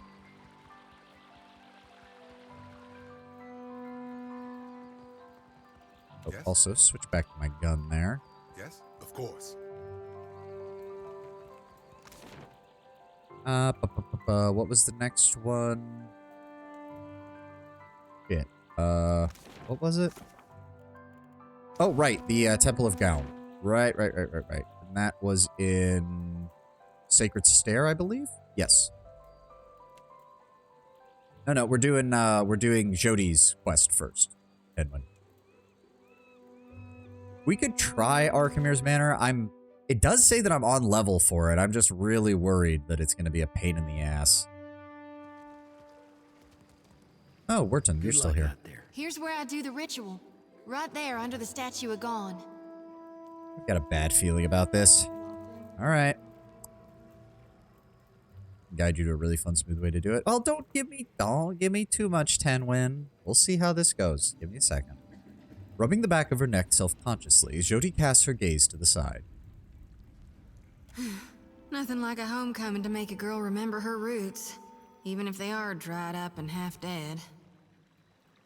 She sighs, nudging a bit of mud from her boot before she lifts her face to settle on you with her big, dark brown eyes. How did that count as anti-Aothasian, Adir? What the fuck? If you rob an archmage, you are likely to get a laceration. Yeah, I mean, maybe not with this one. He seems to be more of a fan of ripping your soul out, but yeah. Sometimes I wonder if my brethren don't think I got black ichor running in my veins. Believe me, speaking as a godlike and a watcher, people often fear what they don't understand. Suppose they do. Suppose sometimes people do bad things in the name of their gods. Adir tugs at his... Adir! You know for a goddamn fact she's speaking the truth. Jesus fucking Christ. She dissed the temple, I get. I think her comment was not towards the state of the temple and more towards the state of the faith in general, which is not a bad thing since Adir himself has commented on how the faith of Aothas has had problems in the past. But my brethren do more good than bad. Thank you. And more good than Oh my most. god. Adir, figure out which way you're fucking looking with this. For God's sake. Besides, I often don't understand you, Watcher, but I ain't afraid of you. She ducks her head to hide her smile, but her eyes never leave your face. They glint with a mischievousness. You should be. Yeah, no. Oh, that's reassuring. Is it? Sakes alive. Her cheeks flush brightly. Oh, please. Jody, no. I'm not interested you in that fashion. You shouldn't be so fine to me, Watcher. I am being friendly. That is all. Makes me think untoward things. Jody, no. Bad. Gives me notions I don't need to be getting. I don't think that would work either, Tenwin. I can't risk straying when I got a duty to gone. Oh, wow. Takehu and Maya both liked that. That's surprising. The two of them usually can't agree on jack shit. Sprays her with water bottle. Yeah, apparently. Speaking of gown. Yeah. She cants her head to the side. Lay it on me. Oh, I thought we were doing the ritual. Perhaps you could explain a bit more the differences between Gon and Aothas. Aothas is dead, and Gon is the death before life. Yes, but that's always been the bit of the weird thing, because technically that's supposed to be Bareth's domain. He's the ripeness before the fall. She raises her sickle, turning the blade to catch the light of her lantern as if in demonstration. All right, but we know Aothas isn't really dead. That lumbering hunk of Audra might claim to be Aothas, but that doesn't matter a whit. Oh boy, here we go. No, Jody, it does matter. Believe me, it does fucking matter. I have literally had a conversation with 5 of the gods staring me down in some stupid shit where they got all angry at each other, literally saying that it's Aothas. He died, so he can't be Aothas anymore.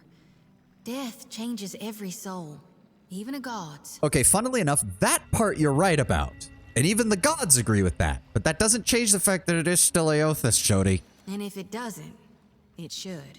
Oh no, trust me. They're agreeing with you on that, and even that part has them concerned because that's not supposed to be the case with them. Do you think you have a better idea of why you're gathering souls into your lantern? I was born to reap souls and lead them to the light. Now with Aothas dead, and these dire visions, I think I need to shield them from a hell gone dark. But the more I gather, the more my mind turns to tatters. Yeah, But Jody, the Beyond hasn't gone dark. It's still well lit with living Audra. Not yet, no. But soon. I mean, yeah, from the sound of it, that's part of what Aothas in his giant form is doing right now, but that's, again, something we're trying to deal with. So consciously, she clutches tighter the hilt of her God sickle. has shown me the coming end.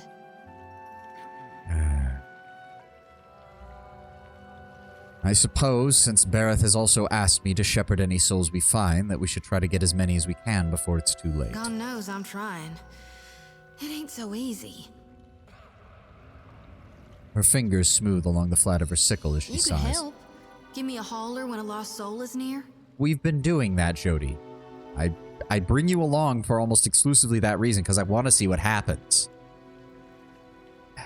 The Dawn Stars are, supposedly, all about goodness and light, portraying Aothis in his most kindly of interpretations. Why have you always been so concerned with death and darkness? Why do you think the god of rebirth held an aspect of death within him? You can't have life without dying. There ain't no beginning without a prior ending. Ain't no day without night, no spring without fall. You can't grow crops if you never harvest for seeds. Yes, but the whole idea of death and life being cyclical has always seemed to be something that Berith gets associated with, so it seems weird that there's also a secondary one for Aothis, and specifically one that seems so hands-on. Honestly, it seems more likely that Gaun split off from the Pale Knight of Berith rather than from Aothis, since the Pale Knight also seems to fit the idea of Berith in the Reaper sense of finding those souls who refuse to return to the wheel and forcing them back in. Sort of like the difference between Thanatos and Hades. Yeah, I could see that a little bit, but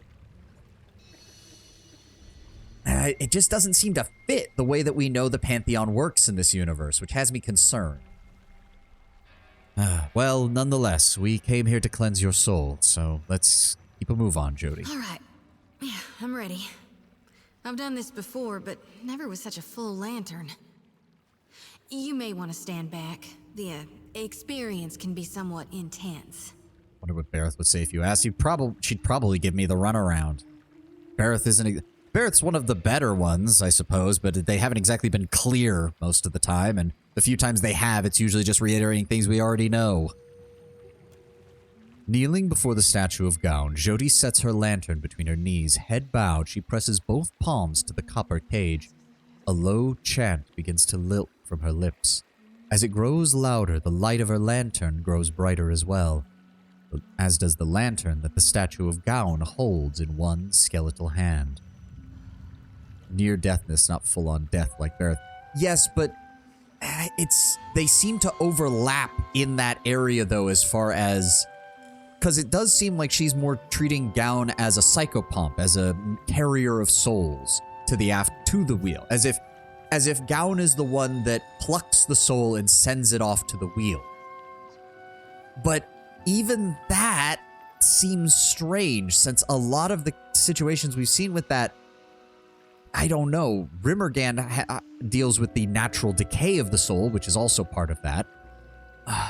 Berith's Pale Knight seems to deal with the actual leaving of the soul from the body. Like an Elebridge. Okay, I have no idea what that is, Lord Brownberry. You're going to have to... I have no idea. I don't even know how to pronounce that. Could you explain the whole Aothis and Gaun thing, Mom?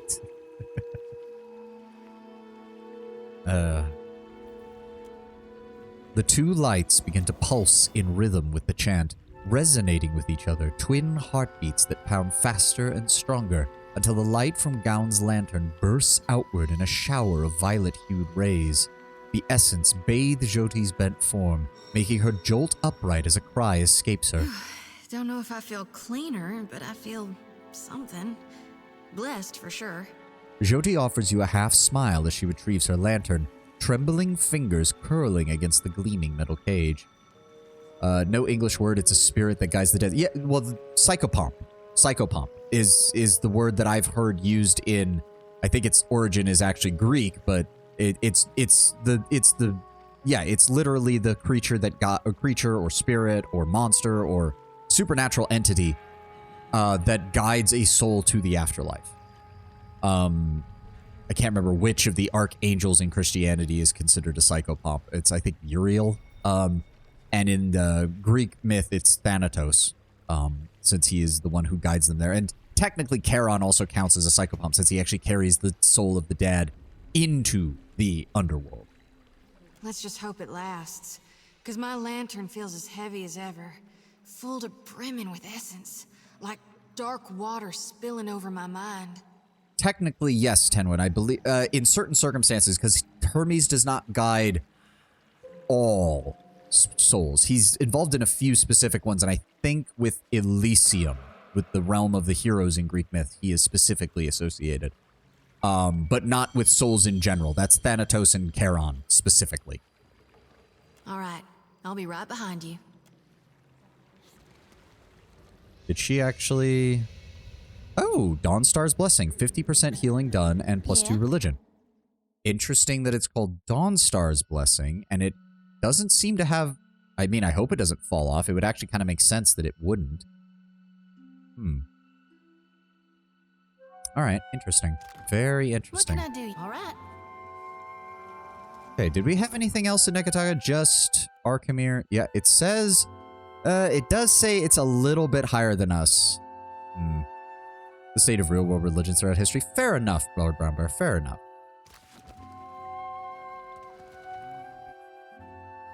We're going to hold off on Arkhamir until at least it says that I'm equal level with it, and then we will do it. I know you can do it. I'm very concerned with the way it's built up. We're going to wait until I at least have it on equal level, and then we will... Once that skull symbol goes away, we will deal with that, so... Not quite yet, Tenwin. I'm sorry. Although I do have a question for you, Tenwin. I do have a question. In regards to this whole thing with both Jody and I being able to absorb souls, do not tell me what difference there is. I just need to know, is there going to be a difference if I absorb the souls versus her absorbing the souls? Because there isn't an option for both. And I've noticed in a lot of the cases, I've had the option to do it, and I've had the option to let her do it. So I'm wondering if that's going to severely affect things later down the line. A simple yes or no. If it does affect things, I'd just like to know that it is. And if it doesn't affect things, just no. But I don't want to know if there's actually what the actual implications are. No. Okay, that's fine then. They just follow you. Technically, they do, Brown Bear. It's still something I've been... Oh. Cloaked figure mounts the gangplank and roughly forces a burned book into your hands. They turn it apart without a word. The binding of this tome reeks of smoke. What few pages remain are crinkled in black. Oh. Oh, fuck. Based on the few chapter headers that survived the fire damage, this might have been a book of antiquated laws. Now it is nothing more than a charred relic of authority. You crack the spine of the old book, revealing blackened pages of dense, illegible text.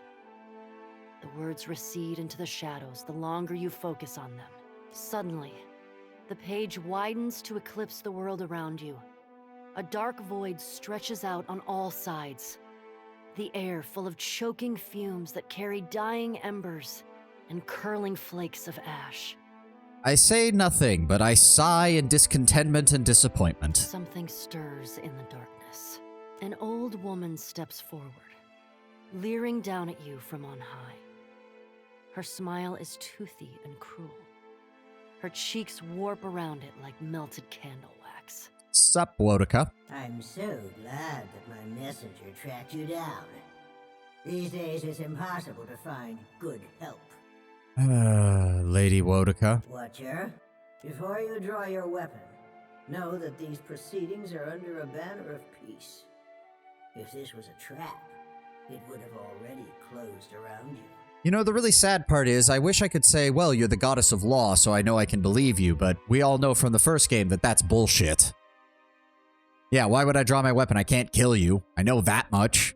And trying to do it in your own realm is a stupid-ass situation. Although I noticed that there's a lot of fires and smoke around here. Did Magrin leave a calling card when she beat your ass last time? While Bareth whispers in one ear and Aethys shouts in the other, I thought you could use a more seasoned perspective to drown out the noise. Well, I am appreciative of the help, but given how you acted in the last adventure we were in, I'm a little hesitant, you could say. Was the ruse with the book really necessary? For the moment, you are Bareth's creature. There are rules against my direct intervention, but nothing says you cannot willingly seek my counsel. Ah, yeah, go figure. Andra and Helia toe the line of acceptable conduct from time to time, but I am nothing if not adherent to our oldest laws. Oh wait, you're serious. Let me laugh even harder.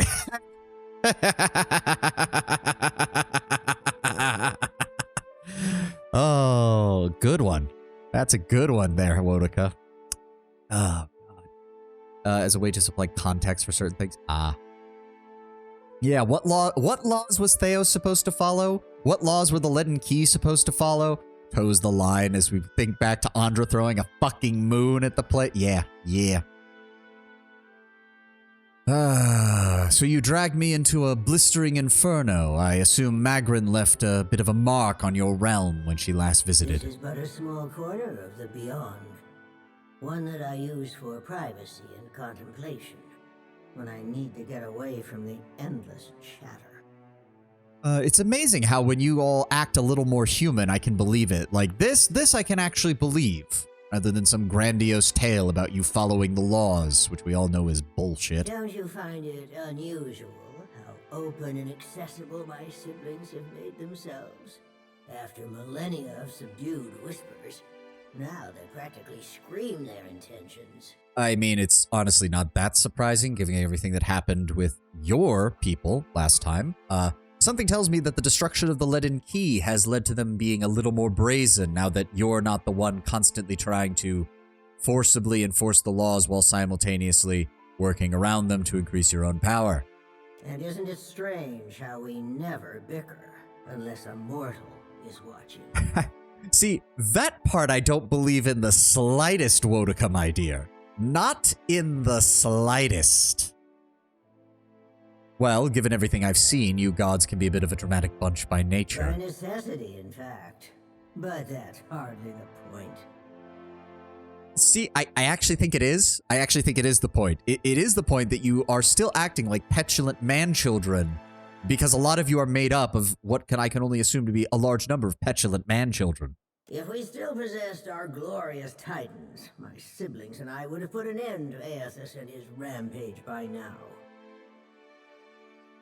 I'm sorry, glorious titans. While we are powerless to stop him, some of my kin wish to observe how mortals respond to this threat. They think it will shine a light on the value of our patronage. Their physical bodies. Oh, you're right. Oh, that's probably what taught them to not have physical bodies, watching fucking Andra slam that into Abaddon's face. That would actually explain a lot. I didn't even consider that. That, yeah, Abaddon had a physical form, and he literally threw himself in front of a moon. Oh, interesting. Oh, which means Aethys is basically reconstructing his physical form. Oh, that's not good. Have we raised you well enough to be self-sufficient? Or must we return to Eora and impose some corrective measures? And if we prove ourselves, what then? What indeed? That would depend on which of us you ask. A cross-section of society has converged on the Deadfire. Some of my kin are of an opinion that we are meant to judge mortals on the basis of their performance. What do you mean some? As near as I can tell, all of you have been doing that, except for maybe Hylia, who kind of just takes a more laissez-faire approach to the whole thing. While the rest of us have already made up our minds on the matter. Oh, okay, so that's the difference. Why do I get the feeling you're trying to convince me specifically of something? Judge for yourself. But I think you'll find my intentions are more straightforward than you think. I mean, yes, going by my previous interactions with you in the last adventure in the Deerwood, your intentions are seize power, regain control of the Pantheon, and control the world. Yeah, her intentions maybe, but not her methodologies, exactly. When we ascended to godhood, we did so to provide for a savage people. Our goal was to craft a society whose values were made to last. Ah, yes, speaking of imperialism, the Ingwithans deciding that their way of life was the best, and thus the best solution was to create a pantheon from their own souls that would force said society upon the entirety of the world. In the name of peace. Please tell me, how many nations, civilizations, city-states, and quite literally millions of people did Theos brutally slaughter over the course of his service to you? Perhaps even a society that had no need of us. A naive fallacy, but one that inspired my optimistic, misguided kin. I mean, no offense, Wodaka, but Theos was basically your high priest. This literally is not what he was fighting for, and you let him get away with it for like 2,500 years, so, yeah, I don't believe you. How you and your allies counter this threat will demonstrate whether you are competent enough to guide your own destinies, or if we need to revise our strategy. All I'm hearing is, yeah, we made this problem, and if you don't solve it, we're going to make it worse. Because Aothis wouldn't be in a position to be doing everything he's doing if you guys hadn't ascended to godhood. The soft-hearted among us are counting on you to win this existential wager. No doubt, Aothis shares their sympathies. I do not. We exist to rule over mortals. Nothing can change that. Oh, yeah. At least you're being honest about it. Yes, we Gwithans raised ourselves to the position of godhood so that we could rule over the entire world forever. And you wonder why I have problems with you. Jesus Christ. So now you know the truth. I assume you have questions.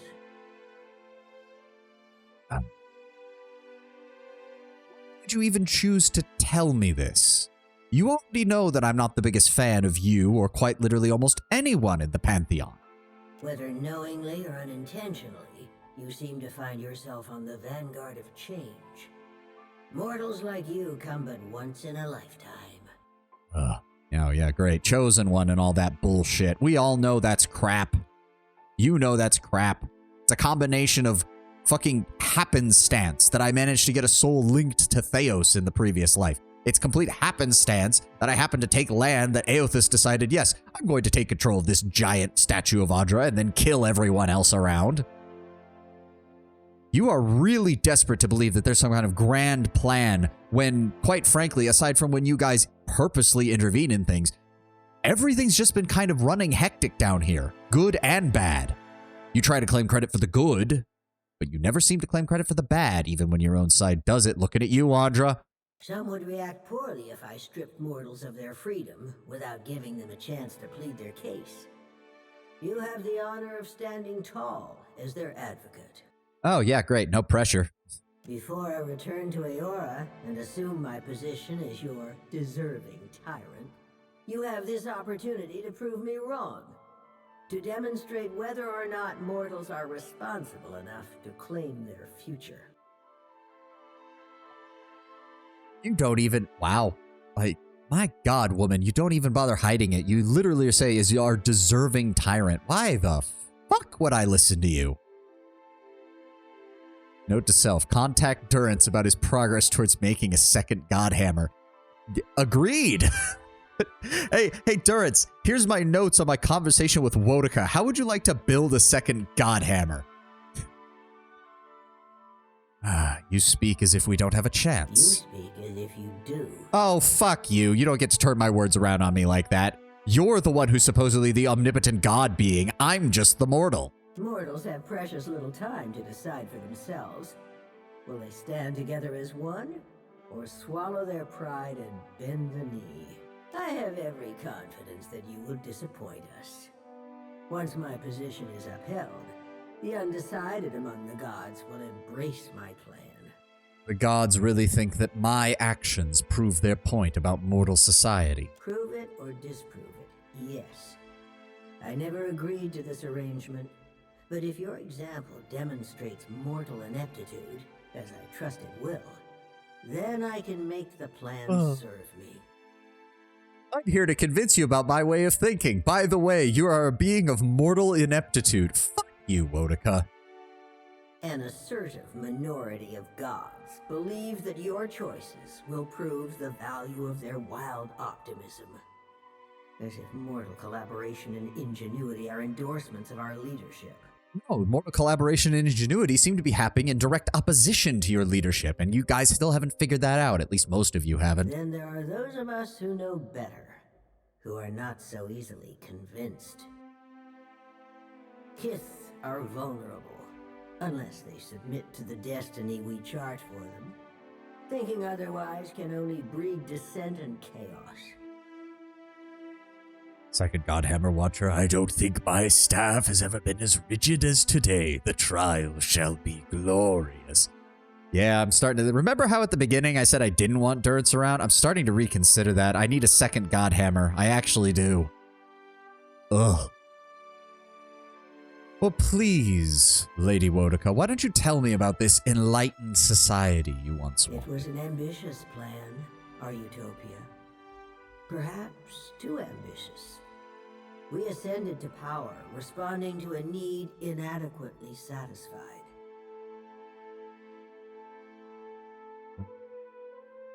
On Hylea, Galloway, Neothis, Bareth, Whale, maybe. Yeah, Magrin would be the middle ground, because Magrin would see this as, no, this is a trial. If they beat Eothas, then obviously they're worthy of doing that. And if they fail to defeat Eothas, well, then they obviously are not. Like, Magrin at least would look at it from that perspective, and it would at least, you know, make some level of sense. Galloway would be of a similar mindset. Abaddon, very much so. Hylea, Eothas, and Bareth would absolutely be on the side of us.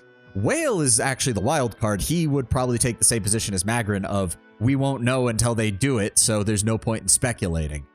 I think it's more of a three-way tie between those who are on the fence, those who actually support the mortals, and those who don't. But those ones in the middle are very important because they're all gods of, well, conflict, essentially, ideological or physical. So they're perfectly fine with this being a trial. That might be why we haven't seen Magrin yet. She is, like, Magrin has the same mindset here of, well, you either prove it's right or not. Yeah, Rimmergan don't give a shit. Rimmergan never gives a shit. Aside from the fact that we trespassed in his realm that one time, he does seem to be slightly annoyed that that's happening. But that's more on the Animancers that set us there, and feel sorry for them if they fuck up again. Assuming these roles gave us the authority to mold Eora over time, to influence you and lay the groundwork for a society yet to come. And how well has that worked? Because I seem to remember Theos actively bragging about the cities, nations, and peoples that he's destroyed. On the outset of the plan, some believed that mortals would outgrow us, as if that was a favorable outcome. To me, our eternal pantheon was always a critical fixture. I suppose we should be glad the gods literally haven't straight up gone to war with how Wodaka just basically implies that they've had this much clashing personality the entire time. Eothas was one of those who supported mortals, while I have always been their most vocal critic. How would you have even recognized that ideal society? A valid, self-defeating question, and one which I posed often. We assumed that they, whoever they were, would reveal themselves to us. Rational government would rule in our stead, leaving churches vacant.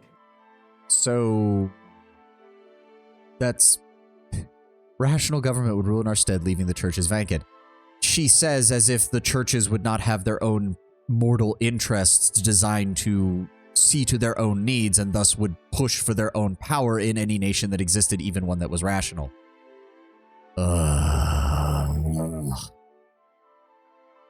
You mortals are not capable of governing yourselves. Ergo, when we create a society that we will be able to rule over properly with rational government, it will somehow no longer have these issues, despite us saying that you will always have these issues. Thanks to Eothas, we're pulling the dough from the oven before it's had a chance to fully rise. You unfortunate bastards never had the chance to prove me wrong. I do like that the voice they chose for Wodaka is angry, disappointed grandma. Why do the other gods tolerate your opposition? Did not Magrin and Galloway already lay you low once? Opposition can take many forms. If a church embraces and weaponizes my doctrine, that is very different from me rampaging as a titan. Eothas is not known for subtlety. Twice now, he has contaminated the purity of our experiment, and done so with extravagant displays that undermine our authority. I also love, Tenwin, that the mere existence of Rimmergan, since we know that each of the gods was formed by those Engwithans who were most aligned to those virtues. So I imagine, you know, Skane was made up of criminals and revolutionaries, Wodaka was made up of government officials and religious scholars. The mere existence of Rimmergan shows that there were those among the Engwithans who knew that this plan was doomed from the start. Was made out of nihilists. Yes, but fundamentally as part of his ideology, which is everything fades. It means no matter how much you try to control it, no matter how much you try to envision a utopian society that will continue forever, it won't. It just won't. don't get me wrong, I'm sure most of Rimmergand's initial souls were nihilists, but I think it was also made up of the realists who simply acknowledged you're trying to plan for something thousands of years in the future. You simply don't have the ability to do that. You call what Theos did subtle. His approach was sophisticated, indirect. I owe you no explanations on the matter. Sophisticated and indirect, she says, having committed genocide across the centuries. Besides, you are not worthy to speak his name. I am the only one worthy to speak his name. Well, I'll grant, you as well, but other than us... I am the counterpoint to the soft-hearted. It makes no difference if mortals pass some arbitrary test.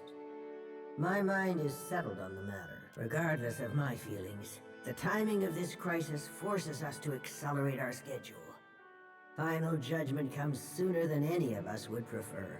I kind of wish I could replay that dialogue section just so I could ask about the Andra one too. Doesn't this entire social engineering plan seem counterintuitive? You mean gods crafting a godless world? Naturally. So of course you couldn't have just left it alone and not done all of this. Imagine what would have happened if the Inguithans had, you know, left behind records and things to serve as an example that people could actually follow rather than gods actively messing with people and causing the deaths of millions. My siblings desired to influence mortals and steer them in a proper direction, even if that direction led to places we could not follow. I have no intention of being left behind. Society would unravel without its queen to impose strict order. And what happens if I can prove you wrong? If our pantheon found that mortals had cultivated a perfect, lawful system to maturity, I would not voice a word in protest. I would merely stand aside and await the inevitable collapse. So you acknowledge that perfection is not a goal you can reach, but you see your version of society in which the Pantheon is in charge as the perfect society, and you don't see the inherent contradiction in that. Mortals need us. I know this as well as I know myself.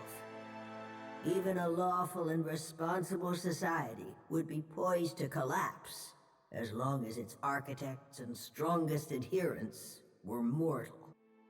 Any satisfaction that my siblings derived from their little experiment would be short-lived, and it would fall to me to clean up after their mess. Ah, so you're right, even when you're wrong. Got it. Make no mistake, Watcher. In this, I cannot be proven wrong. Again, the existence of Berith as a cyclical god of life and death, the existence of Gaun as another aspect of life and death, and the existence of Rimmergand as the inevitable end, all prove you wrong, Wodaka. But back to my other questions. Much already. Only ask if you are ready for the truth. Ah, yes, the truth. Sure. Has your opinion of mortals changed at all? Nothing you've done has tarnished it utterly beyond repair. You may congratulate yourself on that much, at least. Suppose that while I have your ear, I may as well ask about the wheel and your rise to The godhood. wheel is our shared responsibility, and each of us serves it in our own fashion. I am the axle upon which the gods balance their power. Yes, because everyone at one point or another has hated you utterly. You are literally unifying the Pantheon by the fact that everyone thinks you are shit. Aethys keeps the wheel in motion. He was our promise to mortals that time and labor would yield a deserving reward on the next turning of the cycle. So you're actively acknowledging that Aothis straight up lied, because we already know the mechanics of the wheel to a certain extent, and we know for a goddamn fact that your actions in life don't determine a goddamn thing of your next resurrection. It's as random as can be. How did the Inguithans become the gods? At the height of our power, we recognized the potential of the soul. We knew that it could be bound, split apart, diverted like a river, and hammered together. Hammering was trivial. Those of us who agreed with the Apotheosis Project and many who did not, submitted to a violent and horrible erasure of our individuality. Oy vey. I do have to wonder what happened to those Nguithans who both opposed the plan and refused to be a part of it. Because I imagine that there were those who did not agree with the project but did join to certain gods, such as, again, Rimmergant, to try and prove it wrong. But I can only imagine what happened to the poor bastards who both did not want to be a part. Yeah, at least some of them probably ended up as Skade. As for the rest, who knows what foul fucking shit this kind of witch probably did upon them. After the dust settled, we adopted the forms of beings from Eora's most prevalent myths. There were other faiths and legends, but we labored to strike their names from history. See, and this is what I was getting at. We knew that the Nguithans looked down upon the religions and faiths of the other nations they encountered to a startling degree. I'm still not convinced that some of those gods didn't exist, though. I'm still... If the Nguithans figured out that you could create a god creature from just pushing enough soul energy together, you're really going to tell me that someone didn't manage to create at least minor gods before that from a similar process? How exactly does the wheel function? Much of reincarnation's mechanism exists in the idea space of the beyond. You wouldn't find a wall of cogs and levers unless we conjured one to illustrate a point. The wheel has but one material component in all of Eora. Something we built to channel essence through luminous Adra and into the beyond with reliable continuity. Before we intervened, the flow of essence was directionless, unpredictable. We succeeded in widening the gap, diverting it, giving it an efficient path to follow. Essentially a lightning rod. They created a centralized point from which all soul energy could enter and then exit. Probably something buried at the heart of the world or something to that extent. Yet we know from records that the reincarnation process existed before you. Why not just leave it alone? Must have existed before Bareth, and the truth is, sort of, yeah. Before we took control of the wheel, reincarnation was error-prone, lacking forward momentum. Hollowborn were fairly common, and hardly the worst of the soul maladies. All right, I'll admit that has a disturbing implications. Control gave us the power to strengthen the souls of intelligent kith over generations. We made you wiser, stronger, more likely to develop the society we thought you deserved. Oh. Oh, this casts the separation of Kith and Wilder into an entirely different light. Oh. It's fucking racism all the way down. Oh, fuck. Oh, Jesus. Okay, I wasn't expecting that. What is that joke from the Terry Pratchett novels? It's turtles all the way down. Well, guess what? In this universe, it's racism all the way down. What's that? Your species didn't assist the Nguithans in their rise to godhood. Well, I guess that makes you wilder, and the only thing that we have for you is death. Eora's biggest evil is truly woke racism. Oh, our biggest evil is so much larger than that, Tenwin, but the fact that that might actually be the defining line between Kith and Wilder is fucking insane. I have even more reason to hate you, Wodaka. I didn't think it was possible, but you've actually managed it. You've actually fucking managed it. You managed to introduce biological determinism into a setting that has reincarnation into every form of life. I don't know how you managed it, but you have legitimately managed to do it.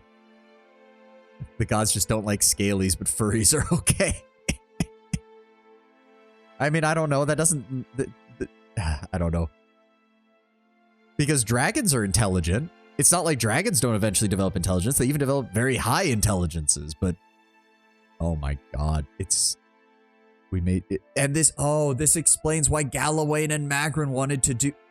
Galloway and Magrin were basically repeating what they had done before by taking all that excess soul energy and just feeding it back into the Deerwood. No wonder that was their response to the Hollowborn crisis. Oh, you daft sons of bitches. Oh. You know what, Andra? Maybe I was a little too harsh on you. Destroying everything the Ingwithans once created and the society they once had might have actually been a good idea. I'm still not letting you off the hook for the rest of this shit, but congratulations, Wotica is making you look better by comparison. Every turning of the cycle demonstrated the righteousness of my belief. Nature begets chaos, and discipline begets perfection.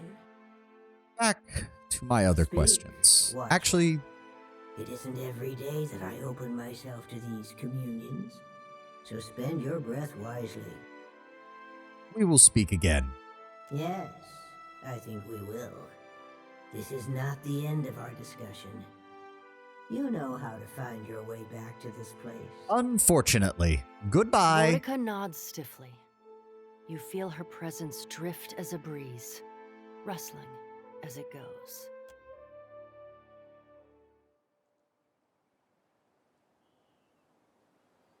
Well, if her intention was to make me feel better about the state of this world, she has failed spectacularly. If her intention was to make me feel bad about not siding with her in the previous game, her intention failed spectacularly. Okay. I feel, given the nature of the season, I feel like that one scene from the Jim Carrey Grinch movie where he's going down the list of the Who's in Whoville. Hate, hate, hate, hate, hate, hate, loathe entirely. That's me with the Pantheon right now. Hate, hate, hate, hate, hate, hate, double hate, loathe entirely. And then there's Hylia off on the corner, and I'm just like, you're decent. The fact that you went along with this is still bad, but you're still better than the rest of them.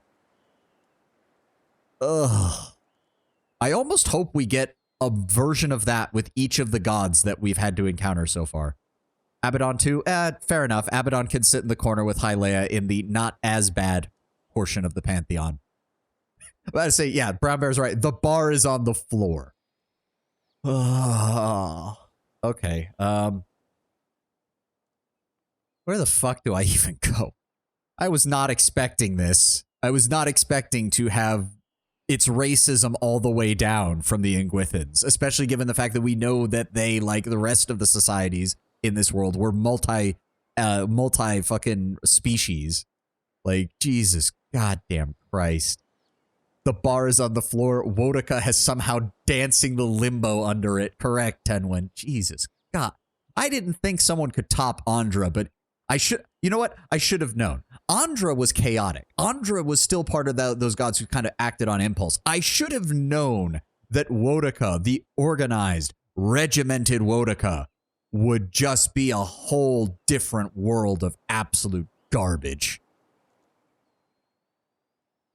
You know what? Just for that, we're going to Fort Deadlight. I don't want to deal with any of the rest of this right now. Wotica, queen bitch of the gods indeed. Oh, I was not expecting that. Oh. What have we got over here? Do we want to... Actually, yes. We're going to send Maya away for right now. We're going to send Jody away for right now. I'm going to grab Aloth and Seraphim. We still got a full spellcaster into Kehu.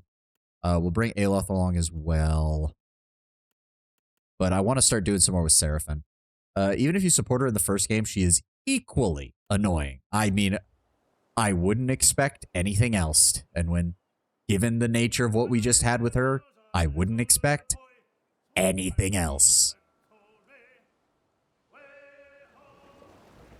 Beodul points at a ship in the distance. Galleon, Captain. 3 master, or it was. Naught remains of the ship's foremast save a splintered stump, and the bowsprit has been shorn off.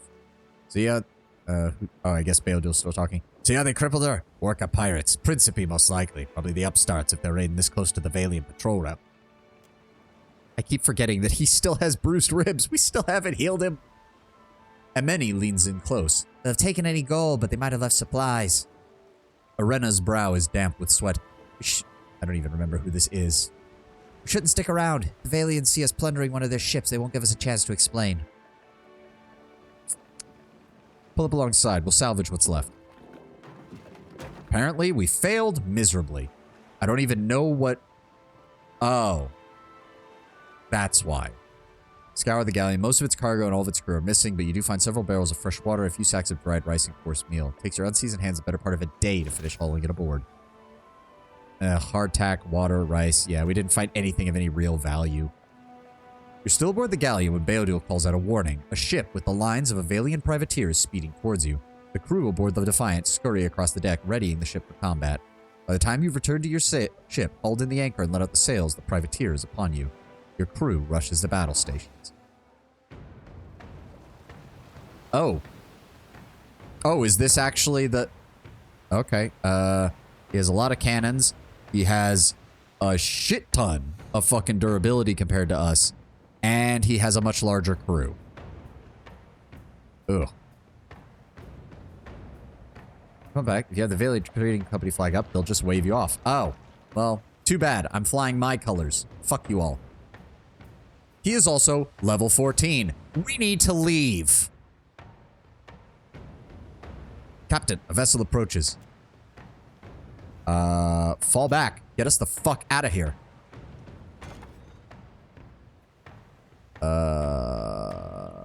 Opposing captain swings the goat horn to port. Fucking hell. I already can see why this system is... Ugh. Yeah, no, we're just gonna fucking get out of here. I don't fucking give a shit. Turning the vessel... No, just get us the fuck out.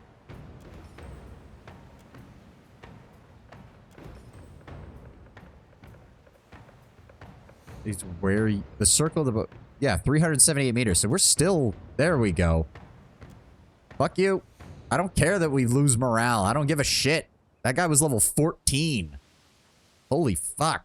There was no way... If we had boarded that ship, we'd have gotten slaughtered.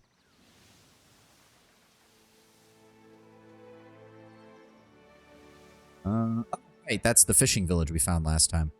I remember that now. We used some lager and some rice. How are we doing on... Go ahead and put the rice there, put the water there, put the grog there. Ooh, we should probably get some more ale. I think we have really much else. Ooh, what do we have here? Just... Oh. Say what? An unexpectedly cold wind blows across the deck of the ship, and even after several hours has not abated. Eld Engram sheepishly knocks on your cabin door. When he enters, his skin is pale, brow dotted with beads of sweat. Begging your pardon, Captain, but there's an ill wind sent by Andra. We sailed too long without offering her tribute. She's sure to punish us if we don't give her what she's due. He tilts his head towards the hatch, beckoning you to follow him on deck. I am not giving Andra 1,000 of my copper. For the loves of the gods, Eld. The wind is a natural phenomenon. There's nothing to worry about. You explain at length how ocean winds can shift over time and in certain places seem unnaturally cold or warm for extended periods of time. Eld Engram protests but has no arguments to back against you. In the end, the sailor acknowledges that you're the captain and must know best in a thin voice that suggests otherwise. Essentially, the system is simple, deceptively so. The number in the middle marking how far you are from the ship. Around the symbol of your ship is a small circle containing a small ship. That symbol where the ship is compared to yours and in what position. No, I get that, Tenwin, but the presentation, you have to admit, leaves quite a bit to be desired. By the following day, the cold wind is lifted. The crew is satisfied, but there is a lingering worry that Andra has been slighted. I don't give a shit if she's been slighted. Oh, there's been a lot left here.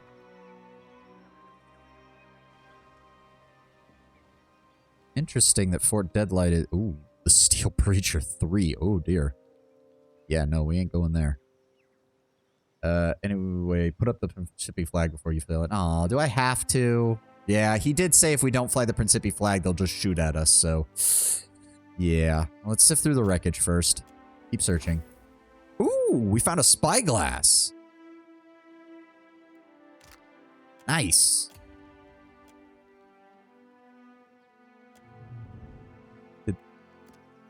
Oh. So that, I think... Yeah. I think we put that on the ship itself, don't we? Is it... I thought we used that on the ship itself. It's a tool similar to a pry bar. Oh, okay. Yeah, I couldn't remember because there's these miscellaneous upgrades and then there's these things that we can also upgrade. Just not consume. Oh, cool. So by having it now, we don't have to worry. Sweet. Very nice. We're going to need to gather more food. I don't want us to get down to hardtack because that's got a minus. Still, we've got some good amount of tar loaf and we've still got plenty of rice that'll keep our thing from going down. Plus we have lager, so that'll improve our morale over time. Ooh, there's something else. Oh, that's a storm. So we should probably, yeah, let it stave off a little bit and then, okay, well that was not something we really needed, but all right. Fine, I'll put the Principi colors on if I have to. Actually, I want to see what happens. I'm going to quick save. I want to see what happens if we approach without them. Through the distant haze of sea mist and rocky shadows, Fort Deadlight rises over the horizon.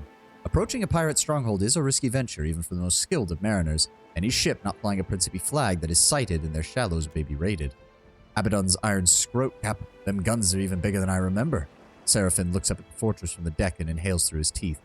I can be vouchsafing you with the guards. If you can, I can't really do Seraphin's voice very well now that I think about it. If you can be getting us to the docks without being blasted to bits thrice over. Otherwise, I'd be recommending the sneakiest approach you got. So it does give us the option to hoist up a Principi flag. Assault Fort Deadlight. I have a distinct feeling we will get absolutely murdered if I do that. Fine. Hoist the Principi flag. With a Principi flag flapping wildly from your mast, you smoothly sail into port and moor at the dock. The docks are crawling with sailors of all ages and races, many of them wearing mismatched, battle-torn outfits, guns strapped to their thighs and chests. They load and unload cargo holds, arms brawny and grinning faces sun-blistered as they laugh and curse, shout, and hack phlegm onto the splintered boards of the dock. Through the bustle, Principi guards emerge to hail your arrival. Satisfied with appearances, they nod you forth and make your way up to the fort's main gate. I would have to imagine, Lord Brownbear, that it probably involves a bunch of skill checks against your crew's ability to, No, more casual. It probably goes off of your crew's skills and whatnot, and if you don't do very well, you probably get blown to bits. Indeed. Right, are we all set up properly? No, we are not. Aloth, get the fuck out of the front line. Honestly, Takehu's pretty decent, so we're going to put him and Seraphin in the midline and keep Aloth in the rear. Oh dear, that is a lot of really explosive things hanging out around here. I'll handle it. Fire, kelp, and water. Nobody cares if we take that. Who are you? I help you out of a bit of money, squab? Care to join our fun? Or is it swilling information you're chasing? The pirate looks you over, eyeing the make of you. A sly smile curls at his mouth as he tosses a pair of dice to rattle over the cobblestone ground. Without so much as a glance at the settling dice, he calls out their numbers. I'm looking for a Captain Benwith. I ain't my captain's keeper. And I know better than to ask what business you've got with Brutal Ben. He jerks his head to the You right. might check the court for him. If he ain't target practicing, he's tickling the harpsichord or taking his swill. 2 out of the 3 can be done there. But if you see him, don't fucking tell him I sent you. Oh, you're one of his crew members. He rolls a spare dice over the top of his fingers, making it appear and disappear with a fluid flick of his hands. I'll play around. Before we get rolling, let me tell you the rules. You bet on high if you think when the dice settle, they'll count up to more than 7. You bet on low if you think the count will be less than 7. Both pay double or nothing. Lastly, you can also bet on 7. If the count is exactly 7, then you win 4 times the wager. 100 pyres per roll of the dice. You sure you want to risk it? I'll bet on... Is it 2 dice or 3? I'm assuming... Hold on. I'm assuming it's 2 dice, because that would make sense. I'll bet low. Snake Eyes jiggles the dice in his hands. After blowing on them for luck, he casts the dice on the ground. The dice You lose, add up to mate. 7. What a shame. Care for another roll? No. Dog. We found a dog. Give me a new dog. He gives +1 to might, and party receives a bonus to reflex. Nice. Oh, more supplies. He is a cheat. No shock. If we don't settle things with Benwith, he's gonna die. The rope too long, so we cut the tosser's head right off. Huh. Ain't even possible, that. It is. I'm telling you, I saw it. Streaks of blood coat the hemp of this noose. Pirate, brute, pirate. Ooh. What's going on over here? Oh, Aloth leveled up. I'm an idiot. Keep boosting his arcana. Keep boosting his insight and his history. There we go. Level 5. Spirit Lance, which 18 to 24. Increase with wielder's level. Does give him a nice long weapon to use in melee, which could be useful. He already has Call to Slumber through that. Gonna heal off Seraphim before tackling the fort. I mean, I assume so. Yeah. Limp Growth Safeguard. +20 to all defenses, +5 to armor rating. Also causes an interrupt and a 3-meter push. Not bad. Not bad. Oh, that actually gives the same armor rating as Iron Skin. And lasts potentially longer. Wall of Force. Hazard, AoE, hobbled. Permeable barrier that inflicts crush damage and hobbles enemies when they pass through it. Yep, that is a good one. I remember that from the previous game. Bitter Mooring. Target is hit with an immobilized affliction, becomes an anchor for a frigid ray of frost that deals freeze damage to all creatures in its path. I do suppose we should also probably grab rapid casting for him. We're probably going to want both rapid casting and far casting. What else? What else does he have? Accuracy. Blast of Frost, which is just your standard AoE. Ringrim's Enervating Terror, which causes Weakened and Terrified. Terrified is such a good thing with that -3 to all power levels. In a 1.5 radius. That's the only part that's not very good. Torrent of Flame is your standard big AoE fire damage. Ooh. Drains the target's resolve, intellect, and perception. Creates 2 lesser versions of the effect that jump to nearby enemies when the first effect ends. That's pretty good. Foe target plus 2 additional targets. So, yeah, so the initial one gets -10 to resolve, -10 to intellect, and -10 to perception. And then the 2 additional ones after 30 seconds, if there's still enemies around, get hit with -5 version.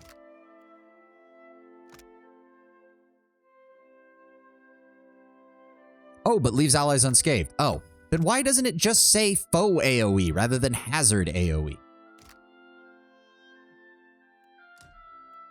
And yes, we'll grab rapid casting, which makes it easier for him to cast stuff.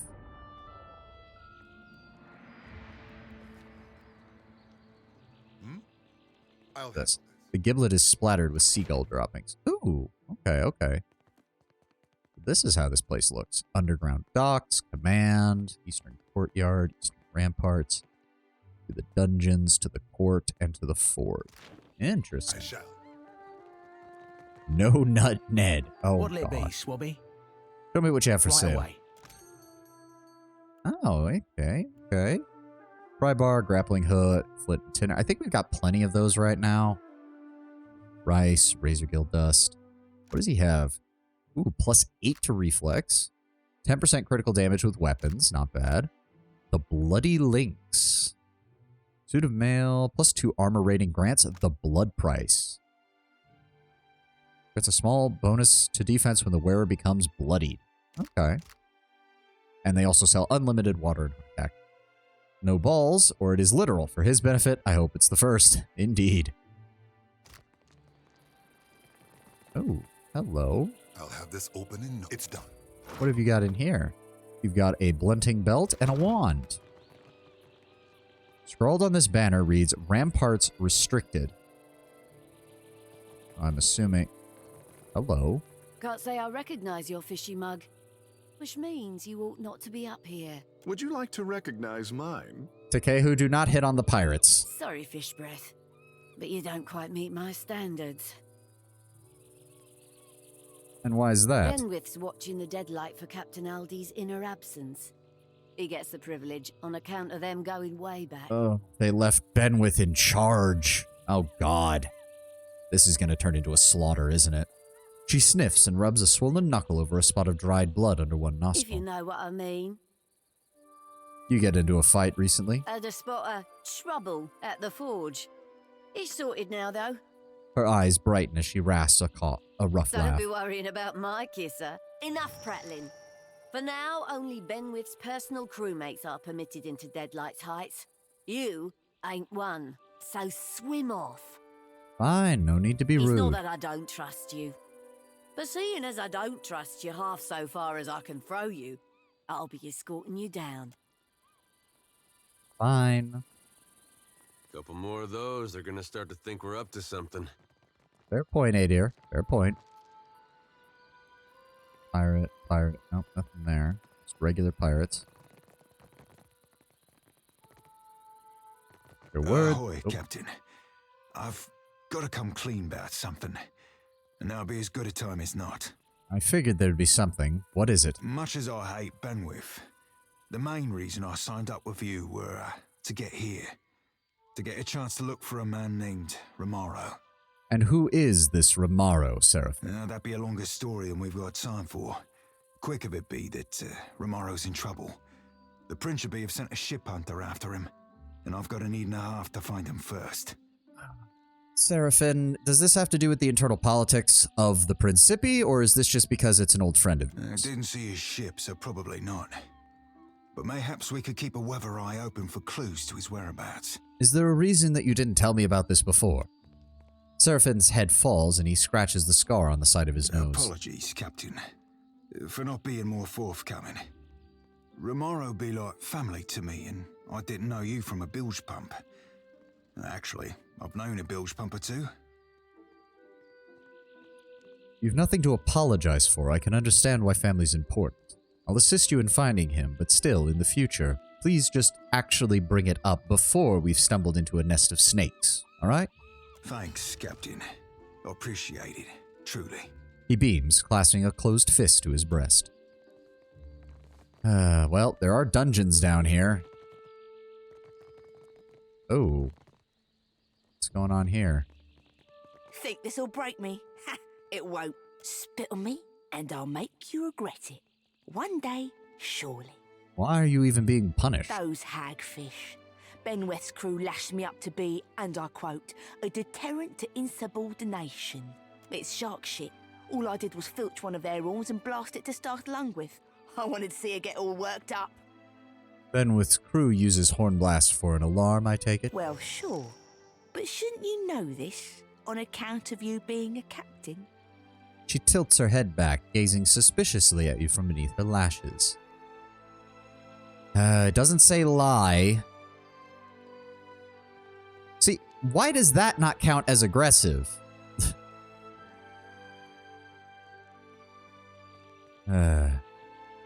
I received my sail from Ferrante. He runs things differently. If I phrase it that way, it's not technically a lie. That he does, the master rogue. You should have come to us sooner. We're accepting of even old bloods if they're wanting to run fresh. I'll consider cutting her loose, but right now I need to check out more. So this whole place is being run by Benwith right now. Winds will be changing soon enough. Benwith can't resist. Oysters. Bash for long. Who are you? This man is groans, too weak to lift his head, but you're named, which leads me to believe something's going up. He's also in a Maua island from the looks of it, though his skin is very ash-colored rather than the blue or brown that most of the Maua are. Ruddy fair. We've plenty to share. Mix of exotic spirits fill the cups upon this table. I mean, I'll take some. You're gonna let me. Yeah, those are some big mortars. Holy shit. There are, I would say, 4 ways to get to Benwith. The stones are a mite slippery. The pirate stumbles when he turns, slapping a palm under the table to steady himself. In the process, he knocks a tankard to the ground, spilling a frothy Here's beverage. to ourselves. May the gods grant us more gold and luck than we can imagine. He raises his mug high overhead. I take it you're drinking to celebrate. You bet. Our bosun just brought a treasure map. We're saluting to our future prosperity, we are. We'd be making a proper raucous if Ungwith the Crag-Hearted wasn't such an accursed downer. Ungwith the Crag... Oh, Ungwith was the other one that the other pirate mentioned. What's got Ungwith the Crag-Hearted all twisted up? She loathes any type of disorder, especially that of the loud variety. We get too wild and you watch, she'll be stomping down here to yell at us. Okay, so we can cause a distraction with that, or with the horn. Forge ain't far from here, right up them stairs. Got a particular smell it does. Oh, Swatho Sail bears a charcoal scribble, Benless crew only. Hold on, quick save just in case. Why in the blackest hell are you clomping around so loud? Howbeit, you're not allowed up here, you no good fuddlers. You got a problem with drunks? Just got no patience for them, the bilge lickers. It's rot enough I'm posted next to the forge, having to listen to that hammer striking non-stop. Add on those howling guzzlers at the bottom of the... Enough gabbling. The ramparts are off limits to anyone but Benweth's crew. Run off, or I'll run you through. No need to get testy. No, I'd best escort you back. Follow me if you want. Sorry, I am skipping the lines here because she's literally just repeating what we saw over there and confirming what we already knew. I wasn't in the mood to just keep going all the way through it. I try not to do that, but it was literally the same thing, pretty much, just from a different voice actor.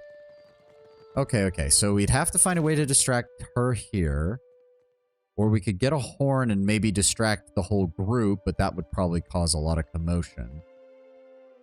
Okay, so if we had gone through the underground docks, we'd have been able to come up here.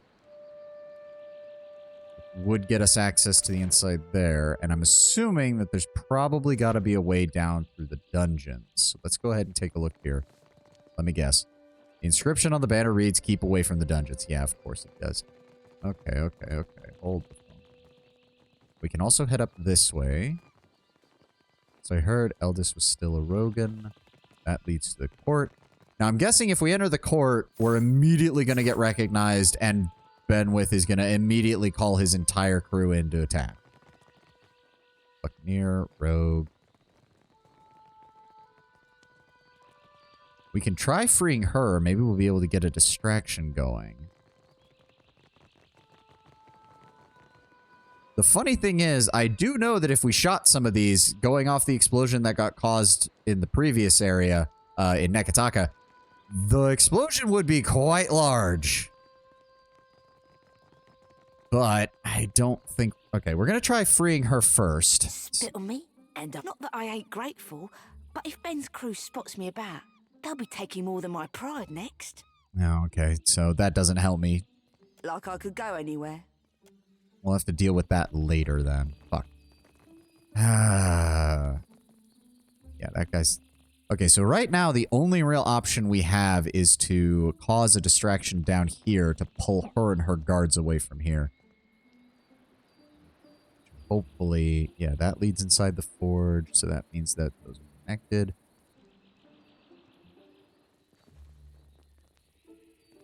Yeah, I don't think I believe you, Tenwin. I don't think I quite believe you just yet. But I'm willing to at least try to go inside. Maybe we can uncover something nearby. Go ahead, quick save real fast, just in case.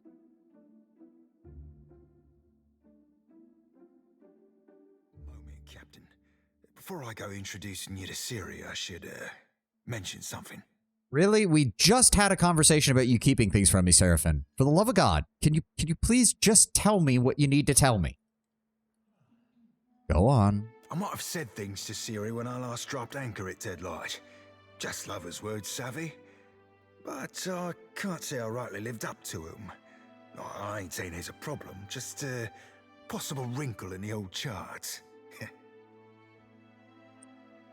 Dear God. Did you fucking proclaim your undying love to her and then run off? Because that'll go just fine with our group. Yeah, I can feel Aloth rolling his eyes to that one. I'm assuming that she'll be upset then. All I'm saying is, you see her go for a pistol, you best step away from me. Well, thank you for the warning. The siren. Oh, and it's another Orlin too, so that probably only makes things more awkward. Seraphine, please tell me you didn't turn into a deadbeat dad the last time you came here. This.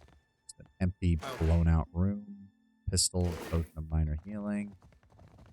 Pirate, pirate, pirate, pirate. What the hell that is. Get back in weeks, maybe the floating hangman on them. Okay, so that's Benwith's back there somehow. Or somewhere. Crew rosters, wanted posters, sword maps.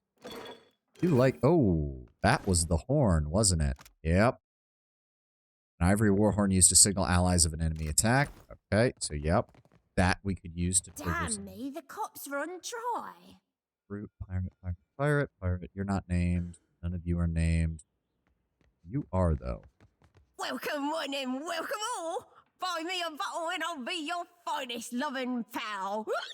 She hiccups into her fist, then pounds it on her chest to loose an impressive belch. What says you, lad? I'm looking for Benwith. She wipes grog from her mouth with the back of her hand. You're likely to find him here from time to time. But at the moment, he's staying up top at Aldi's private quarters. Why is that? Well, they're real nice. At your pointed look, she shrugs. Oh, you meant because the captain's second in command at Aldi's. When she's off plundering, it's him who runs the deadlight. Ben's locked down the inner halls and the upper ramparts. No one but his own crew's allowed within. He's temping the fort down because he doesn't want to get in trouble with Aldi's again. Last time, we might have got too rowdy. She snickers into her But cup. executing all those political prisoners sure was fun. I'm sorry, what? Mirka hiccups behind her hand. Why is Benwith avoiding the fort's common areas? He's brutal when he's sober and he's bloody mad when he drinks. So he's keeping to himself, I'd guess. Aldi's ain't a pushover, but she don't like Benny's increasing aggressiveness. If he gets out of hand again, she might hang him by his squishy bits from the bowsprit of his own ship. Okay, so they're close, but not so close that I might not be able to get Aldous on my side. Interesting. What if I wanted to, say, draw Benwith down And why would you want to be doing that? He and I have some unfinished business. So long as it stays between just you and him. That would be preferable, given the sheer number of you fuckers that are here. Ben loves him some good festivities. Blood or booze doesn't matter so long as it's flowing freely. That's why Aldi's is always having to rein him in. Long as it don't get too out of hand, the captain will probably join us rather than shutting things down. I know how to get us started, but you'll be doing the legwork. Seeing as I don't fancy a punishment should the captain get mad. And what would we need to get a ruckus started? More booze, the rowdy we Principe get. The better the booze, well, that's when the real fun starts. I happen to know. Deadlights recently received a shipment of excellent Godkiller's rum. It's reserved for Aldi's private stock. I'll let Fire Breath here do the planning. I mean, I'm keeping my options open. I just want to see what we've got. Snatch us a barrel, will ya? They're outside on the eastern rampart at the base of the crane. Careful, though. The stairs will be guarded by Benwith's own crew, and they're in a sour mood. Do you think Benwith will do something if Aldis's rum is stolen for a party? He'll savor and guzzle it with the rest of us. Then later find someone to blame. Fair enough. How could I avoid the guards on the ramparts? Most direct route to the rampart is up the stairs by the eastern towers. Ancret's on post there. She's a bit of a gambler, likes a good bet, but loses more than she ought. Oh yeah, Snake Eyes got her for quite a lot of coin. Seems he's good at rigging, and I don't mean sales. He lets out a long belch. I'm listening. Nothing else. Talk to you in a bit. Oh dear, let's quick save real fast. Hello. The Orlan's large eyes grow larger as you approach, then narrow to a sharp edge. Her hands briefly ball into fists before finding their ways to her hips, and with a sharp twist of her head, she flips seaweed green hair over one shoulder. Look who finally washed back up ashore. The edge to her words matches the sharpness of her teeth, and Seraphine winces. Ahoy there, Siri. Miss me? Did I miss you? Careful, she might draw a pistol and make that real. She growls a long, prolonged sound. Fish misses water, you gutless bastard. For the first few weeks, anyhow. Till it turned to confusion and worry. Ye said ye'd write every night, didn't ye? Then where were the birds or the boats with your poems and pages? Oh god, you actually write poetry, Seraphim. I thought that was a joke. Silly, sweet honey heart. I scribbled you missives day and night. Declarations of passion, sonnets in songs. Well, on account of me being at sea, I never had the opportunity to post them. I wonder why Orland's fur can range from green and blue colors. I actually think it's actually interesting because it doesn't seem to have much to do with their actual skin color because they have so much fur. It wouldn't surprise me if the Orlands actually have a bit of modification to, not modification is not the right word. Mutation also isn't really the right word either, but I imagine their fur color might change depending on their environment, at least after a few generations.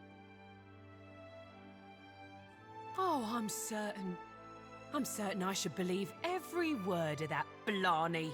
About as certain as I am that you're a snake-tongued philanderer worth little more than a tug in the rug.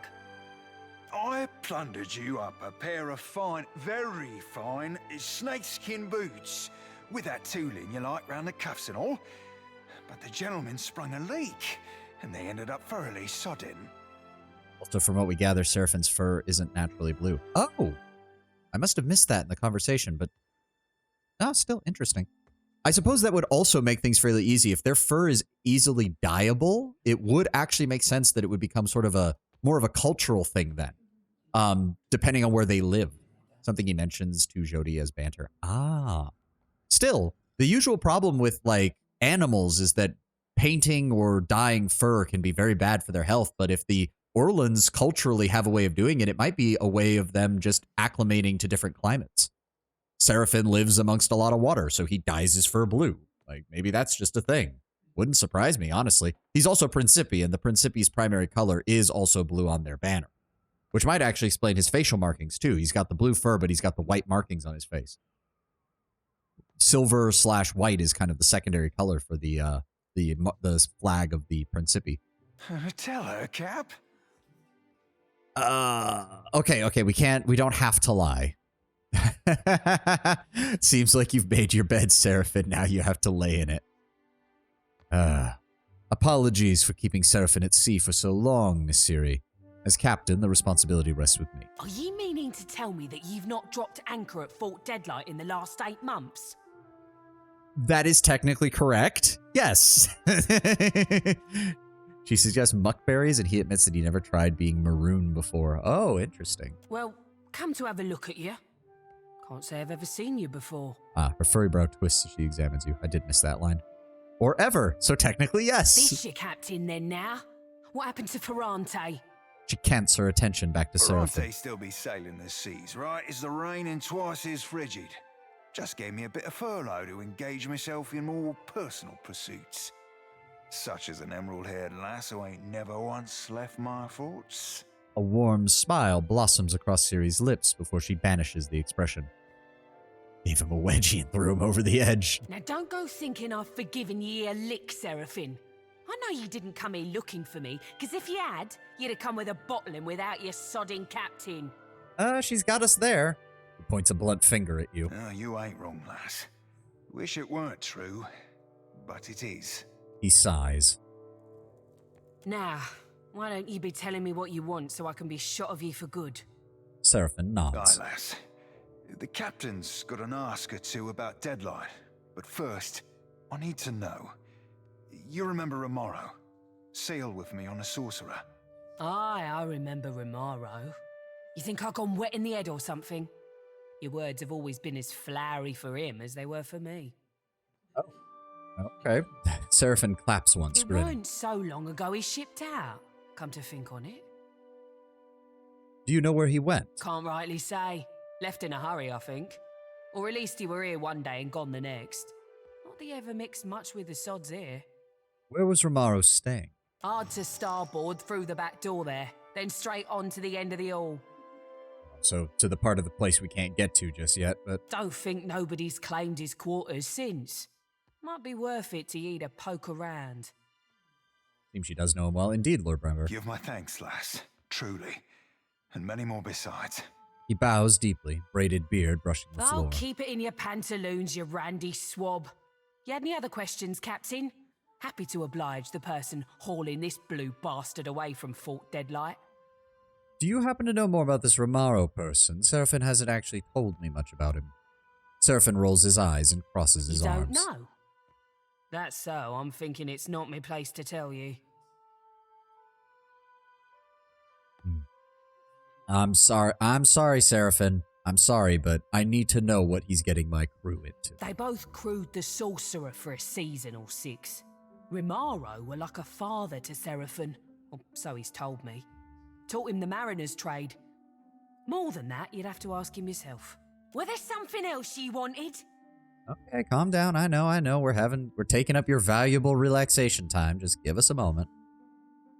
And I'm sorry, Seraphin, but yeah, if you're not going to tell me yourself, I need to know. If we're going to be sailing after this guy, I want to know. Stop trying to obfuscate all this shit. In case you haven't noticed, I'm a bit of an open book. I don't expect everybody to be that, but if you're going to ask me to do something for you, I do expect to be told. Do you have any idea how to get some of that special rum I've heard about? You've got some nuggets on you, I'll give you that. She taps on her chin. Captain Aldis keeps the rum under guard, but the blokes on duty are Arncrit and Condwen. Arncrit's big as you please, and Condwen's a right sneaky swabber. Pair pass the time betting on cups and balls. Thing is, Condwen's a cheat. That sodden fuck bragged me up about it like it'd get the southern juices flowing. Sufficing to say, it did not. The writing team had far too much fun coming up with word phrasings for describing arousal in this game. Well, that's more than half handy, Cap.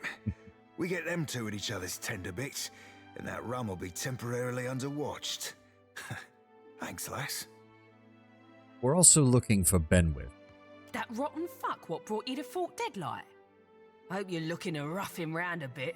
Maybe dangle him over the bulwarks. I don't suppose you'd be willing to tell me what Benwith did to upset you. Bastard were playing the keys not 5 nights ago. I joined in, and me not even setting out a pail for coin, neither. He stops and tells the whole room that me voice were more harpy than siren. Course that sets everyone to laughing. She scowls, arms crossed and her shoulders hunched. Playing the keys. Aye, that half-mast sack of soiled linens can't leave alone a chance to show off his talent at the harpsichord. He's got chops, I can't fault him that, but no manners to speak of. When does he play the harpsichord? You think this be some big city cabaret type establishment? There's no schedule, mate. Benwith comes down when the party's loud enough to shake his sheets harder than the oars he keeps up there. Note she said rough him up, not butcher him like the old meat. Yeah. I mean, again, I want to know more about the Principi, and I don't know exactly how we're going to handle this quite yet. I would like to butcher Benwith, there's no mistaking that, but if we can find a way to work this out to our favor, maybe. Still going to rough him up. Like, that's a given. Where can we find him? Benwith blows into Deadlight, he mostly stays locked up in his quarters. A few whores in his bunk, and a whole mess of muscle outside his berth. Butcher Benwith in bite-sized bits. He's so protected, you'd think he'd got flawless diamonds betwixt his legs, instead of the pair of sweat-wet, rotten figs he's got. Suppose the price of being a first-class arse like Benwith is living in fear of someone slitting your gizzard. That's all I need to know. Thank you. Aye, mate, as you please. Okay. Benwith be behind these doors, no doubt. A fruit, some ale, very nice.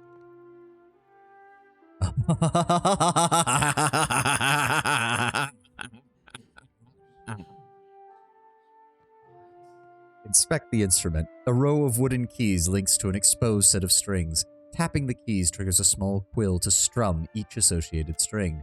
The harpsichord emits a sad, twangy sound as you depress one of its keys. Okay.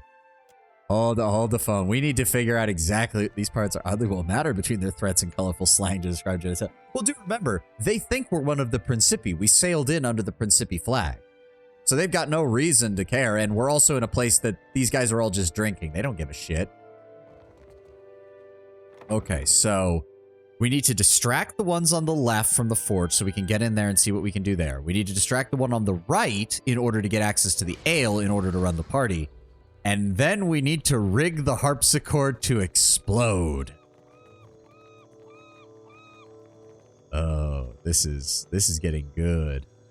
All right, we need to talk to our resident cheat over here.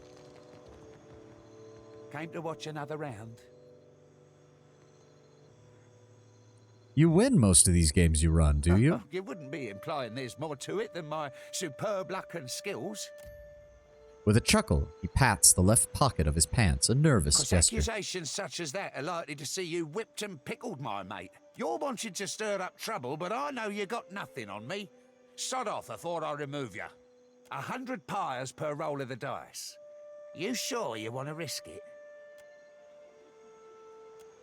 You lose, mate. Care for another roll? I thought we'd get something because we noticed that he touched his left pocket, but apparently the game does not want to...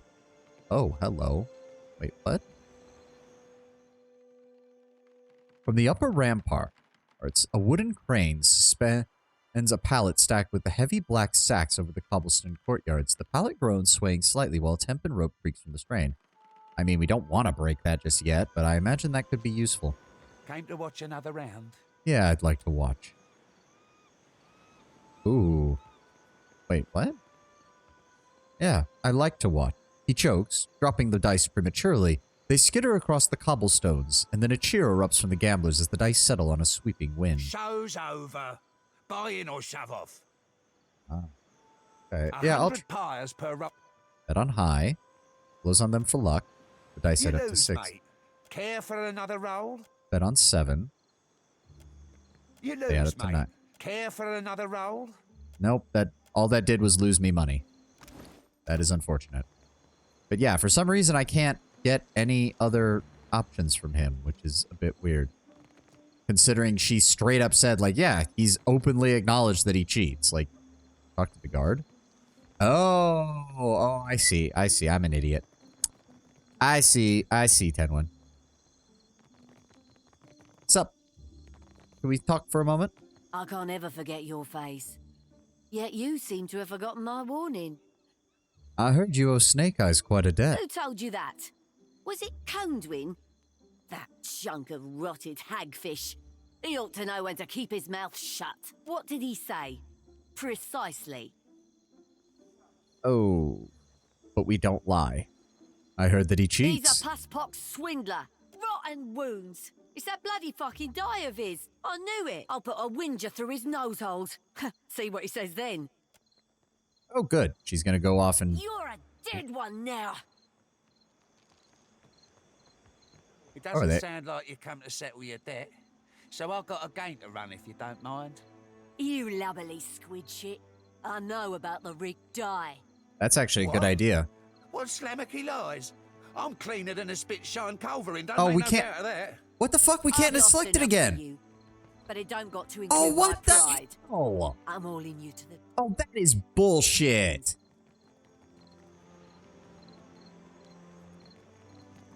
Oh, they're both running on. Okay, well, you just distracted her. Okay, Nice okay. and quiet. We should probably be very careful here because I imagine if there's any more guards, they're not going to be happy with seeing us up here. Take the pistol, kind of. And then cinder bombs, repair supplies, Yabo. Ooh, ooh. I don't like stealth. I don't like stealth. I really fucking don't like stealth. Okay, where's he gonna go from there? Hold on. Seraphin, you have the highest stealth skill. Yes, he has a 9. Need you. Be spying them crates on that there crane, Cap. Then the casks of rum we be after. Yep. Okay, nobody's coming over here, and it is getting to nighttime. Swagged and sparkling, Cap. Oh, thank you for actually being able to get that open. Ooh, God Killer Rum. cask of Godkiller rum is from Captain Aelis's Aeldeal's private stock. Brewed with molasses and horns from a death god-like, this dark rum is both potent and a rare vintage. Okay, that just got disturbing real fast. If you activate, they will run off the check, giving time. Ah. Nope. Don't need to do that. Don't want to kill nobody, neither. Okay, so we can't get up there, and there's nothing up there to begin with. We could go this way. If I could bring the rest of the party over here. Of course. Right. Pirate's moving. Oh, shit. Okay, go. There we go. He's moving again. All right. Sweet. We got everybody past him.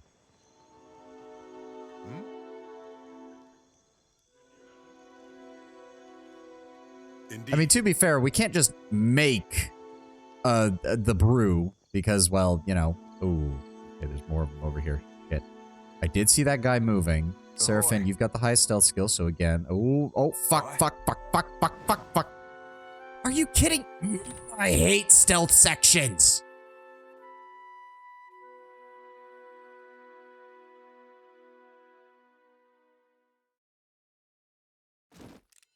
Leave. I hate stealth sections.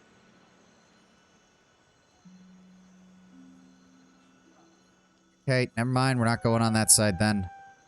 Where's the fucking asshole doing his patrols over here? Come on, where is he? Where is he? What for, Cap? There he is. Wait for him to move. Wait for him to move. Go. Yep, goes over that way. And then we've got time to get the hell out. I hate stealth segments. Fuck them. I hate stealth. Or rather, I should say, I hate stealth in which stealth is not a main mechanic and thus properly supported by the gameplay mechanics. Okay, now I'm going to try to get on this side with the forge. I do want to know what's in there. So we're going to... Come for a drink with us. 20 Pyres says I can drink you under the table. You can pay to try. Drink up, and we'll see who's left standing. Props to the voice. Swilling. First up's a round of Aderan mead. One of the more sober pirates pours 2 pints of the thick, sweet brew. Drink the mead. You knock back the tankard to take a deep swallow. Oh god, I don't know. I don't even remember how high my constitution score is.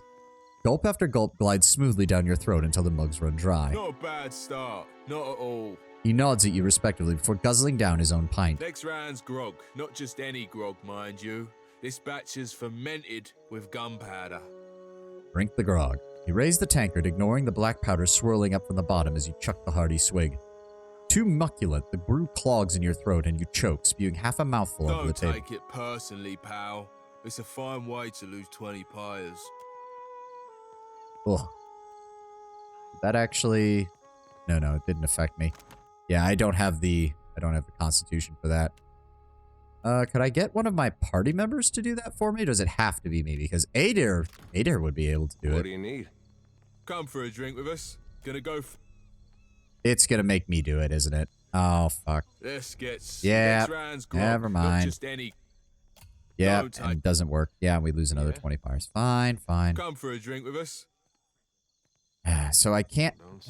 so then I don't have the ability to draw them off. Fucking hell. Alright, fine. Guess we're going for the party route.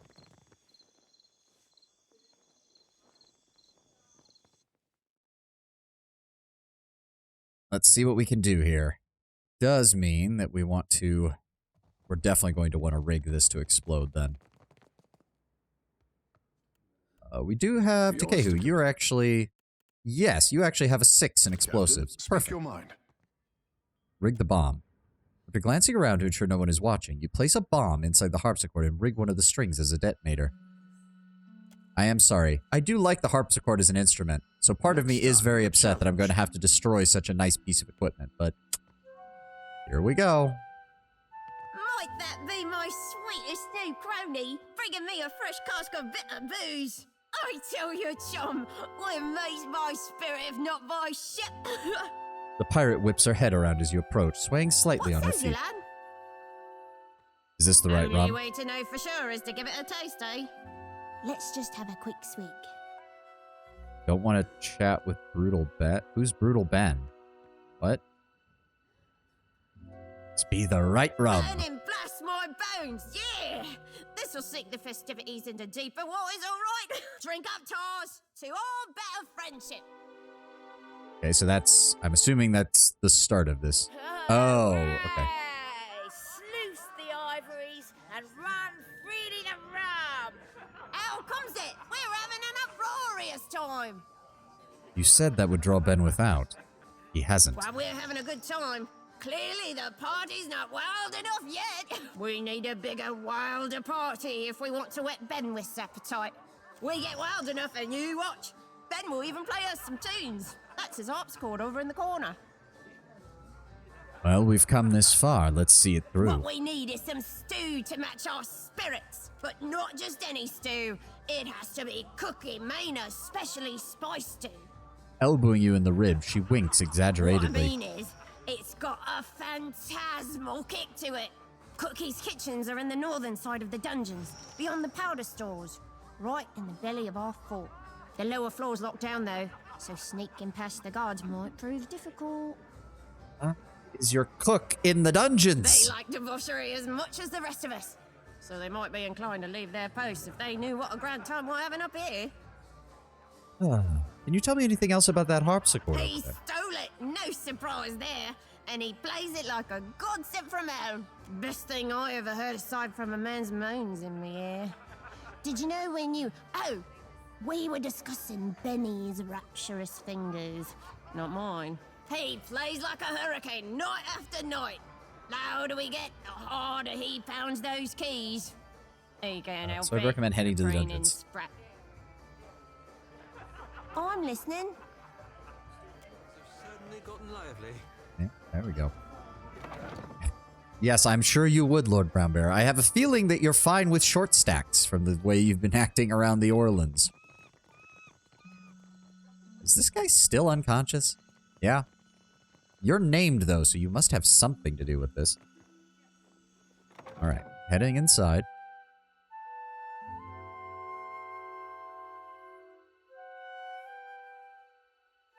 Powder be north of here. The brig be to the south. We'll just go for a bit. No one will notice we're gone. I love how they do that just walking past us. More of the older women. It's just that Tierney didn't have any short stacks. Fair enough. Fair enough. Well, if they're going to abandon all this shit, I'm going to take what I can. Gunpowder. Oh. I can't imagine that those three were all of them. After you leave port, Surf, I will hang around the fort for you to recruit if you want. Oh. Yeah, not all the guards are gone. That's what I figured. If you can. That's what I figured. Oh, please don't have them be on really long patrol routes that are hard to tell where they are. That would be great. Please don't do that to me, game. Repair supplies, which we're already maxed out on. Oh, never gonna say no to money. Oh, wow, this place is big. I'll take care. Oh, hello. Medical supplies and aged shark meat. Ooh, resistance to constitution, dexterity, and might afflictions. Very nice. And that looks like it's a secret passageway. Well, isn't that nice?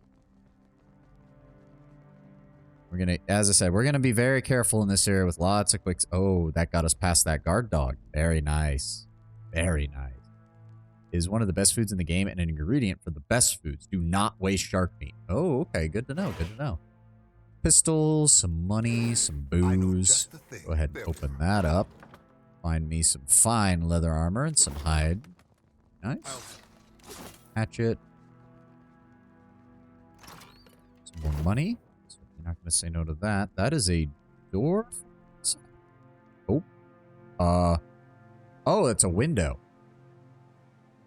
White stone wall stretches into... Why is this register... Oh, this must be one of the other ways inside. Well, we're already inside, so using a grappling hook doesn't make sense. This is where you sneak in if you sneak into the fort during the night. Ah, okay, okay. Let's go ahead and open this.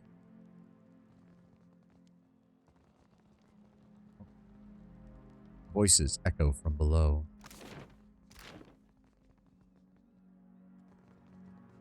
That leads up to the forge. This game has a lot of choices, but sometimes it feels like you never use any of them. Or you only use specific ones. Like, it's very obvious we would have been able to do that had we chosen to take that route. So that leads into there. Oh, I don't want to leave experience points behind.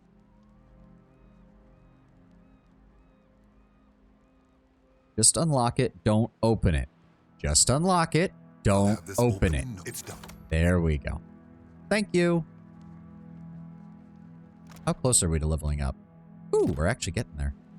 Depends. You can do different ways. So there's roughly 4 ways to do this fort, and all 4 are equal. Yeah. It's just depending on your character style and how you're role-playing. It'll just depend on which ones you end up doing. What's it say? Story. Okay. Gunpowder, storage. This was where the guards came. They came from that direction. Cannon shot we're loaded up on. I know just the thing. There we are. Go. Ooh, a stiletto, an arbalast, storm toxin, potion of minor healing, and a hammer and chisel. I'll take care of this. And water. Gunpowder. Okay, so there's 2 sections that lead to gunpowder, both of these. She said that they were past the gunpowder, if I remember, but I also want to explore down here. And I want to go into the forge, which is over here. Just need to be careful not to run into any guards. Like that. Are you patrolling? You are. The sign reads Brig. Right, split off down here. Shit. Shit. Okay. Cool. Don't move. Don't move.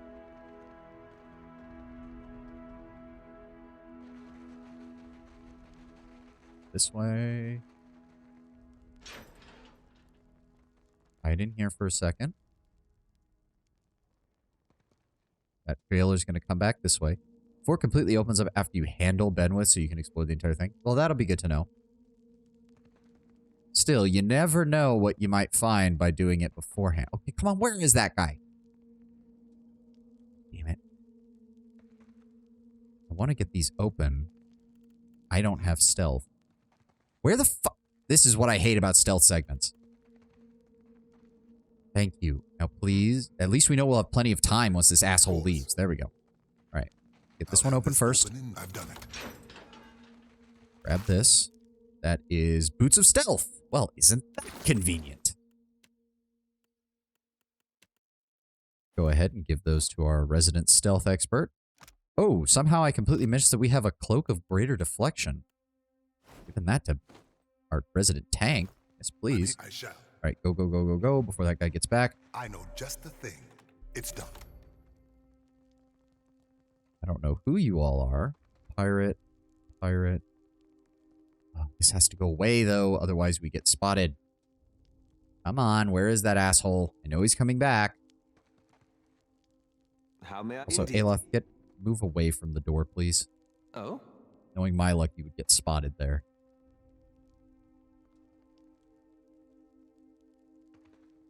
Oh my god, I hate this. There we go.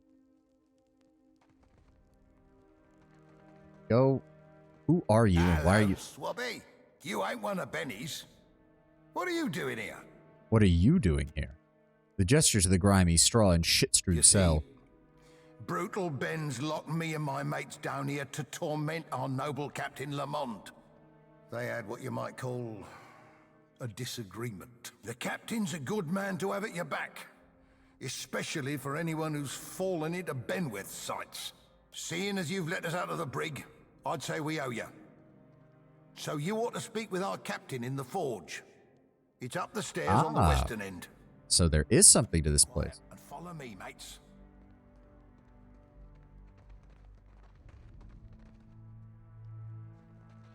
Here. Nope, nothing. All right, take our spot over here then. So yeah, this guy walks back and forth in this corner. So he checks there and then he checks up there. Ahoy. Aye, aye. What for, Cap? Nope. Just on the outer edge of them. Wait for it. All right, go. Oh, fuck. Okay, go, go, go, go. Oh, there's nowhere else to go. There's nowhere else to go. Fall back. Fall back. Oh, that was close. Oh, that was close. All right, go. Go, go, go, go, go, go, go.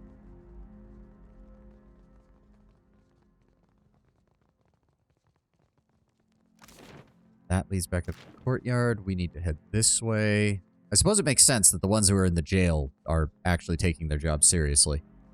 Oh, that's a pirate guard. He didn't see us. We want to head this way. Could head back to the forge. I do. I want to check out the forge first. There was nothing else in our way, though. One of my eyes. Careful, because I do remember there was guard dogs over here. Give it a second. Wait for us to get past. There we go. Quick save. Head up to the forge.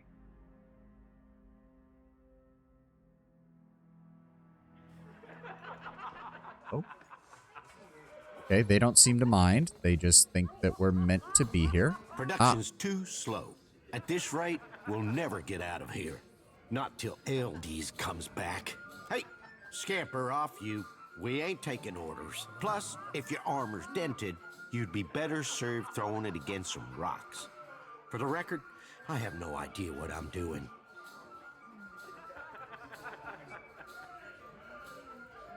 Why are you manning a forge if you're not even trained? Me and Brutal Ben had a bit of a disagreement. He tossed most of my crew into the brig. Myself and my first mate got the mercy of serving an extended stint in this forge. If you were one of us, you'd have heard that by now. Gossip flows like water through these. Tell me then, stranger, who are you? I am Savani, captain of the Defiant. Blast my eyes and burn my fingers. His muscles taut with alerted I know interest. you. Benwith attacked your ship right in the eye of a typhoon. He's been crowing about it enough since. Black Seas. But I hate Benwith. And what's the problem between you two? Me and Benny were real good mates in the Navy. But then he went and got too big for his britches. Playing second fiddle to Aldi's. I might have had too much to drink one night. That might have led to things being said and done I now regret. One of these days, he's gonna rue that brutal streak of his. Which Navy? Judging from the accent, sounds like the Deerwooden Navy. And Benwith actually does both appear and kind of sound like he's from the Deerwood as well. See, I'm afraid if I choose that, he's gonna like, now it's time to go fight Benwith, and it's gonna teleport me there. Not just yet. I've got a proposition to make. He holds up a sooty palm I'll stave. show you the way into Aldi's quarters, where you're sure to find our brutal band. This way. They're on the highest floor of the fort. I mean, that is one way, but we're definitely doing the party. I like that. Does it anyway. Yep. Door's Yeah. open, but there's something you ought to consider before you go. Sure, you could traipse right up there into Aldi's quarters to gut Benwith, but he'll be heavily guarded. Meanwhile, me and my crew will be stealing Ben's ship, the Drake, and in doing it, we're gonna bait him into storming outside all alone. Let's discuss this another Not time. sure we can wait around, but if you come back quick enough. It's fine. Just don't fuck this up for me, dude. I'm also gonna take whatever I want from here because why wouldn't I? Hey, fruit. I'll have this open and I've done it. And then we've got Prideaux. Yep. Here's the one that saved our skins. Door is barred from the other side. That leads back outside. And that leads to the balcony, but I'm willing to wait on that one because I don't... Yeah, go back down to the dungeons. Let's get focused on getting that party going. I want Benwith to explode.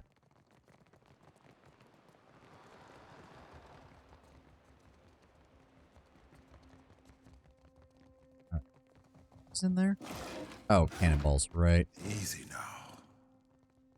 I know Head just unlock there. this. I'll take care of this. Ooh, yeah. Oh, I literally... Okay, that was... Oh, I see. So they can fire through the... Oh, okay. Wait a second. Does that mean that if I shoot the barrels, it'll kill both of them and all three of them, and then I don't have to worry about that? Or will that cause everyone to know that I'm here? I think that would cause everyone to know that Cookie. Okay. That will call... Yeah, I figured as much. It is an explosion. Do I hear a mouse scritching, scratching? No. Not a mouse.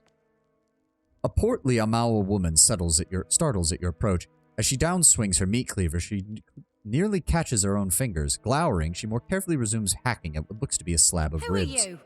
And what are you doing here? Only Benwith's crew has access to my kitchens.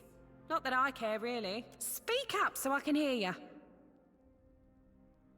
I need a hogshead of stew. It's about time they sent someone for it. It only keeps for a fortnight. Let me add the special ingredient. The cook sifts a dark powder into the soup, stirring it quickly before she dumps the cauldron into a waiting cask. She gives you a wink before rolling the barrel over. You really don't care that I'm down here. I want to tattle on you. What do I care if you're looking to hang yourself? Special stew. Lumpy stew is cooked with mushrooms and spices. It smells delicious, like moonlight and copper pyres and staring into the endless depths of a magma dragon's eye. Ooh. Yeah, most likely. Enough where you ain't supposed to, Benwith will catch ya. Carve you into chunks for my stew. He better not. I don't have a very good inkling towards people who commit cannibalism. Just saying. I would highly recommend that you not do that.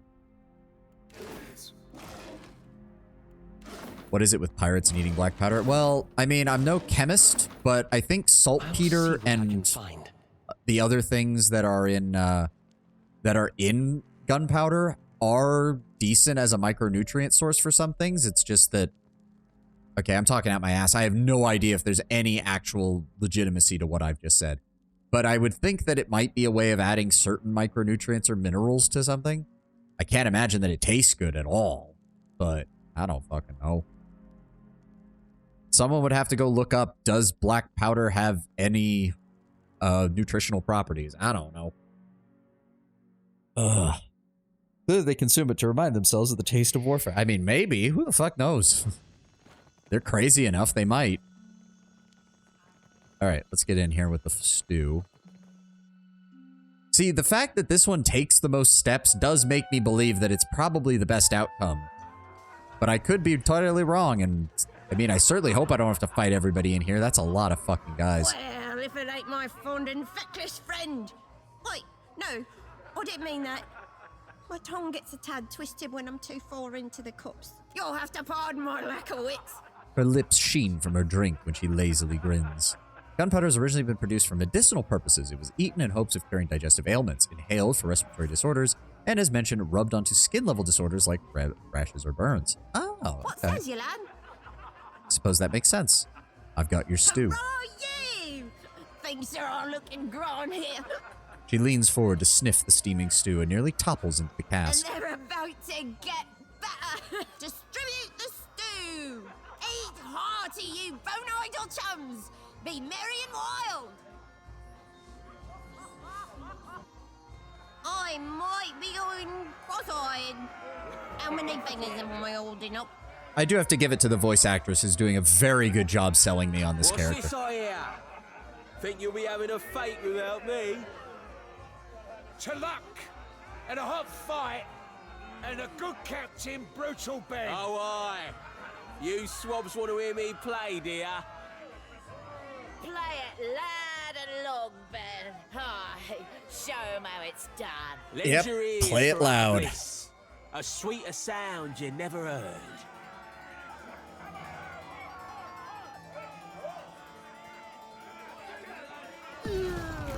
Waters. Is he? He's toast. A toast to Brutal Ben and his What a blasted day, head. Best tell the crew.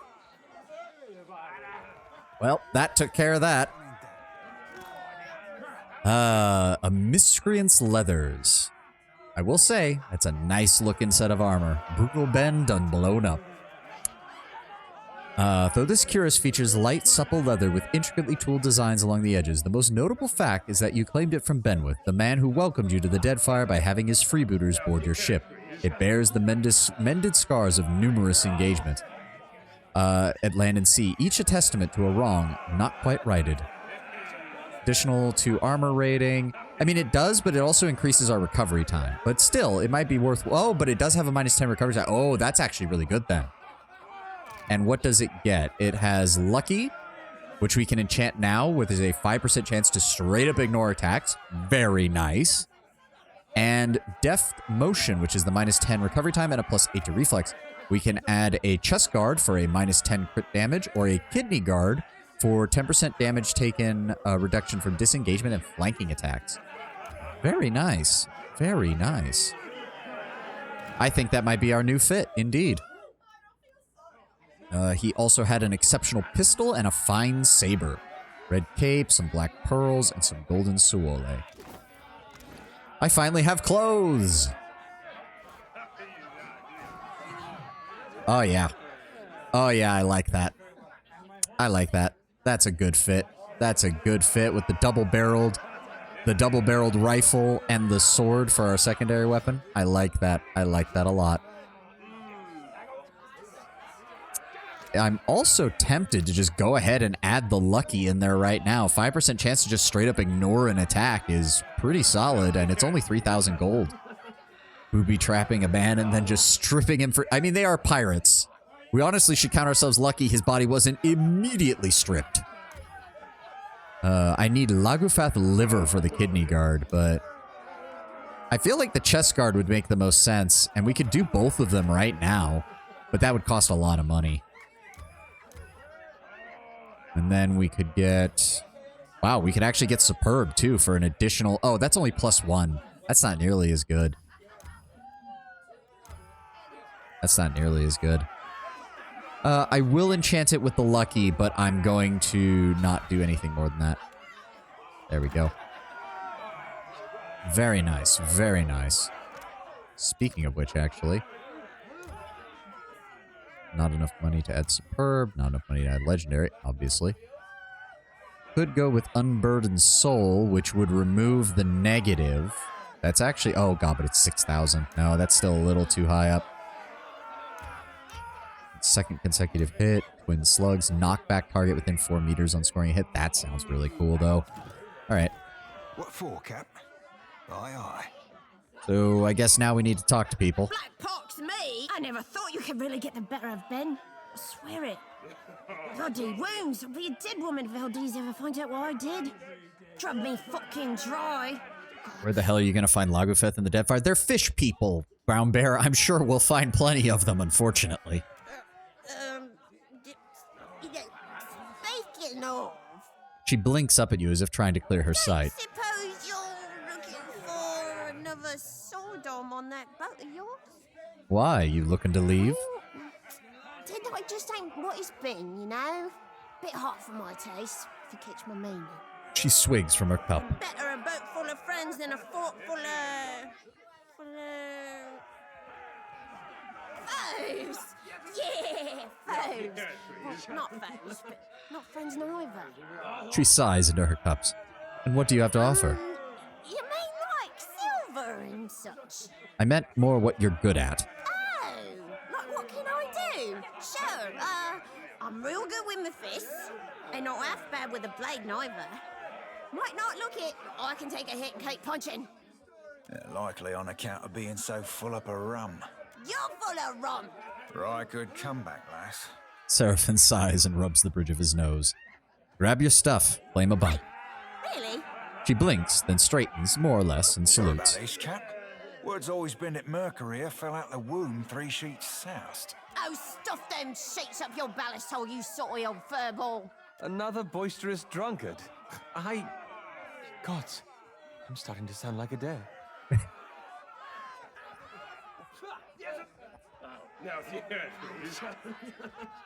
It's okay, Ayla. It's okay. I knew we would be rubbing off of you a bit, but yeah. Added with a free DLC, she's a sidekick with 100%. The sidekick with least relevance. Ah. Oi, oi, Captain. See you aboard. That's fine. I'm fine with recruiting her. She did say that she's a brawler, so we'll grab Monk Fighter for her. And she can head back to the boat. We don't need her on us right now. Was there something else you wanted? Oh, I thought somebody was going to say something about the fact that we just blew fucking Benwith up and then stripped his corpse. I can't imagine that his crew's very happy right now. That leads to command. Outside, a cold and unforgiving sea crashes against the rocky shore. That leads to the kitchen. Now what have we got here? Oh. I do believe I recognize these goddamn chests. The fort should mostly be free to explore now. Oh, okay. By Andra's salty bosom. Romaro hauled this chest from one end of the Deadfire to the other.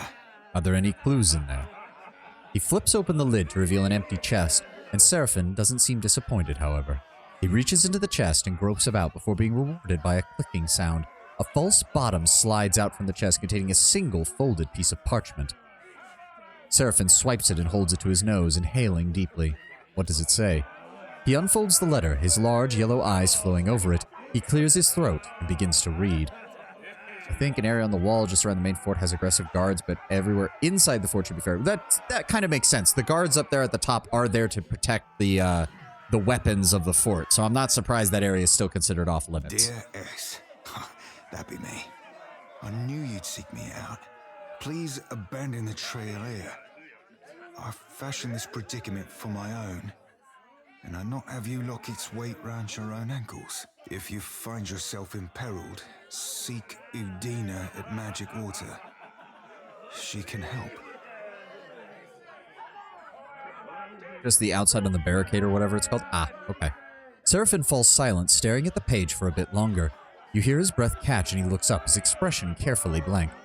Who's this Udina? I don't know Udina from Ward Mage, but Magic Waters, I know like my own fucking name. When I were a wee lad fresh on the Sorcerer, Romaro would treat me to the luminous bathhouse at Nekitaka.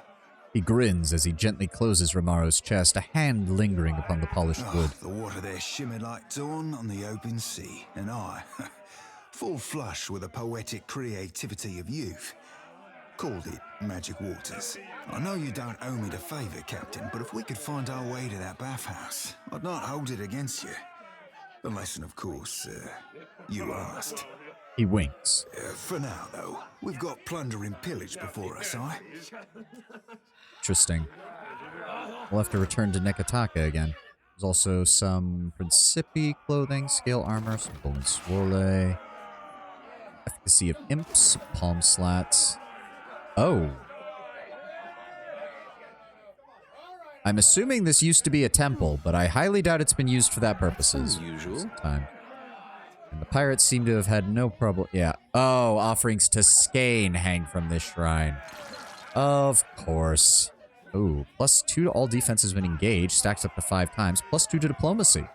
Valiant diplomats often wear signet rings as symbols of their office. The swift, cutthroat nature of their politics requires maintaining reliable channels of communication between government, guild, and powerful patrons.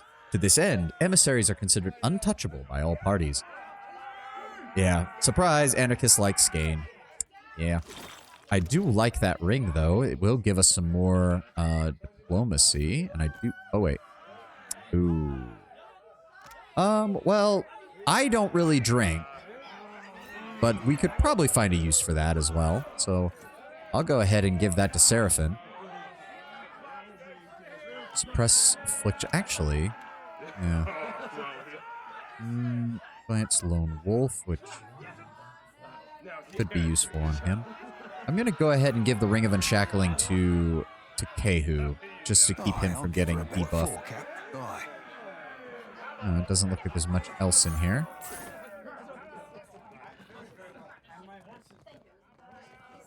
So that leads to the kitchen. We know where that goes.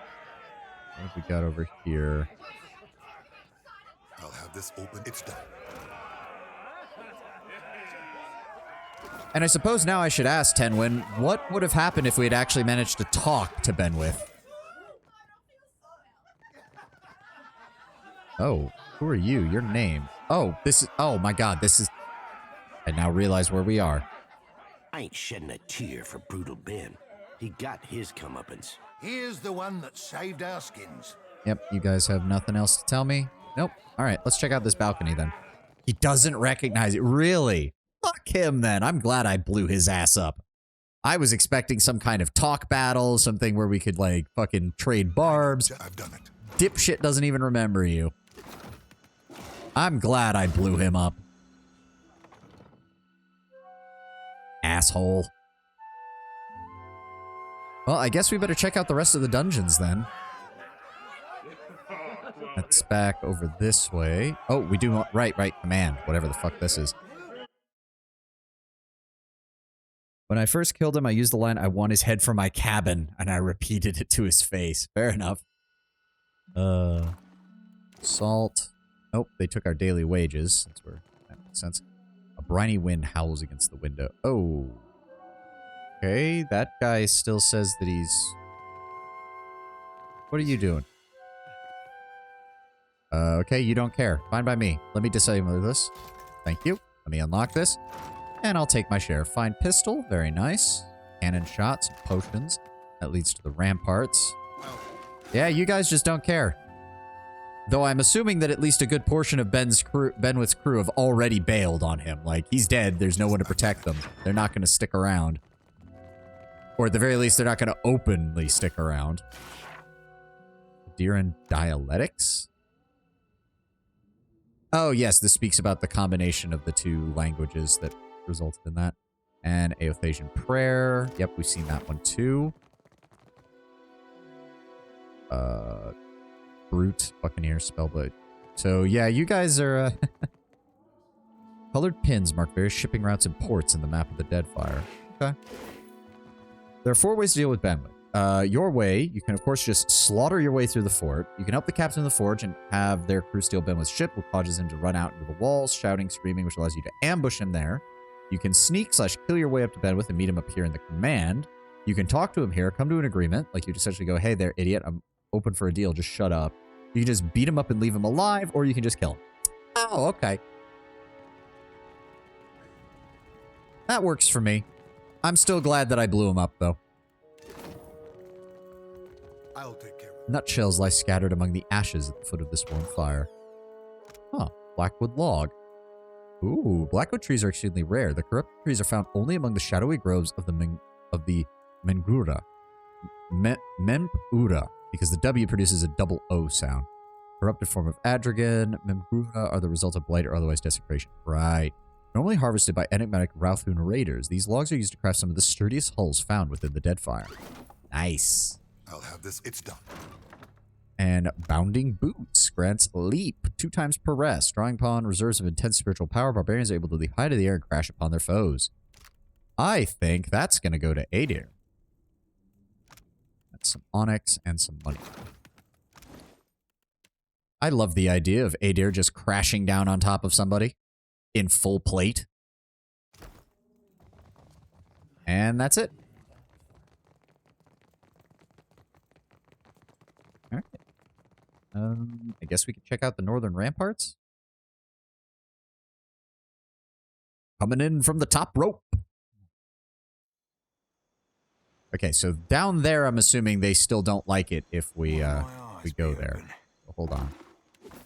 Take the rum. Let me see what the rest of this looks like.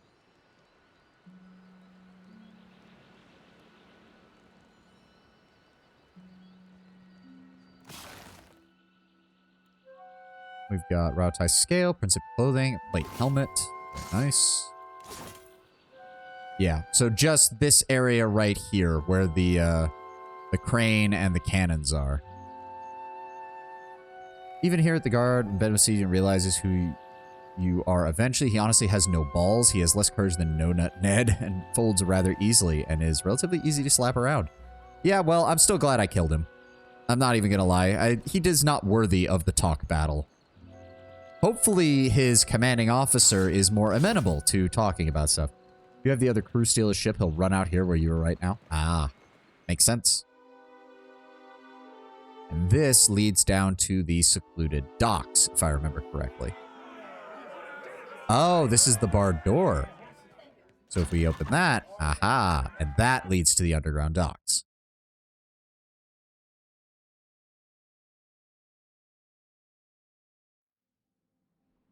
There's a lot of explosives around here. I am very worried about that. Yep.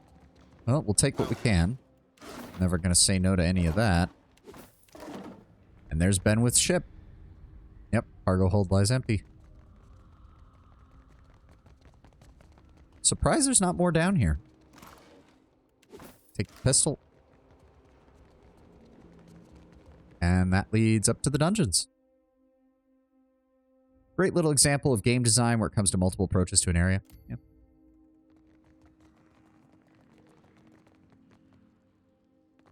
Go to cook a big feast for Ben's farewell. Out with you. Do you guys care? Won't be happy when she hears about Ben. Yeah, I'm sure she won't. Yeah, no, you don't care. All right, I'm just gonna take this shit then. Ooh, a fine arquebus. Very nice. We'll give that to Maya.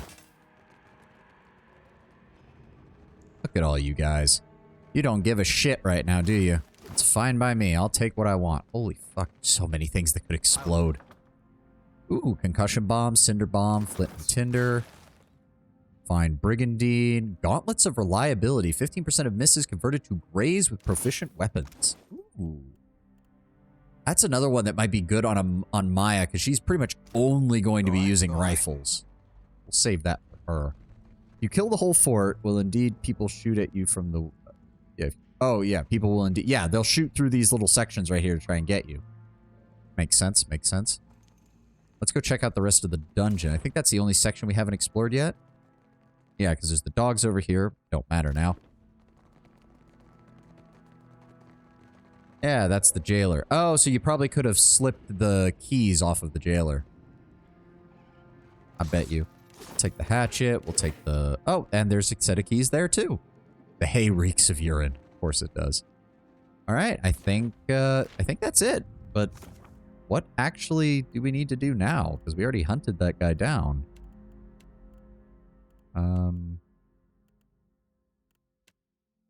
Yeah, no, that's the end of the quest. Interesting. Huh. Yeah, usually when I see or hear people playing this area, they always really enjoy it. No, I liked it. I did. I think it went off really well. I don't know how it's going to play into the rest of the story now that we've just blown Benwith the fuck up. Yeah, his more loyal crew are all gone, so they bailed. Which is... Oh. What's that belly thing is? Hello, Turquoise and Jade. Thank you very much. Ooh, Valian plate armor. It's not enchanted or anything, but still. And that appears to be it. Mention that he's in Dunnage if you want to talk to him. Right. Oh, pardon me. Right. Oh, and I guess we can... Is it true? Did Ben die choking on his own blood? Well, I don't know. Do you want to be let free, my dude? Spit on me? And not that I ain't grateful, but if Ben's crew spots me about, they'll be taking more than my pride next. Benwith won't be troubling you anytime soon. Blind me. Someone got the best of brutal Benny. Come drink with me at the court sometime. You'd best believe I'll be celebrating this blessing from the gods. Well, to be fair, the harpsichord exploded, so it's very likely, Tenwin, that a large amount of wooden and ivory shrapnel found its way into Benny's body before he died. So he could have. Love the setting. The Renaissance feel was such a rare... Yeah, that pre-modern Renaissance gunpowder and plate armor, age of exploration kind of feel. Is she actually in here? Because she said said to go to the court. Pirate. Siri the Siren. Nope. Looks like she's not here. Oh. Did I miss... I did. I missed that there was a room back here.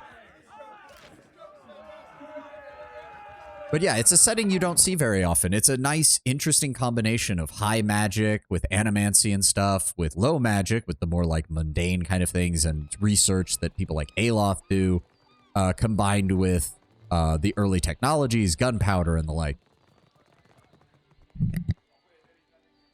Sorry, had to mute because I had to sneeze really badly. It's too quiet around here without Ben's parties. Don't think I like it. And the piracy. Yeah, well, to be fair, that's specific to the Deadfire for the most part, from the looks of it. Still pretty good, though. Ugh. Oh, okay. Looks like, yeah, she ran that guy out. All right. Yeah, that's taken care of. Like, again, if we can support the more old school Principi, that's not the worst idea. Where even is Dunnage? Ah, it's to the north of here. Well, I want to keep exploring this corner of the map right now. I think that's fair. We still got plenty of supplies. In fact, now that I think about it, We should probably... We can add the lager in here, as well as the grog. Put some more fruit into our stocks. Add the hardtack. Oh, whatever. We'll keep the coconut for personal use, because +2 to dexterity is actually quite good. I don't plan on using that anytime soon, so we'll include that in our ration quantity. As well as the rum. Pajole nuts. They're a crew +0, but they can add in and help feed us. Same thing with the hagfish. It's only a +1 to that.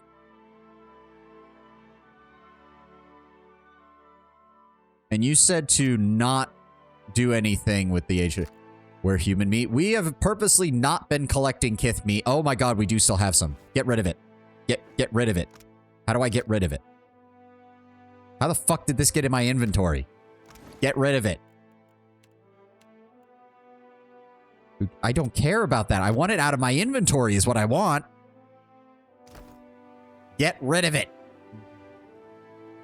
Also, that's a ruined tower and a fairly large... well, we're not landing on that island yet. Nope. Oh, what is... Oh, that's a storm. Okay.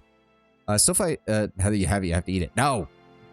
You can only sell it. Well, we're getting rid of it. I still find it so confusing when I see people complain about Deadfire's setting. People say they prefer the more standard fantasy, which the first game never was. I mean, it was certainly a bit closer. I think people weren't quite catching... Ooh. Oh, that's a galleon of slavers. Okay, we need to be careful around here then. But I think it was easier to ignore the less fantastical elements in that. Whereas in this one, they're kind of staring you right in the face. And they're kind of forcing you to be like, yeah, this is not your typical fantasy setting. Ooh. Oh, there's a lot of shit on this island. A Valian mill. Such sites are convenient meeting places for merchants. Oh, they sell lager and hardtack, but not much of it. Which we don't... Well, the lager wouldn't be that bad. And I suppose we could sell off some of our extra shit right now. Hold on. Let's go through this. We'll keep the arquebuses in case we need them. We'll sell off the rest of these. Until I get everybody upgraded to some fine level of equipment for pistols and whatnot, I'll hold on to these in case we need to give anybody some backup weapons. Keep the vestments of gown. The plate armor is probably not as good as what we can get for Pelagina later and what we have right now. Don't need any of these. I'll keep the Principi clothing. It also looks nice. Oh, Fine Finder standard seem quite boring these days. I wish this vision that you collaborate with talented people, you carefully craft was more generic. Sell the meat. Yes, we will. We will. Keep it for hard time. No, we don't, Sint. No, we don't. We do not. Sell off the traps. Where the fuck is that? Get rid of it. We can sell off the books. Missives of the Hand. Oh, right. That's the book on whale. Keep triumphs, obviously. Don't need to sell any of those. We can sell off the old cannons. We don't need those either. There we go. That gets us a nice set of money. Nice set of money. In fact, we'll go ahead and just buy their supply of liquor. Sounds good to me. Drop that off there. There we go. Everybody feels better about that one. So what else is on here? There's something up here. Hello? Hello? Please. There we go. Oh, hardtack. That doesn't fucking matter. Fresh fruit. Always nice. Valiant settlers brought their burial traditions with them to the Deadfire, which include orderly graveyards like these. The tomb rises from the oak before its stone exterior is well wrought and decorated with reliefs of Tangaloa and Ngati. It likely houses the body of someone important to the local tribe. Search the location. You find a yellowed scroll. Nice. Keep searching. Keep searching. A hunting bow. Nice. Keep searching. Scroll of minor healing. Keep searching. And a saber. And that's it. Hey. One of these days, we're going to investigate one of those things and, like, a fucking super powerful undead is going to come out, and I'm going to be very upset. Ooh, the remnants of a tower lie strewn upon the ground before you. The stone structure seems to have tumbled over during an earthquake, and the tower appears abandoned. Not even a corpse remains. Found 3 potions of spirit shield. a rope and grappling hook, 3 ratiti root, which is ingredients, 3 potions of the attuned self. Nice. And there's nothing left.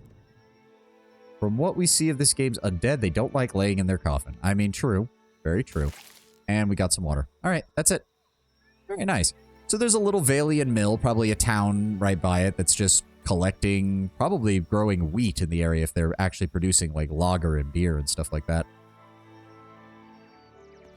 Given a choice, who would? Indeed. Let's get...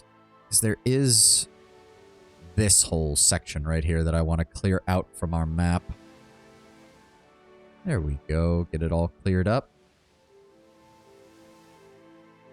Yep, drinking lager and eating rice. Very nice. That gets that cleared up. I want to keep exploring to the south for a little bit further. I want to kind of clear up this corner of the map. I think that's fair. Angati Islands. Ooh. What is over here? What have you got here for me? A solitary rice farm. It looks bountiful enough to offer trade. Yep, they've got tar loaves, rice wine. I do want to grab some of those tar loaves. Those are actually really good value for their food, I think. At least compared to, like, rice. We'll go ahead and grab some of those. I'm fine with that. I don't think we had... we did just sell everything, so we shouldn't have anything else, really. Oh, we found the... right. We did find those we don't need. I'm kind of tempted to sell these. Plus 15 max health for an amulet slot is just not fucking worth it. I'd rather have money.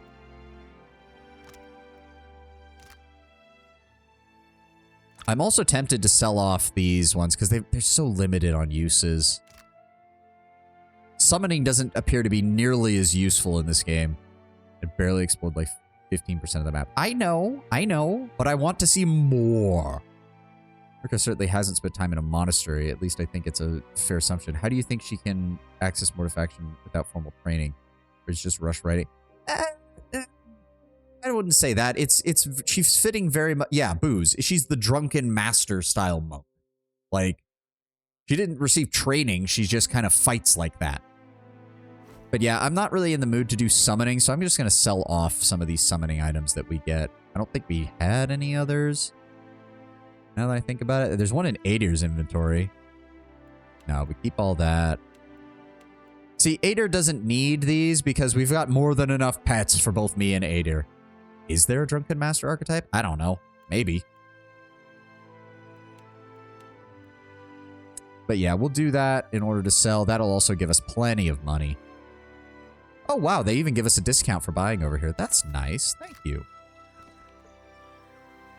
We'll grab the fresh fruit. And we can't get to that side of the island because of the volcano. There we go. And there's some supplies out here in the water.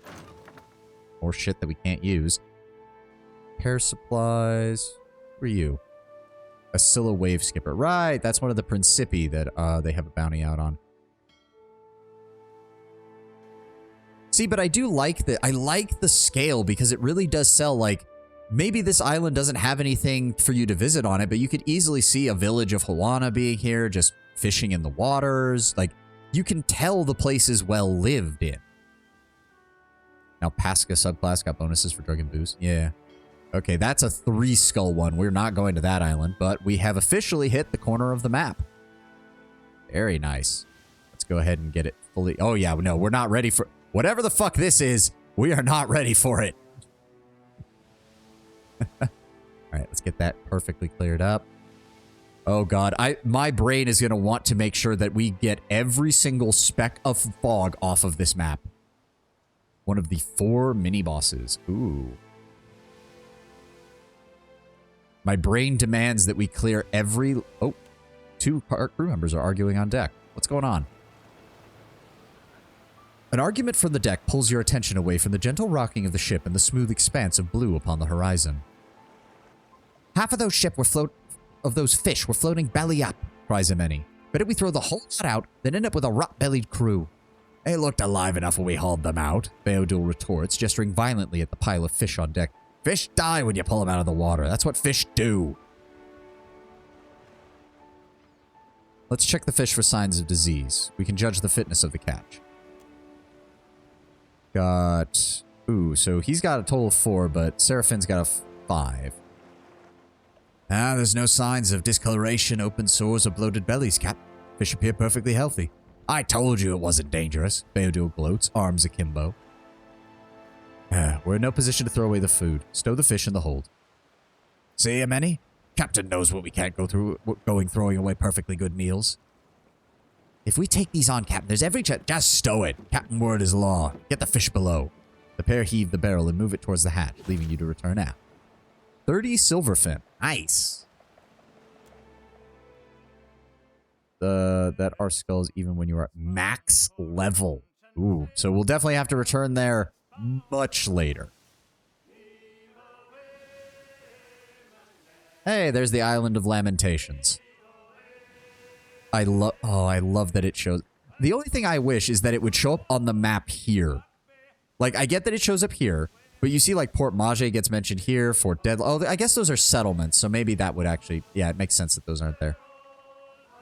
Never mind.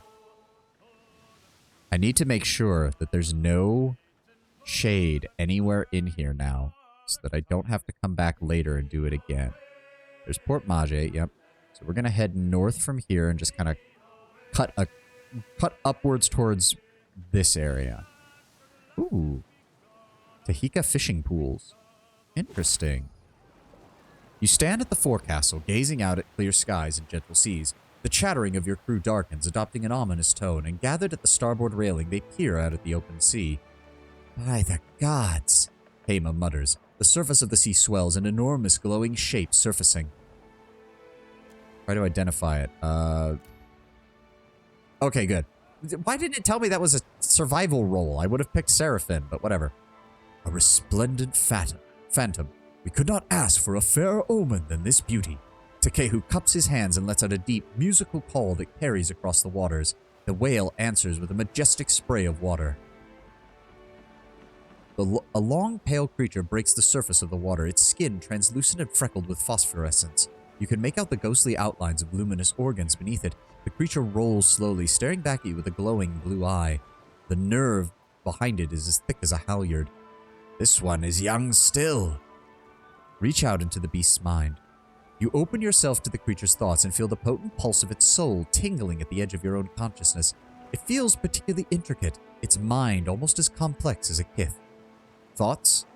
Hema leans over the railing. Plenty of meat of a beast. Prize like that could feed us for days, with the captain's permission. Others murmur assent.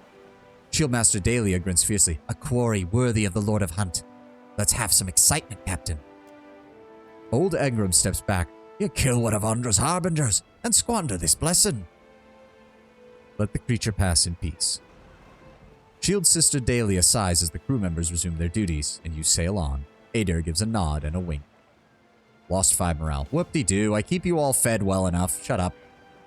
The magnificent creature continues alongside your ship for several hours, a low, mournful music rising above the light percussion of the waves, and a gentle peace envelops the crew. When night falls, the beast is beside you still, a comforting light in the darkness. By morning, it is gone, but the sense of calm it brought remains. Nice, we gained experience, gained ranks, yep. And you all wanted me to kill it. Assholes. There we go. Ooh. Oh. There's a whole village on that one. Give me... There we go. Oh, it's more shit that I can't use anyways. Oh, that's cool. I'm assuming that, yeah, it's just... Oh, they have linked... I guess they have linked inventories. Because they're both rice farms. Okay. Works for me. Fine by me. I mean, I'm fine with that. Alright, we're gonna clear out this area around here. Ooh. That is a reef. Ooh. What's got here? Oh my god, it's more shit that I've already bought. Ooh. What is going on here? A Teotara marvel. The sea here is vast and as smooth as cyan glass. Jumping up and down, little Luca shouts and points to a port at the pale pillar of luminous Adra rising from beneath the surface of the water. Beodul steers the ship closer.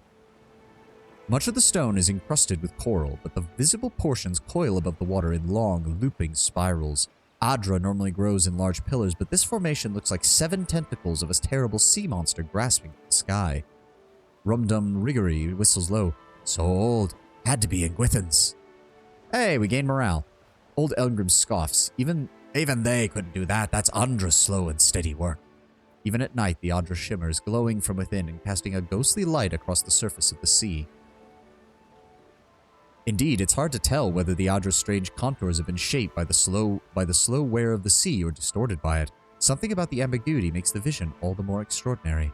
The rest of the crew chimes in, debating the wonder's meaning and origin in low, awed voices.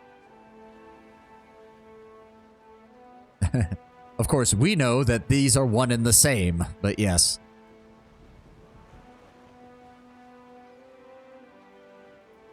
There is no way to know where it came from, so enjoy it, for whatever it is. Riggery nods, while old Engram murmurs a silent prayer. The remainder of the crew nod and return to their duties. Beodul sails past the Adra, maintaining a safe distance, while little Luca and Eld Engram move to the aft castle, eyes still locked upon the Teotara marvel until it disappears below the horizon. Sweet.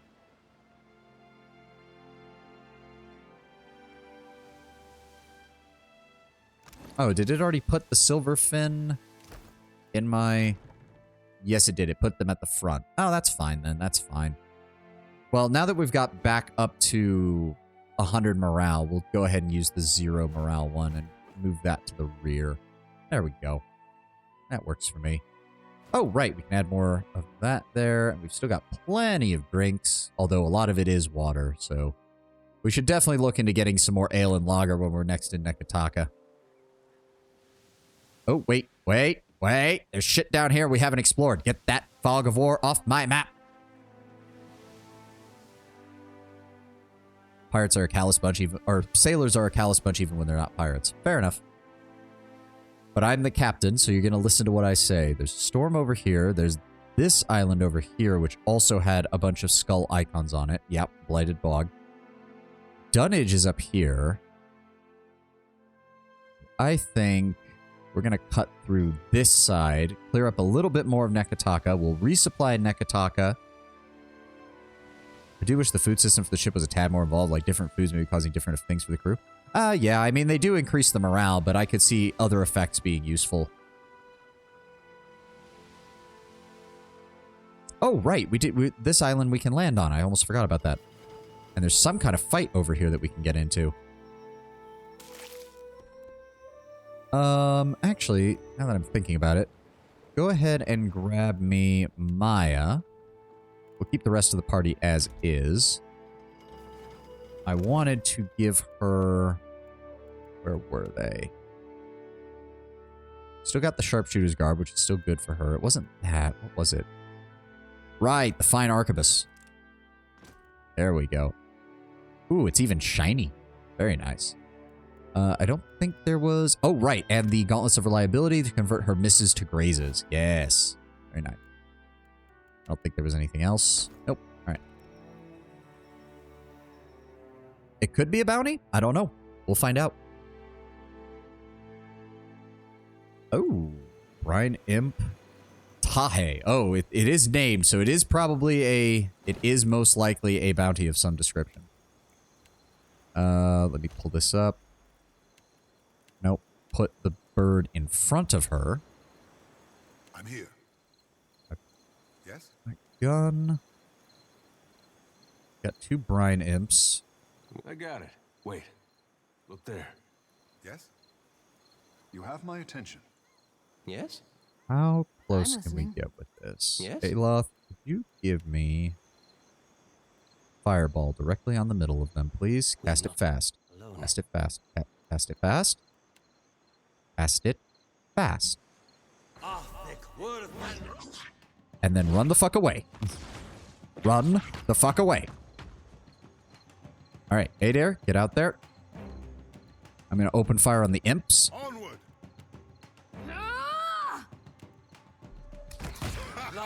Bang. Very nice. I'm going Switch to our blade. We're gonna paralyze him. There we go. Dive in. I cannot whack him any harder. And then we're going to decrease his defenses.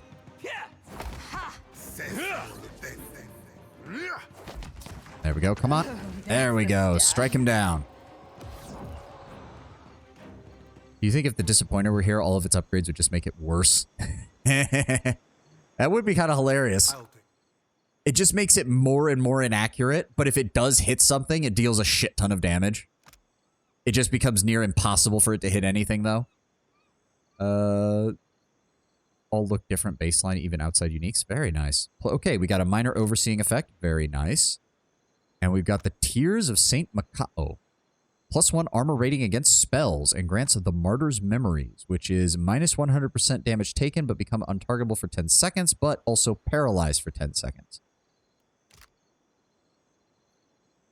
Small vial class at the end of this necklace is purported to contain the tears shed by the martyr Saint Macao at the moment of his death.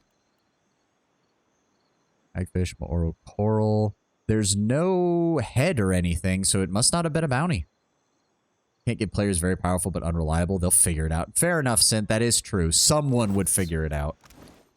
Gown's Pledge is nice and all, but it's not that great as far as heals go. I would actually really like to get the Overseeing effect. So I don't think I have anything that affects that just yet. No, I do not. So I want the Overseeing effect. I'll go ahead and give the healing ability to Kehu. He can use Gown's Pledge for right now. That gives us some additional stuff there. +1 armor rating versus spells. Oh, but it's a neck item is the problem. +1 perception. Good for when he's near death. For right now, we'll just hold on to that. Does it bring out the color of my eyes? All right. Why is the bird still in stealth? All right. Anything else around here? Doesn't look like it. Just a troll and a pair of imps. That's it. Works for me. Aloth needs rest. Aloth can shut up. We've been doing fine. Oh, important missive. Dearest Watcher, I find myself in need of someone with your particular brand of talents. As our last business transaction went so grandly, I appreciate the opportunity to hire you again. If you are interested, please convene with me in Dunwich. To our fortunate proceedings, Captain Ferrante. Interesting. Nothing else we can do on this island. The Disappointer should give you bonuses each time it misses, but you have to switch to another weapon to get the most out of it. That would be kind of cool. Or you'd have to pair it with a weapon. Actually, that would kind of fit with the pirate theme. You'd have to have a melee... Oh, that could be it. The Disappointer has a lot of problems, but every time it misses, it gives you a stacking bonus, so the next time you attack with a melee weapon, it does a bunch of extra damage or special effects or something.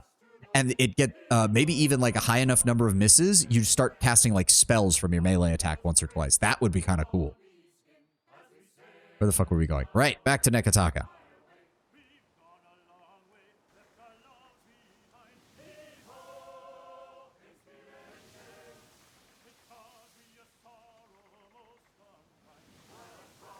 What else is out here? Ooh. Rock Stomper. That was the guy who tried to kill us. That is him. Yeah, that was the name of the dwarf captain who was coming after. The Goat's Horn is his galleon. Yeah, okay, well, let's stay away from him. Just creates a huge smoke screen. Something like that. Yeah, I could see that being pretty cool. All right. Let's land. What was I doing here? Right. Fucking...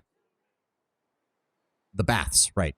This side could hit the side of his mother's arse. I'm going to run it. Fireball cast on melee's hit. Oh, right. We need to... Hold on.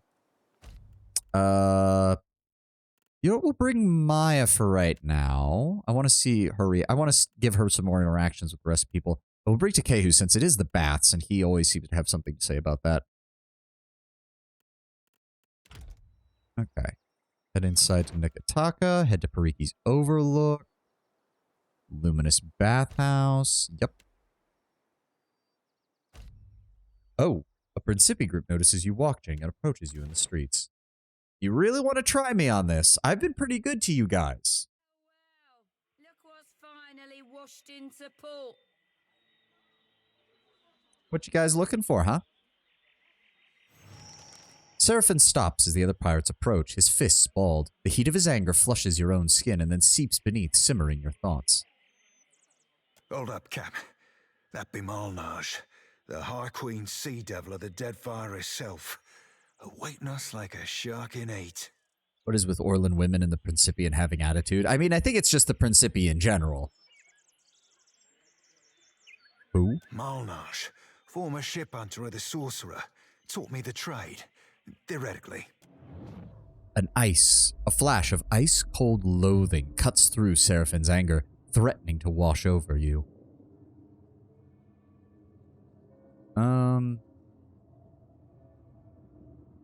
I feel like doing this opens me up to some things, but honestly, most Orlans seem to be very aggressive. Could be a genetic thing, sort of like how small dogs are extra aggressive to scare off larger threats. Or like honey badgers. Yeah, that might be the honey badgers might be a slightly more fitting analogy than small yappy dogs, Tenwin. Yeah, Wolverine. There's a good one too. Let the visions come. Aching shoulders, aching wrists, aching ankles, bound and gagged, filthy rag in your mouth, soaked through and briny, every breath like drowning, hanging from the bowsprit, the rise and fall of swell, sea spray and chilling shock. Malnage shouting from the bulwark. Ignore it, she says. Ignore it and focus, you useless sack of spider shit. Reality rushes back in an approaching wave. Orlans have hostility in their nature right to your face. Oof. To be fair, the Crucible Knights were pretty much founded to help settlers fight against the Orlans, so I'm not surprised their order in particular probably has issues with them. I've heard a mess and a half about you. Mostly good. Though I see your taste in company could use some refining. The Orlan gestures to Seraphin with a smirk. Typical Malnage. Can't match my skill, so you try to spew shit. Boy, when you're as old as me, your skill will still be naught more than the untrained fumbling of an Adeiran maid to the refined workings of my mind. The sailors backing her chuckle. Anything stopping you from gutting her right there? I mean, we still want a decent relationship with the Principi for right now. I guess it just depends on how she feels about the issue. As his captain right now, when you insult Seraphin, you insult me. Apologies, Captain. Didn't realize you'd married your honor to this scallywags. You boy him, believe you me. I've heard about your run-ins with Captains Benweth and Ferrante. Meeting the old Principe seems like. Almost makes a girl green. The envy of missing the party. She grins. Her mouth is filled with sharp, yellow teeth. I'm tracking a man by the name of Rimaro. Traitor to the cause. Romaro ain't no traitor, you mind-blind sack of squid squirts. Seraphin growls, fists tightening and fur bristling. You feel the anger coiling around him and spilling outward, your vision beginning to swim. A sharp strike against your cheek, your head hits the wood hard. The wet of something rolling down the back of your scalp, clumping in the fur, a Malnage standing over you, fists balled. A flash like thunder and copper in the mouth. Then an old man, eyes equal parts kindness and rage, hauling her back, shouting her down, turning to you, leaning in, the rage fleeing. The anger slides past, and your vision resolves back to Nekataka Street. Captain, there'll be a bounty of some 4,000 pounds on Rimaro, quick or dead. I'd be willing to cut you 1/10 of that, here and now, if you give me any knowledge you might have stumbled across on your travels. Malnage, kindly fuck off. Malnage blinks, and Seraphin chuckles quietly. The pirate's lips twist into a smirk, but her eyes narrow. Careful, Watcher. You don't want to go making yourself an enemy of the Principe Sen Patrena. Anyone aids our enemies shares their fate, you know? I'm really giving you Principi guys the benefit of the doubt, but if you keep pushing me on this, I am going to kill all of you. And I am not going to bat an eye when you finally push me over that mark. That's the thing. I'm a good watcher, a nice watcher, but I have a line. And when you cross that line, I'm going to show you exactly what happens when you mess with a guy who killed Theos Ixarkanon. Fare thee well, Captain. See you around, Seraphin. She turns on her heels and leads her crew away.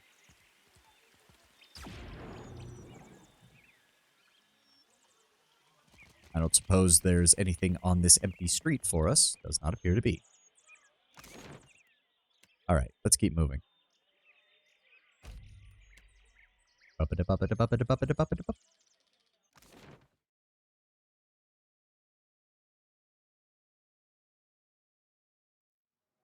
3 dragons, a kraken, and an archmage. Yep. You got anything for me, Gator? My friend, you return. If you require anything at all, you need only ask. No, nothing I really need. The Taru Warriors. Bathhouse Steward. Amrio. That guy can go fuck himself. Would you care to enjoy the bath's offerings? Maybe not. Oh! Right, the old elf! She was named Udine. Why was she here? She was a... Right, she was a former Adiran soldier, wasn't she? Unless there's anything you need, please, let me to mine water. Your name was Udine, right? We've heard that you may know where to find Ramar... Yeah, Broken Stone War veteran. Right, she's old. Oh, you poxy old salt. Spill what you know before we spill your Seraphim, guts. take it down a notch. Okay? Bring it back like 2 notches, and we'll be good. All right? Calm the fuck down. Seraphim. She smiles, an expression both sad and kind. Romaro described you pointedly. He told me that you would come were you in danger. Danger? Nay, not I. I do seek him, though, and I feel that he needs me. Feel it in the deep depths of my furry fun sack. If you care for him, Furry fun you'll be sack. telling me God what you damn know. it. He bade me not tell anybody of his plans, ye included. He's left this area, afeard of the danger he fashes on those near to him. She sighs, a long, pained sound accompanied by a wince.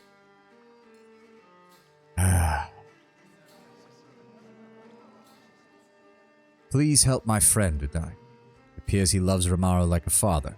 It would mean greatly if you could assist in this matter. He's the nearest thing I got to kin. Why didn't he trust me? Seraphin's head droops. To be fair, given what Malwyn said, it's very possible he actually did betray the Principi, and he knows that you're loyal to them. He did trust you. He trusted you wholly.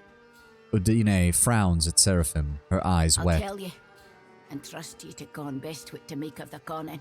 Romaro treated me as galleon for mine clipper. A stuggy trade, surely, but he insisted that he needed the speed. Wait, you're telling me you have an entire galleon? I can't tell you what he intends, but he set sail for Sayuka, intending to replenish there.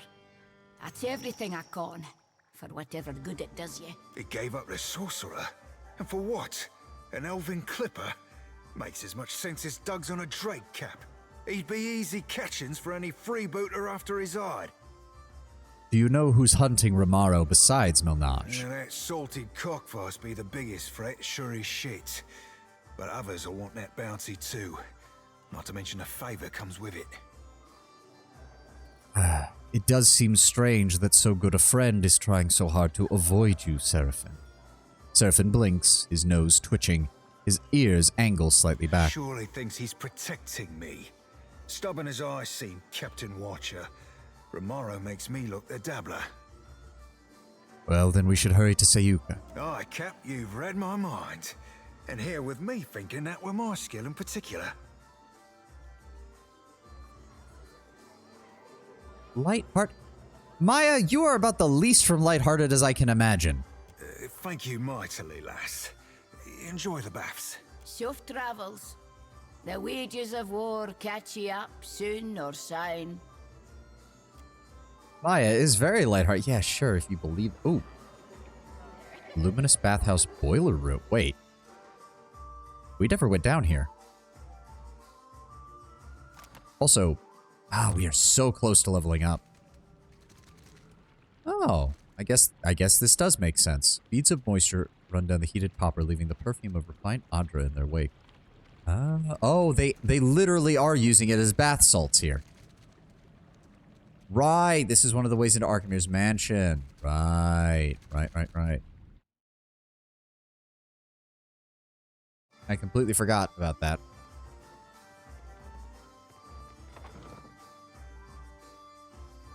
I don't suppose we could find some place to give me like 200 more experience so we could be leveled up. That would be nice.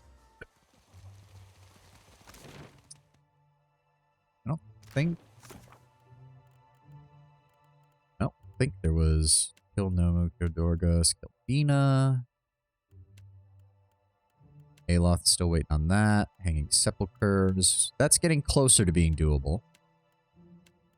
Archmage's Vault, Man of the Chimes, Courier's Calling, to Harama in Tikawara. Trouble was Jodi post-cleansing. Right, we need to do that. Establish a food source. Pokhara. Disrupt the Luminous Adra. Pokhara. Right. Pokhara. Pokakahara. Captain Ferrante. Durange. That's 2 levels, and they want us to bring him to Mutare Okozi. Right, that's one they want him. Kala, who we've seen floating around. And sail to Hasango. Alright. Only thing I really want to do then. Let's get out of here. We do need to grab some lager. Skewers, crusted swordfish. Quite sure you could do it. Fine. Alright, what were our choices for getting in? Front door, but it's locked. Yep. Should have ideas how to... Yep. Yep. And up soulbound, he might know more. Yep. Said his part to edit the manor using a natural tunnel that says the luminous bathhouse. If I manage to locate one of Archimir's personal robes from his chambers, it's possible that I could fool his security imps. And I have acquired the key to the front door from Facina. There's an interesting entrance from the upper floor of the dark cupboard. So that's the third one. Why? You look thirsty. There we go. Drink, Why the sir? fuck did the audio cut out there for a second? Like, my audio was fine, but the desktop audio just went to 0 there for a few seconds. What the hell? Do you DM more often in TTR? Or do you play more often? I have only had the, I would say, misfortune of DMing one game. It was a short attempt at a World of Darkness campaign. Well, it was World of Darkness's rule set, but using... What the fuck do you care? You're just a random nobody. Shut the fuck up. Talking about my imp on my crew. Shut the hell up. I've only DM'd once. It was for a very short time. Ooh. So wait, they don't mind if we go into the living quarters? Or do we have to stealth for that? Alright, sorry. I keep getting distracted. I've only DM'd once. It was a relatively short thing using the World of Darkness rules for the Stalker series. So if you've probably seen Stalker 2 is out, it was set in that universe in the zone. Just notice the stuffed imp head on the wall. I think it's actually... No, it's a Skulldrak, not an imp. Yep. But, they're above the automata? Yeah. But it is a Skulldrak, not an imp. But, as I said, I've only DM'd once. Very short period of time. And one of my players, who was a friend of mine in another... Who was playing in the same D&D group that we were in for another campaign, broke the game balance over the back of the fucking knee when she discovered what the exchange rate was between American dollars and Russian rubles and proceeded to take 5 dots in resources and basically wandered into the zone with a small mercenary army and an APC. So yeah, it didn't go very well once she found that out. Ooh, Facina's journal. Yeah, it's literally because it's the Ukraine and the Soviet Union or post-Soviet Union, she made the argument like, yeah, they sell off a lot of their excess military gear. I can buy it. And I was like, son of a bitch. I tried to. I did try to. The main thing was we only did like 2 sessions, and then we fell into doing another D&D game, and that took up most of our tabletop time. Our normal, usual DM was thankful that I took over for a few sessions just to give him a chance to actually play rather than to once again be the DM. The forever DM. The misery of this apprenticeship of Madiko, Arkhamir saves only the most tedious of errands. I'm not going to learn anything from this trial. I must find some way to steal enjoyment from it. Whenever Arkhamir claims to be deep in study, I will find him wandering his halls wearing an illusory face to trick the imps. Fools them every time. Sometimes I think he came to the Deadfire to be alone with those nasty things, and he spites me for getting in the way of his fun. Shortly after he left town, I stole one of the robes he keeps in his bedroom. The imps thought I was their master, fed me cheese and ale for the rest of the afternoon. Of course I returned the robe when I was done. Maybe it's not too late to start enjoying myself. Okay, so that confirms what we already knew regarding the, I know just the thing. There we go. Let's disarm that trap. I'll have this failure. Unlock the chest. Open it up. Full hide belt. Pretty useless, but pretty good sail fodder. Ah, there we go.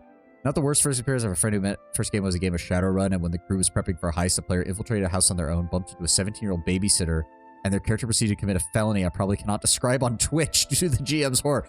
Well, to be fair, that is Shadowrun. Never, anywhere in any aspect of Shadowrun's history have they ever said that Shadowrunners were good people. In fact, they usually aren't. The window overlooks the streets of Pariki's Overlook. The second floor of Archimede's mansion is just across the way. The right tool and a practiced throwing arm could make crossing the gap a manageable feat. Okay, hold on. Quick save. Thank you. Study the distance. The gap between the windows and the manor is too far to leap. Moreover, the sheer wall and erratic gusts of winds make the prospect of scaling too treacherous. However, anyone with decent climbing experience could secure a grappling hook from this distance. As you observe the manor, you catch the silhouette of a lone, ironclad construct patrolling the second floor. Study the distance. Oh, right, we already did that. Rope and grappling hook.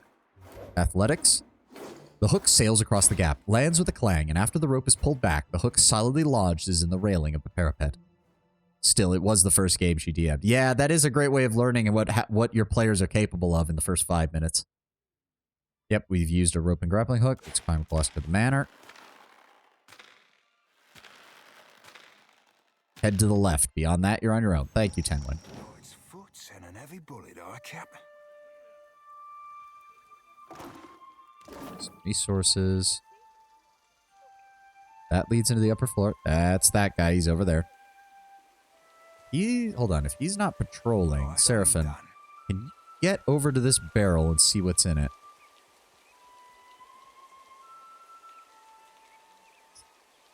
Yes, Lord Brownbear. I figured you would be the devil on my shoulder in this scenario. How fast can he get over there? Get moving. There we go. It wasn't really worth it, but Seraphim continues to prove that he is the stealth expert on our team right now. Ahoy. Ooh. Aye, aye. There we go. The bedroom. What the fuck? We pulled that shit out. What the fuck are you talking about, game?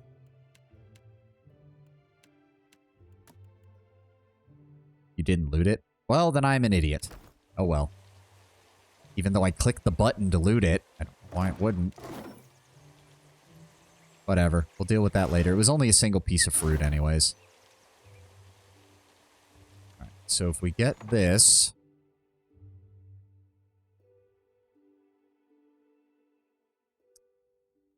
fairly simple. I was expecting something far stranger inside of his own personal bedroom. Archmage's Vault. Interesting. Where's the rest of our notes? Oh, there they are. Yeah. Possible I could fuel his security imp. So, okay, so it only works on the imps. That's what I wanted to clarify. It's done. There we go. Boots of Speed. Very nice. Do I need boots? I have +1 10 to stride and +1 resolve. Or +15 disengagement at deflection and with 25% stride.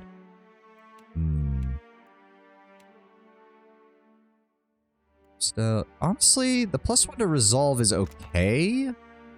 Does lose me 1 point of deflection, but that's okay. I want the speed. As for the Shorewalker sandals, I will go ahead and give those to Kehu. There we go. Of course, Archimere would be so extra that he got to his bedroom, he has to walk through a balcony. Yeah, of course. What have we here? Okay. There's more stuff up here. Oh, what did we find here?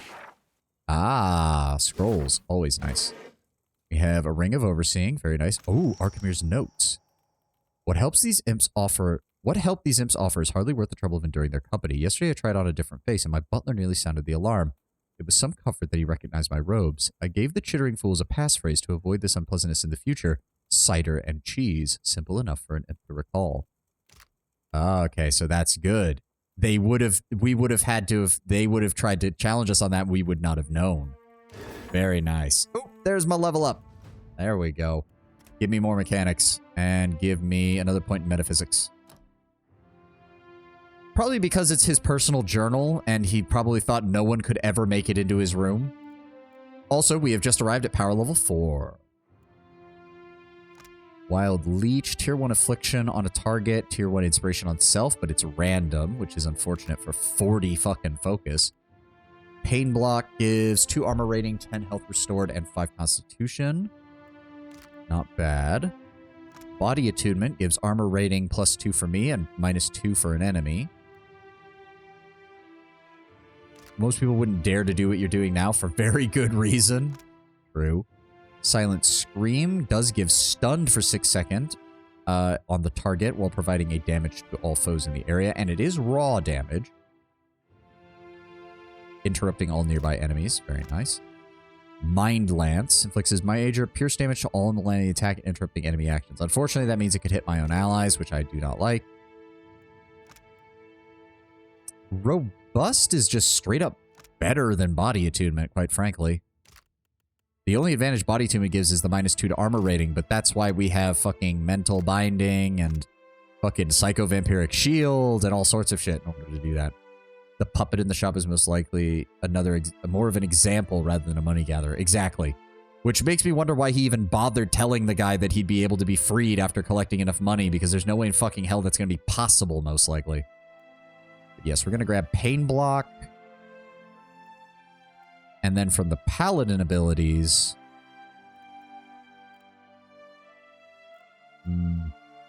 Liberating Exhortation. Commands an ally to summon all their strength in order to temporarily ignore existing hostile effects and grant them the Steadfast Inspiration. Will resume once this effect ends. Reviving Exhortation, always useful.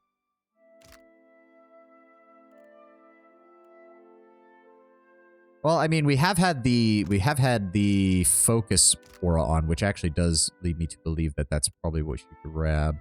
So I'm pretty sure we have the endurance one on Pallegina.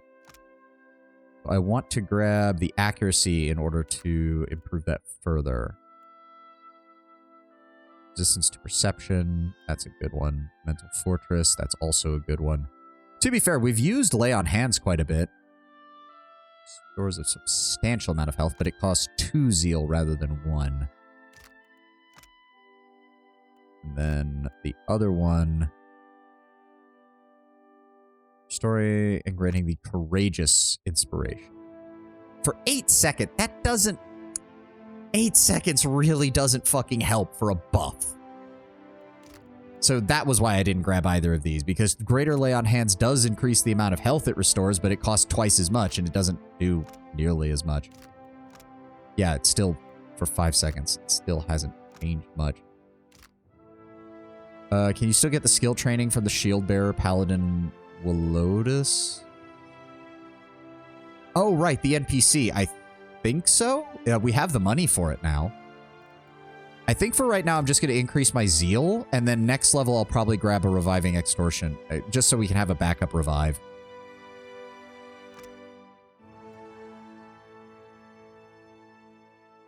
That'll also be useful. What else can we get later on? That'll be useful. Enduring... Oh... Pastime 3 recovery for 8 seconds. But again, it doesn't last very long is the problem. Let's see, that was the setup for a D's Notes joke. We pronounce...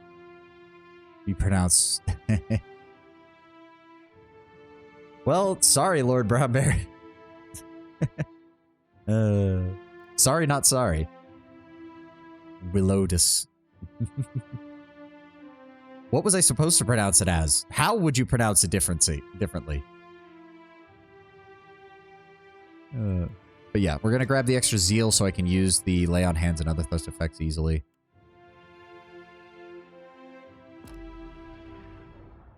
There we go. Oh, I see. I see. I'll have this open in no time. Right, get that open. Pop you open. Oh, an exceptional scepter, a black pearl, and some golden scalings. Well, we're going to be handing that off to... Actually, I think we can give that to Kehu right now. He doesn't have a special weapon. Well, he has Water Shaper's Focus. It is just a generic exceptional rod. Or scepter. It's not really going to do that. Also, the scepters are one-handed now. Oh, the scepters are one-handed now. I forgot about that. I forgot. All of the casting implements were two-handed in the previous game. I completely forgot about that. Got someone with that pass, so not a total waste. Fair enough. Yeah, the rods are two-handed, but the scepters are not. Okay, wands and scepters are one-handed. Okay. Ooh, Archimir's old robe. There we go. They are under no enchantment but the ravages of time. Frequent use is worn at the hem, and the light burns have discolored the fabric, but they are lovingly patched and sewn into working order. Archimir's monogram stands out in crisp clarity, making no question as to who is meant to wear this robe and who is not. It occurs to me, if we don't return this robe at the end of this little excursion, he's going to track us down, isn't he? Cult of the Sanguine Harvest. This is new. By Amaya, Scholar of the Rautai. In all my travels among the islands of the Deadfire, I have heard tell of no cult so feared as the Sanguine Harvest. All that is known of them is hearsay and rumor. Based on this, I would be so inclined to conclude they are little more than a story. But how is one to explain the disappearances of innocent kith around the 16th of each month? This book is very important. Or very important isn't necessarily accurate, it is useful. Who may have befallen these poor souls is dismal indeed. Those few I speak to claim knowledge of the Sanguine Harvest would swear to me only that it was received at second hand, and they would say, on the 16th of every month, the Sanguine Harvest chooses one unlucky captive to kneel before their altar and become fodder for a cabal of vampires. Through this act, the leader, or Grand Harvester, empowers a fearful soul-draining greatsword. To what end the Grand Harvester then puts this sword is unknown. The cult members, or harvest cantors, then dance around the fire in a state of mindless ecstatic joy. They clothe themselves in robes of black edged in red, and on their robes is the image of a large dagger cutting 3 kith in half. It sounds too ridiculous to believe, does it not? And yet I wonder. The many pitfalls of imp husbandry. Oh God. The book narrates one scholar's dissection of all matters relating to the care of household imps, focusing notably on their cleaning and housebreaking. One passage has been underlined with a deep press of the quill. Never allow imps to learn spells or wield artifacts of power. Their bodies sponge up the essence remainder and grow exponentially larger in size. One of my household servants pilfered a ring from my collection and grew to the size of an auroch before I had him properly drained. Their glands also grow more pungent than mere writing can hope to encompass, so beware. Okay, that's interesting. All right, there's nothing else in the room. A lot of ways he could track you down. How does one drain an imp? I don't want to know, Lord Brown Bear, and neither should you. All right, we'll throw on the, throw on this. Ugh. This lack of drip is disturbing. Don't you think? I worry about you, Adair. There'd be a thing of free out here that you shouldn't be aiming at pets. Hey, it was dark. I only saw the back of your head. I thought you were some huge island squirrel. This ain't about me, farmer. I gotta say, fucking Seraphin does not strike me as the kind of guy who gives a shit that you patted him on the back of the head, Adair. He's more worried you're gonna do it to something that takes your whole arm off. On one island in the Deadfire, there's a unique area you can only interact with on the 16th. Good to know, Tenwin. Good to know. Oh, shit, shit, shit. This thing did move. Fuck. Yeah?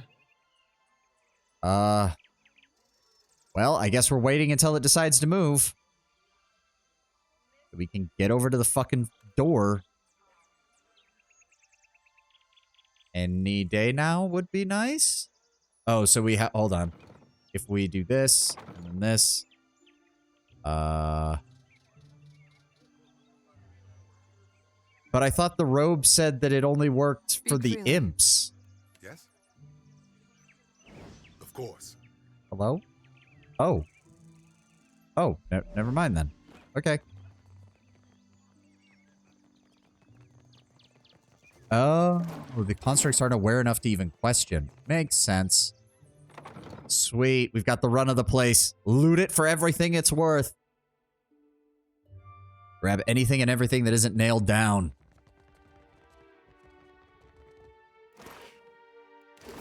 I'll take that. The ceramic bowls and plates inside the cabinet are all covered with a thin layer of dust. Yeah, I can't imagine that he gets many visitors. Oh. The leathery imp cradles a gem in his claws and makes a soft cooing sound as he extends his forked tongue to lick each facet, coating it in a layer of slime. Sensing your presence, his eyes snap open. The imp lets out a piercing shriek and clutches the gem protectively close to his body. A pair of yellow eyes narrow on you, focusing with intensity. Biped groundwalk filth. What you do here, huh? Why you trouble Yellow Eye 3? If I was an intruder, would I even be speaking with you like this? Ugly one speaks in confident tone. Not burglar, then. Arkemir didn't go overboard with the fantastical decorations. I have to admit he's got a taste for fancy mansion that he could magic up. Yeah, I mean, the inside is fairly quaint. The outside does have a bit of an intimidating air to it, at least. The imp relaxes a bit, though his glare loses none of its malice. Stay out of Yellow Eye 3's way, and break nothing, or Master hears of it. Why don't you tell me about yourself, Fred? First Yellow Eye died, second Yellow Eye died, now he's third. He accentuates this point by raising one finger, then two, then Master three. gave Yellow Eye a number, so he would remember which one he was. Do you think there'll ever be a Yellow Eye 4? 4, 5, 6 is all the same to this Yellow Eye. Ah, so they don't really have a concept of self-preservation, aside from the most direct. They don't understand the implication, basically. How did the others die? One died asking idiot questions. He scratches his scaly midsection and 2 chuckles. died stealing baubles. 3 is more careful. 3 watches out for kabooms. Pretty crystal. Protect you forever. The imp opens his claws to tenderly kiss the gem. Go on. Yellow Eye 3 has time for smelly groundwalker. The crystal, where did you get it? That all you want to know? Boring. Found near vault. Keep safe for Master.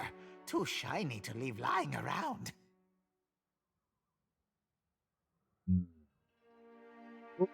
Arcane and streetwise. Give me crystal. The harsh, dissonant parody of speech that erupts from your throat grabs the imp's attention immediately. His eyes widen in surprise. What crazy talk? Trying to start something or just stupid, eh?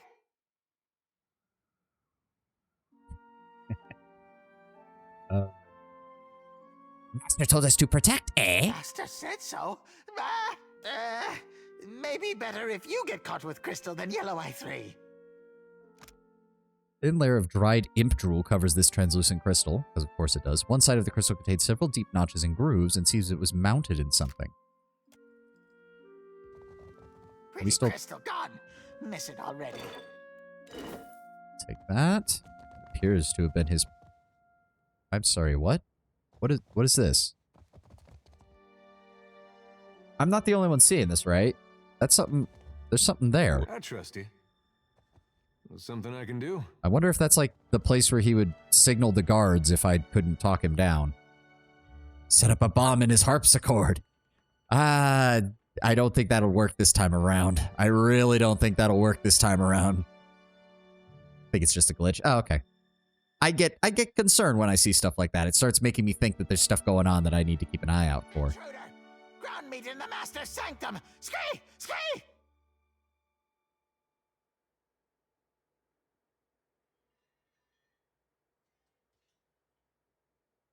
Got to one. Oh, that means I have to actually lie. Yeah, how come I can't say cider and cheese? You'd think that would be part of it. Well, he's gonna say that as the second part, because if we say you don't recognize your master by his robes, then he asks. Arkemir? Master gave us a passphrase. You repeat now. Cider and cheese. That passphrase, all right. The imp inclines his horned head. Oh, well. Because they were given specific instructions not to do that, I already know that it wouldn't work.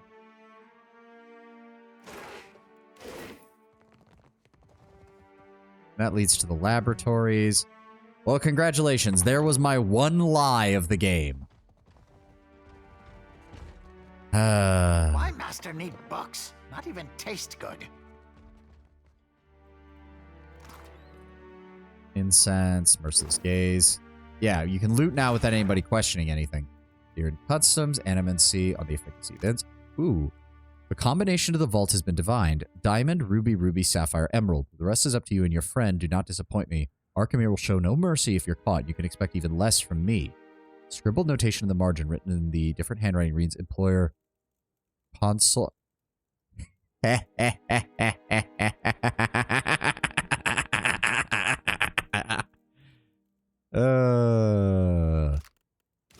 So you guys weren't going to get paid even if you had managed to pull this shit off. Oh, you dumb sons of bitches.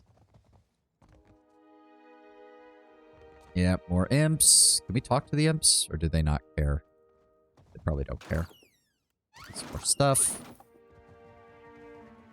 So either Console Hot's still alive, which is possible. His skull was last seen floating around us, silenced forever thanks to Lengorath's abilities.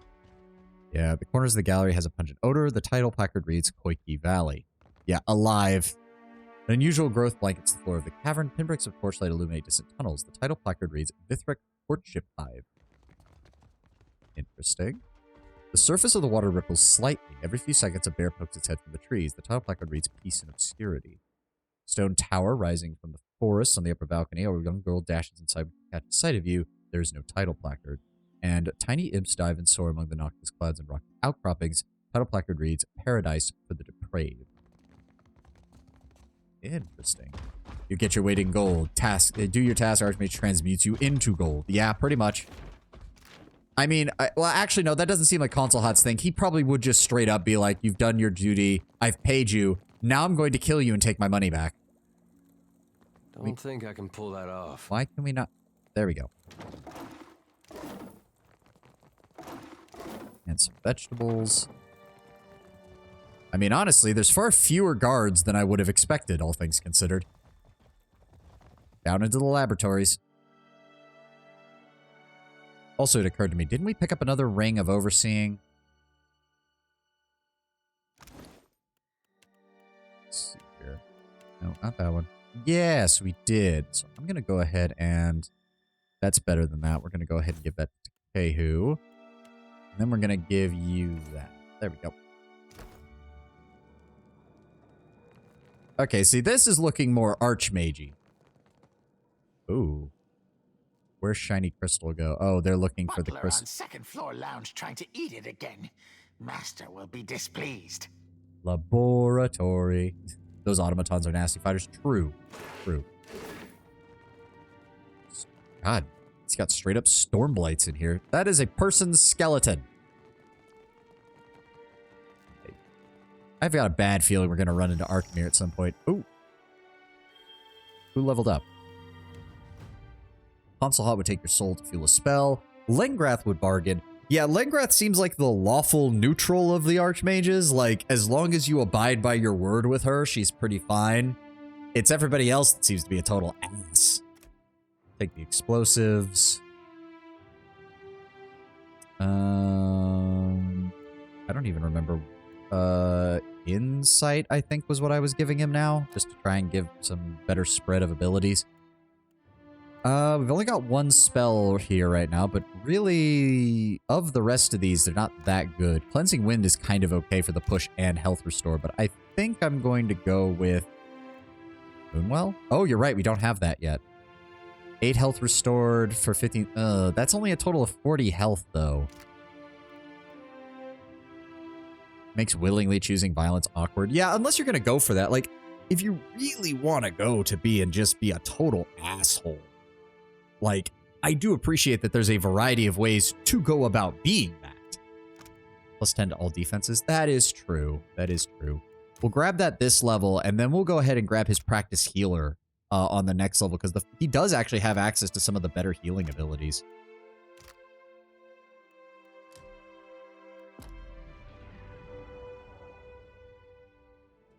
Okay, so we've got that. Let's see what else is down here before we go popping that open. Oh, here we go. Hammer and chisel away at the mortar. Oh. I should not have done that.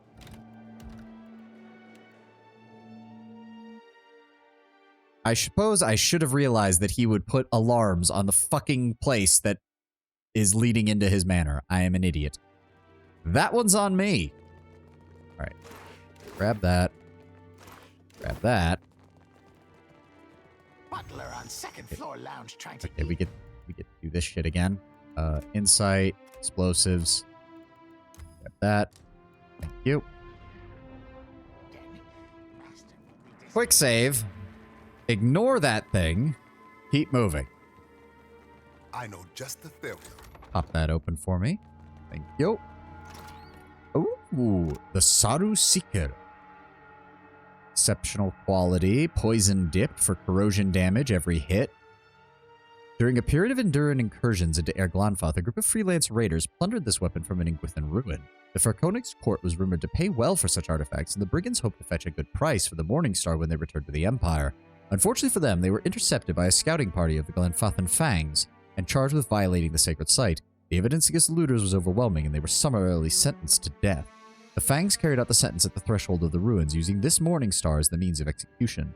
The Adirans' bodies were left as a warning to any other potential despoilers. Done 2 different RP, Valiant and Hawana aligned, where I by choice killed and threatened all pirates, including Seraphim, because roleplay, because that is what my character would do, and that is, in my opinion, only special if it is one of many choices, because it's more my choice and not just obvious choice because you don't get to do it otherwise. Yeah, no, I get you, I get you. What are you going to do if Arkhamir shows? Run like hell! Also, it can gain... 3 corrosion damage per 12 seconds for 60 seconds on hit.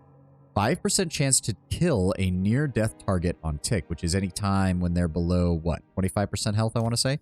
And paralytic. 3 corrosion damage. Yep, 5% chance to paralyze target on hit. The problem is that it only ticks a maximum of 5 times over the course of a minute. So you're probably better off going for death sentence and just hoping that it deals enough, that it kills something. Because paralytic doesn't really seem like it's that useful. Not for that. Like, I have so many easier ways to get paralysis that I don't need a 5% chance. Thank you very much. Ooh, books. 10 Years of Dawn, so that's dealing with Eorlis, or Eothas. That's the book on Galawain. That is Abaddon's, the Focus and Efficiency. That's Skane. That's also Skane, right? Oh no, Sermon of Struggle is Magritte. Then Final Journal is Skane. All the god books, you've read all of these. Yep, Misses of the Hand Occult for Whale. The Giftbringer of Andra. Rimmergand. The Many Faces of Bareth. Yep. Midwife's Memoirs for Halea. The Queen That Was and Still Is. Yep.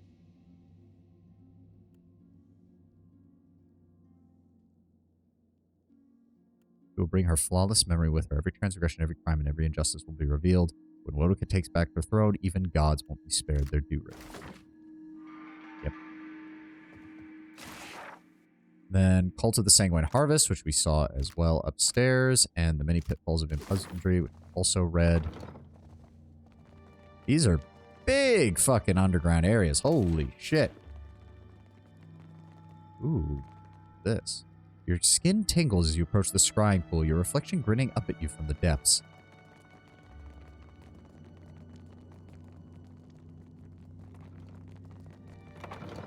What is in here? Ooh, Earth Blights.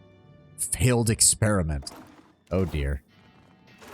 If I even want to know.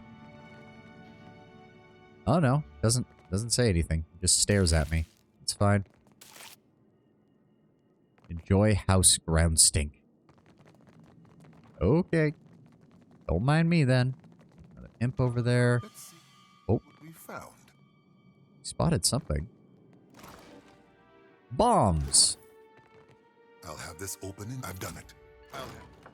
Oh, Razor Gill. Okay. Some more stuff. And medical supplies, which we can't do anything. It does occur to me, that thing's name is Failed Experiment. I have a feeling that was the thief's partner. Oh, a rusted construct. Why are you broken, buddy? Oh. Oh, no. I recognize that setup. Living steel, awakened Adra, and a body.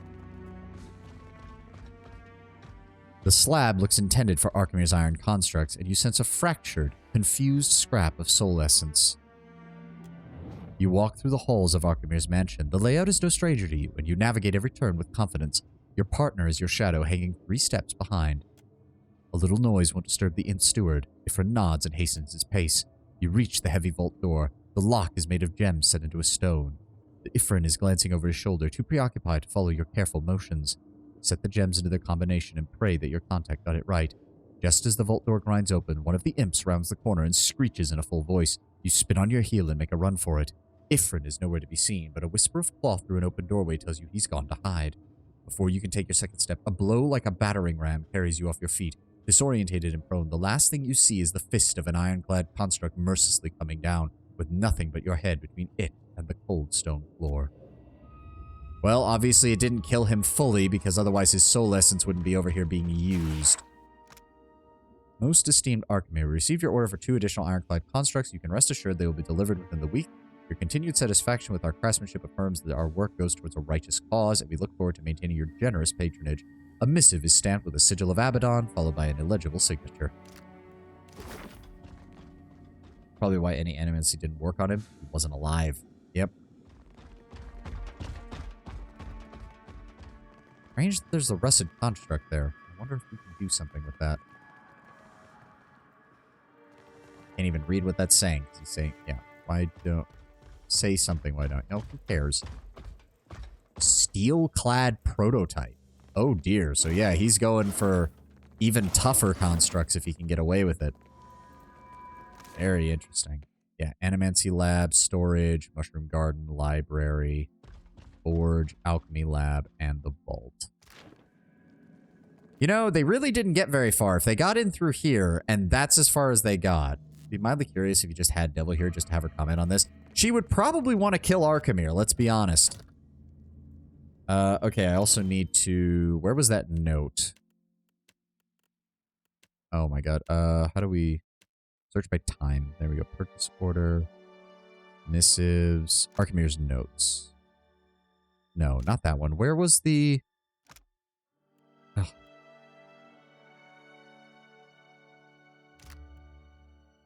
Where was the one that gave the order from the one that we got from Console Hot?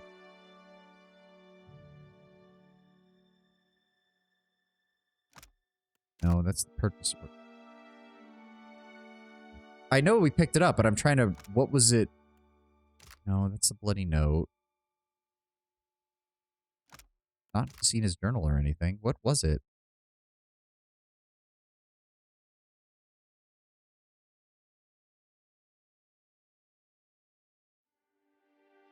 Quest items? Oh! No, that's... Oh my god, where the fuck is it? No, it's not in here either. This is the crown symbol. It's not in here either. Sorry? Couldn't be in mine. Mine's completely full of animals. It's not in anybody else's.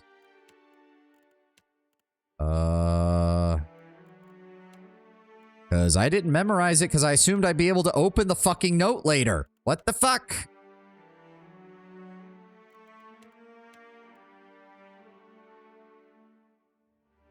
Okay, I don't like it when games do this.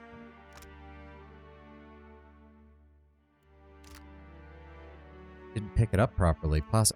I clicked loot all. I pretty much always click loot all.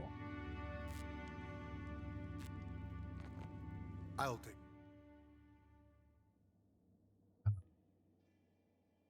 Device is a complex control panel made of gems set in movable stone impressions. 4 colorful gemstones are positioned around a hole in the center. Something appears to be missing, though an expert tinkerer might be able to compensate for it. Examine the gemstones. The gems are exactly like the ones referred in the combination you discovered earlier. Okay, so it did find it. Thank God. You already know what specific rotations and positions will open the lock. I hope it does it automatically, because I myself sure as shit don't remember it. Examine the absence in the center. Looks like a setting for gemstone. Scratch marks would suggest that someone or something pried the stone fully. Go ahead. Yep. The coloring gemstones immediately flash with brilliant colored lights. Yep. Enter the combination you found. You rotate the gemstones in their intended configuration. The sound of grinding stone builds in volume as the door moves aside.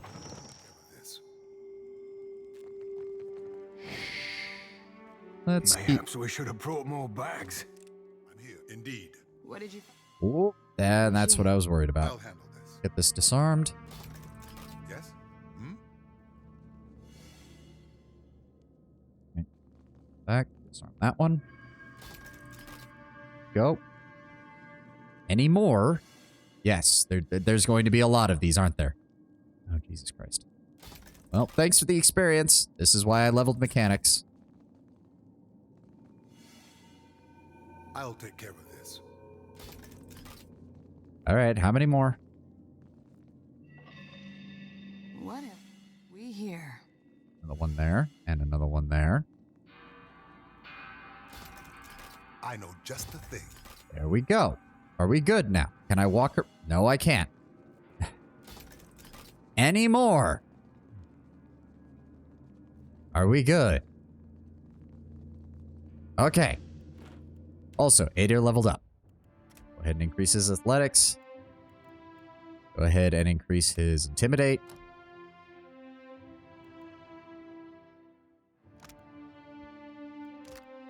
Let me see here. 10% damage bonus for proficient weapons. Very nice. Defense against disengagement. Body control. Unstoppable. Quick switch. Doesn't really matter. Charge is strong.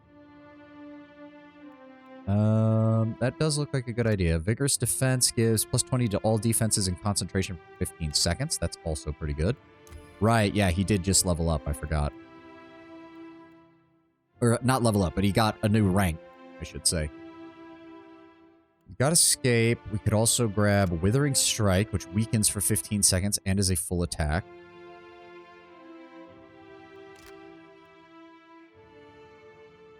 Withering Strike is nice. Can also become Toxic Strike, dealing 2 corrosion damage per 3 seconds for 15 seconds.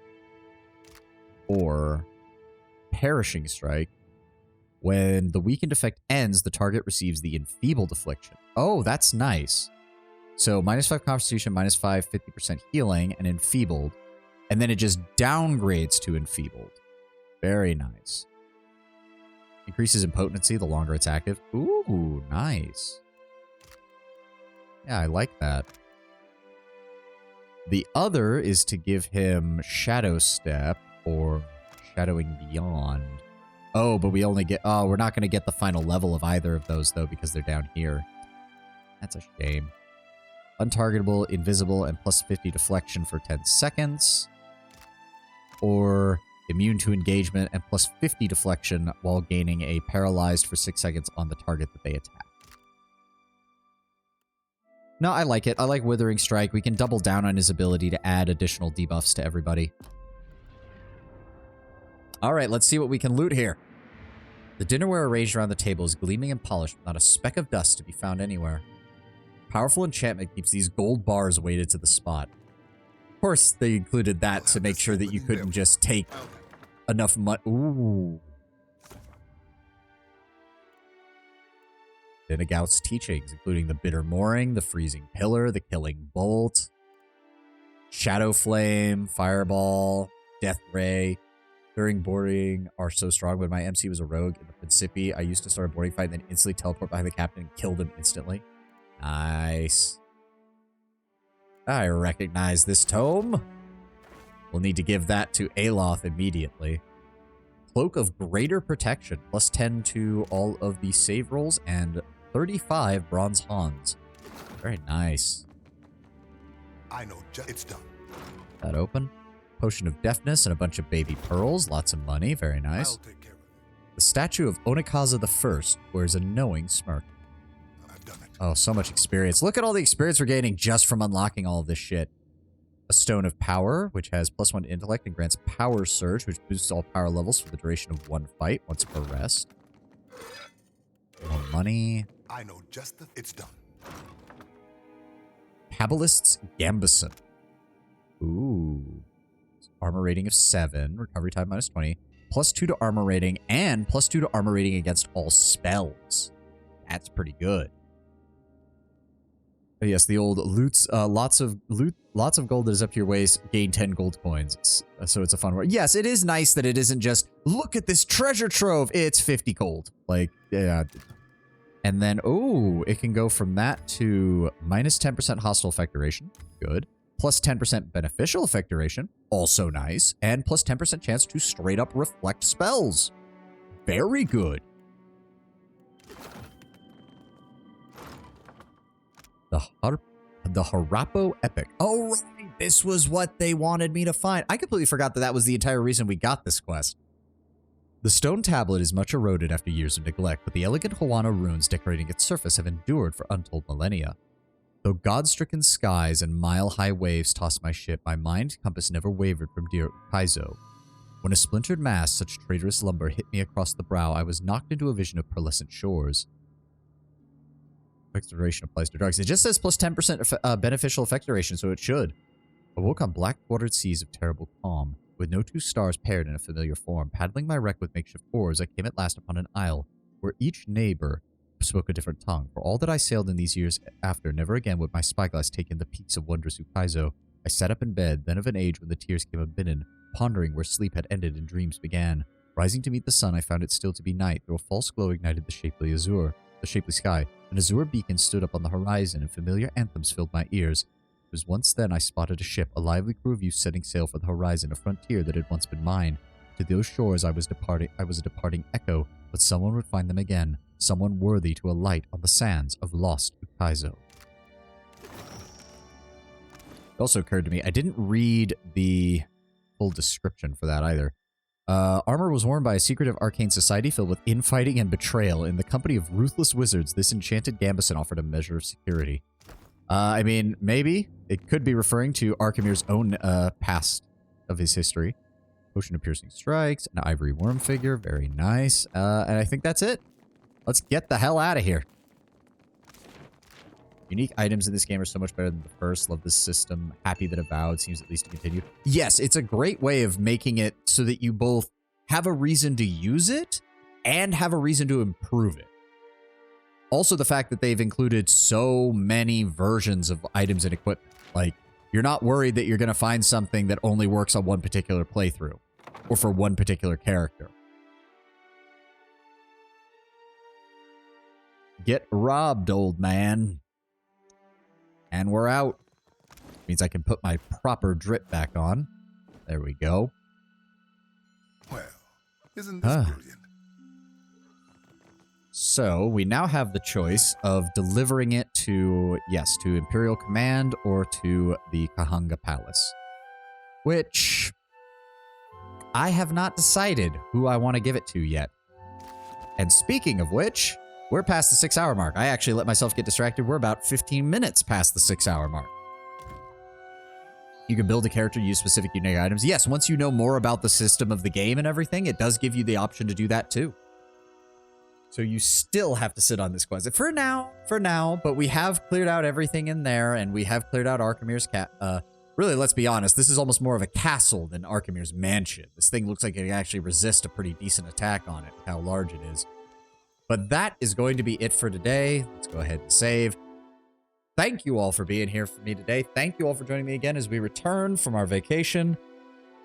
Probably Magical Walls too. That too, Tenwin. That too. Thank you all for being here. Oh, makes me feel good to get back to streaming. I had a good vacation, but it really feels good to be back here. Cannot wait to continue this tomorrow. And as I said, I do not work until Thursday of this week.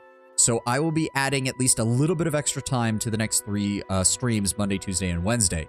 Not sure how much longer, probably not a full 6-hour stream, but I'm definitely going to try to shoot for more than 4.5, probably closer to 5 hours for each of those. I will do my level best. I'm not sure if I can take 5 hours of Endless Space 2 without going insane, but I will see about that. I'll grab the caffeine. Good to hear, Lord Brownbear. Good to hear. We may as well check to see if anybody is up for a quick, see if anybody is up for a raid, though we haven't really gotten very lucky the last couple of times.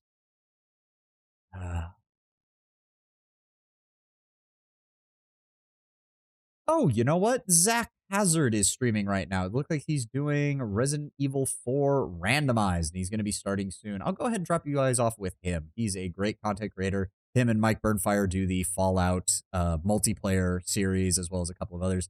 You might have seen him ranting about video game guns on his main channel as well. I'll drop you guys off with them.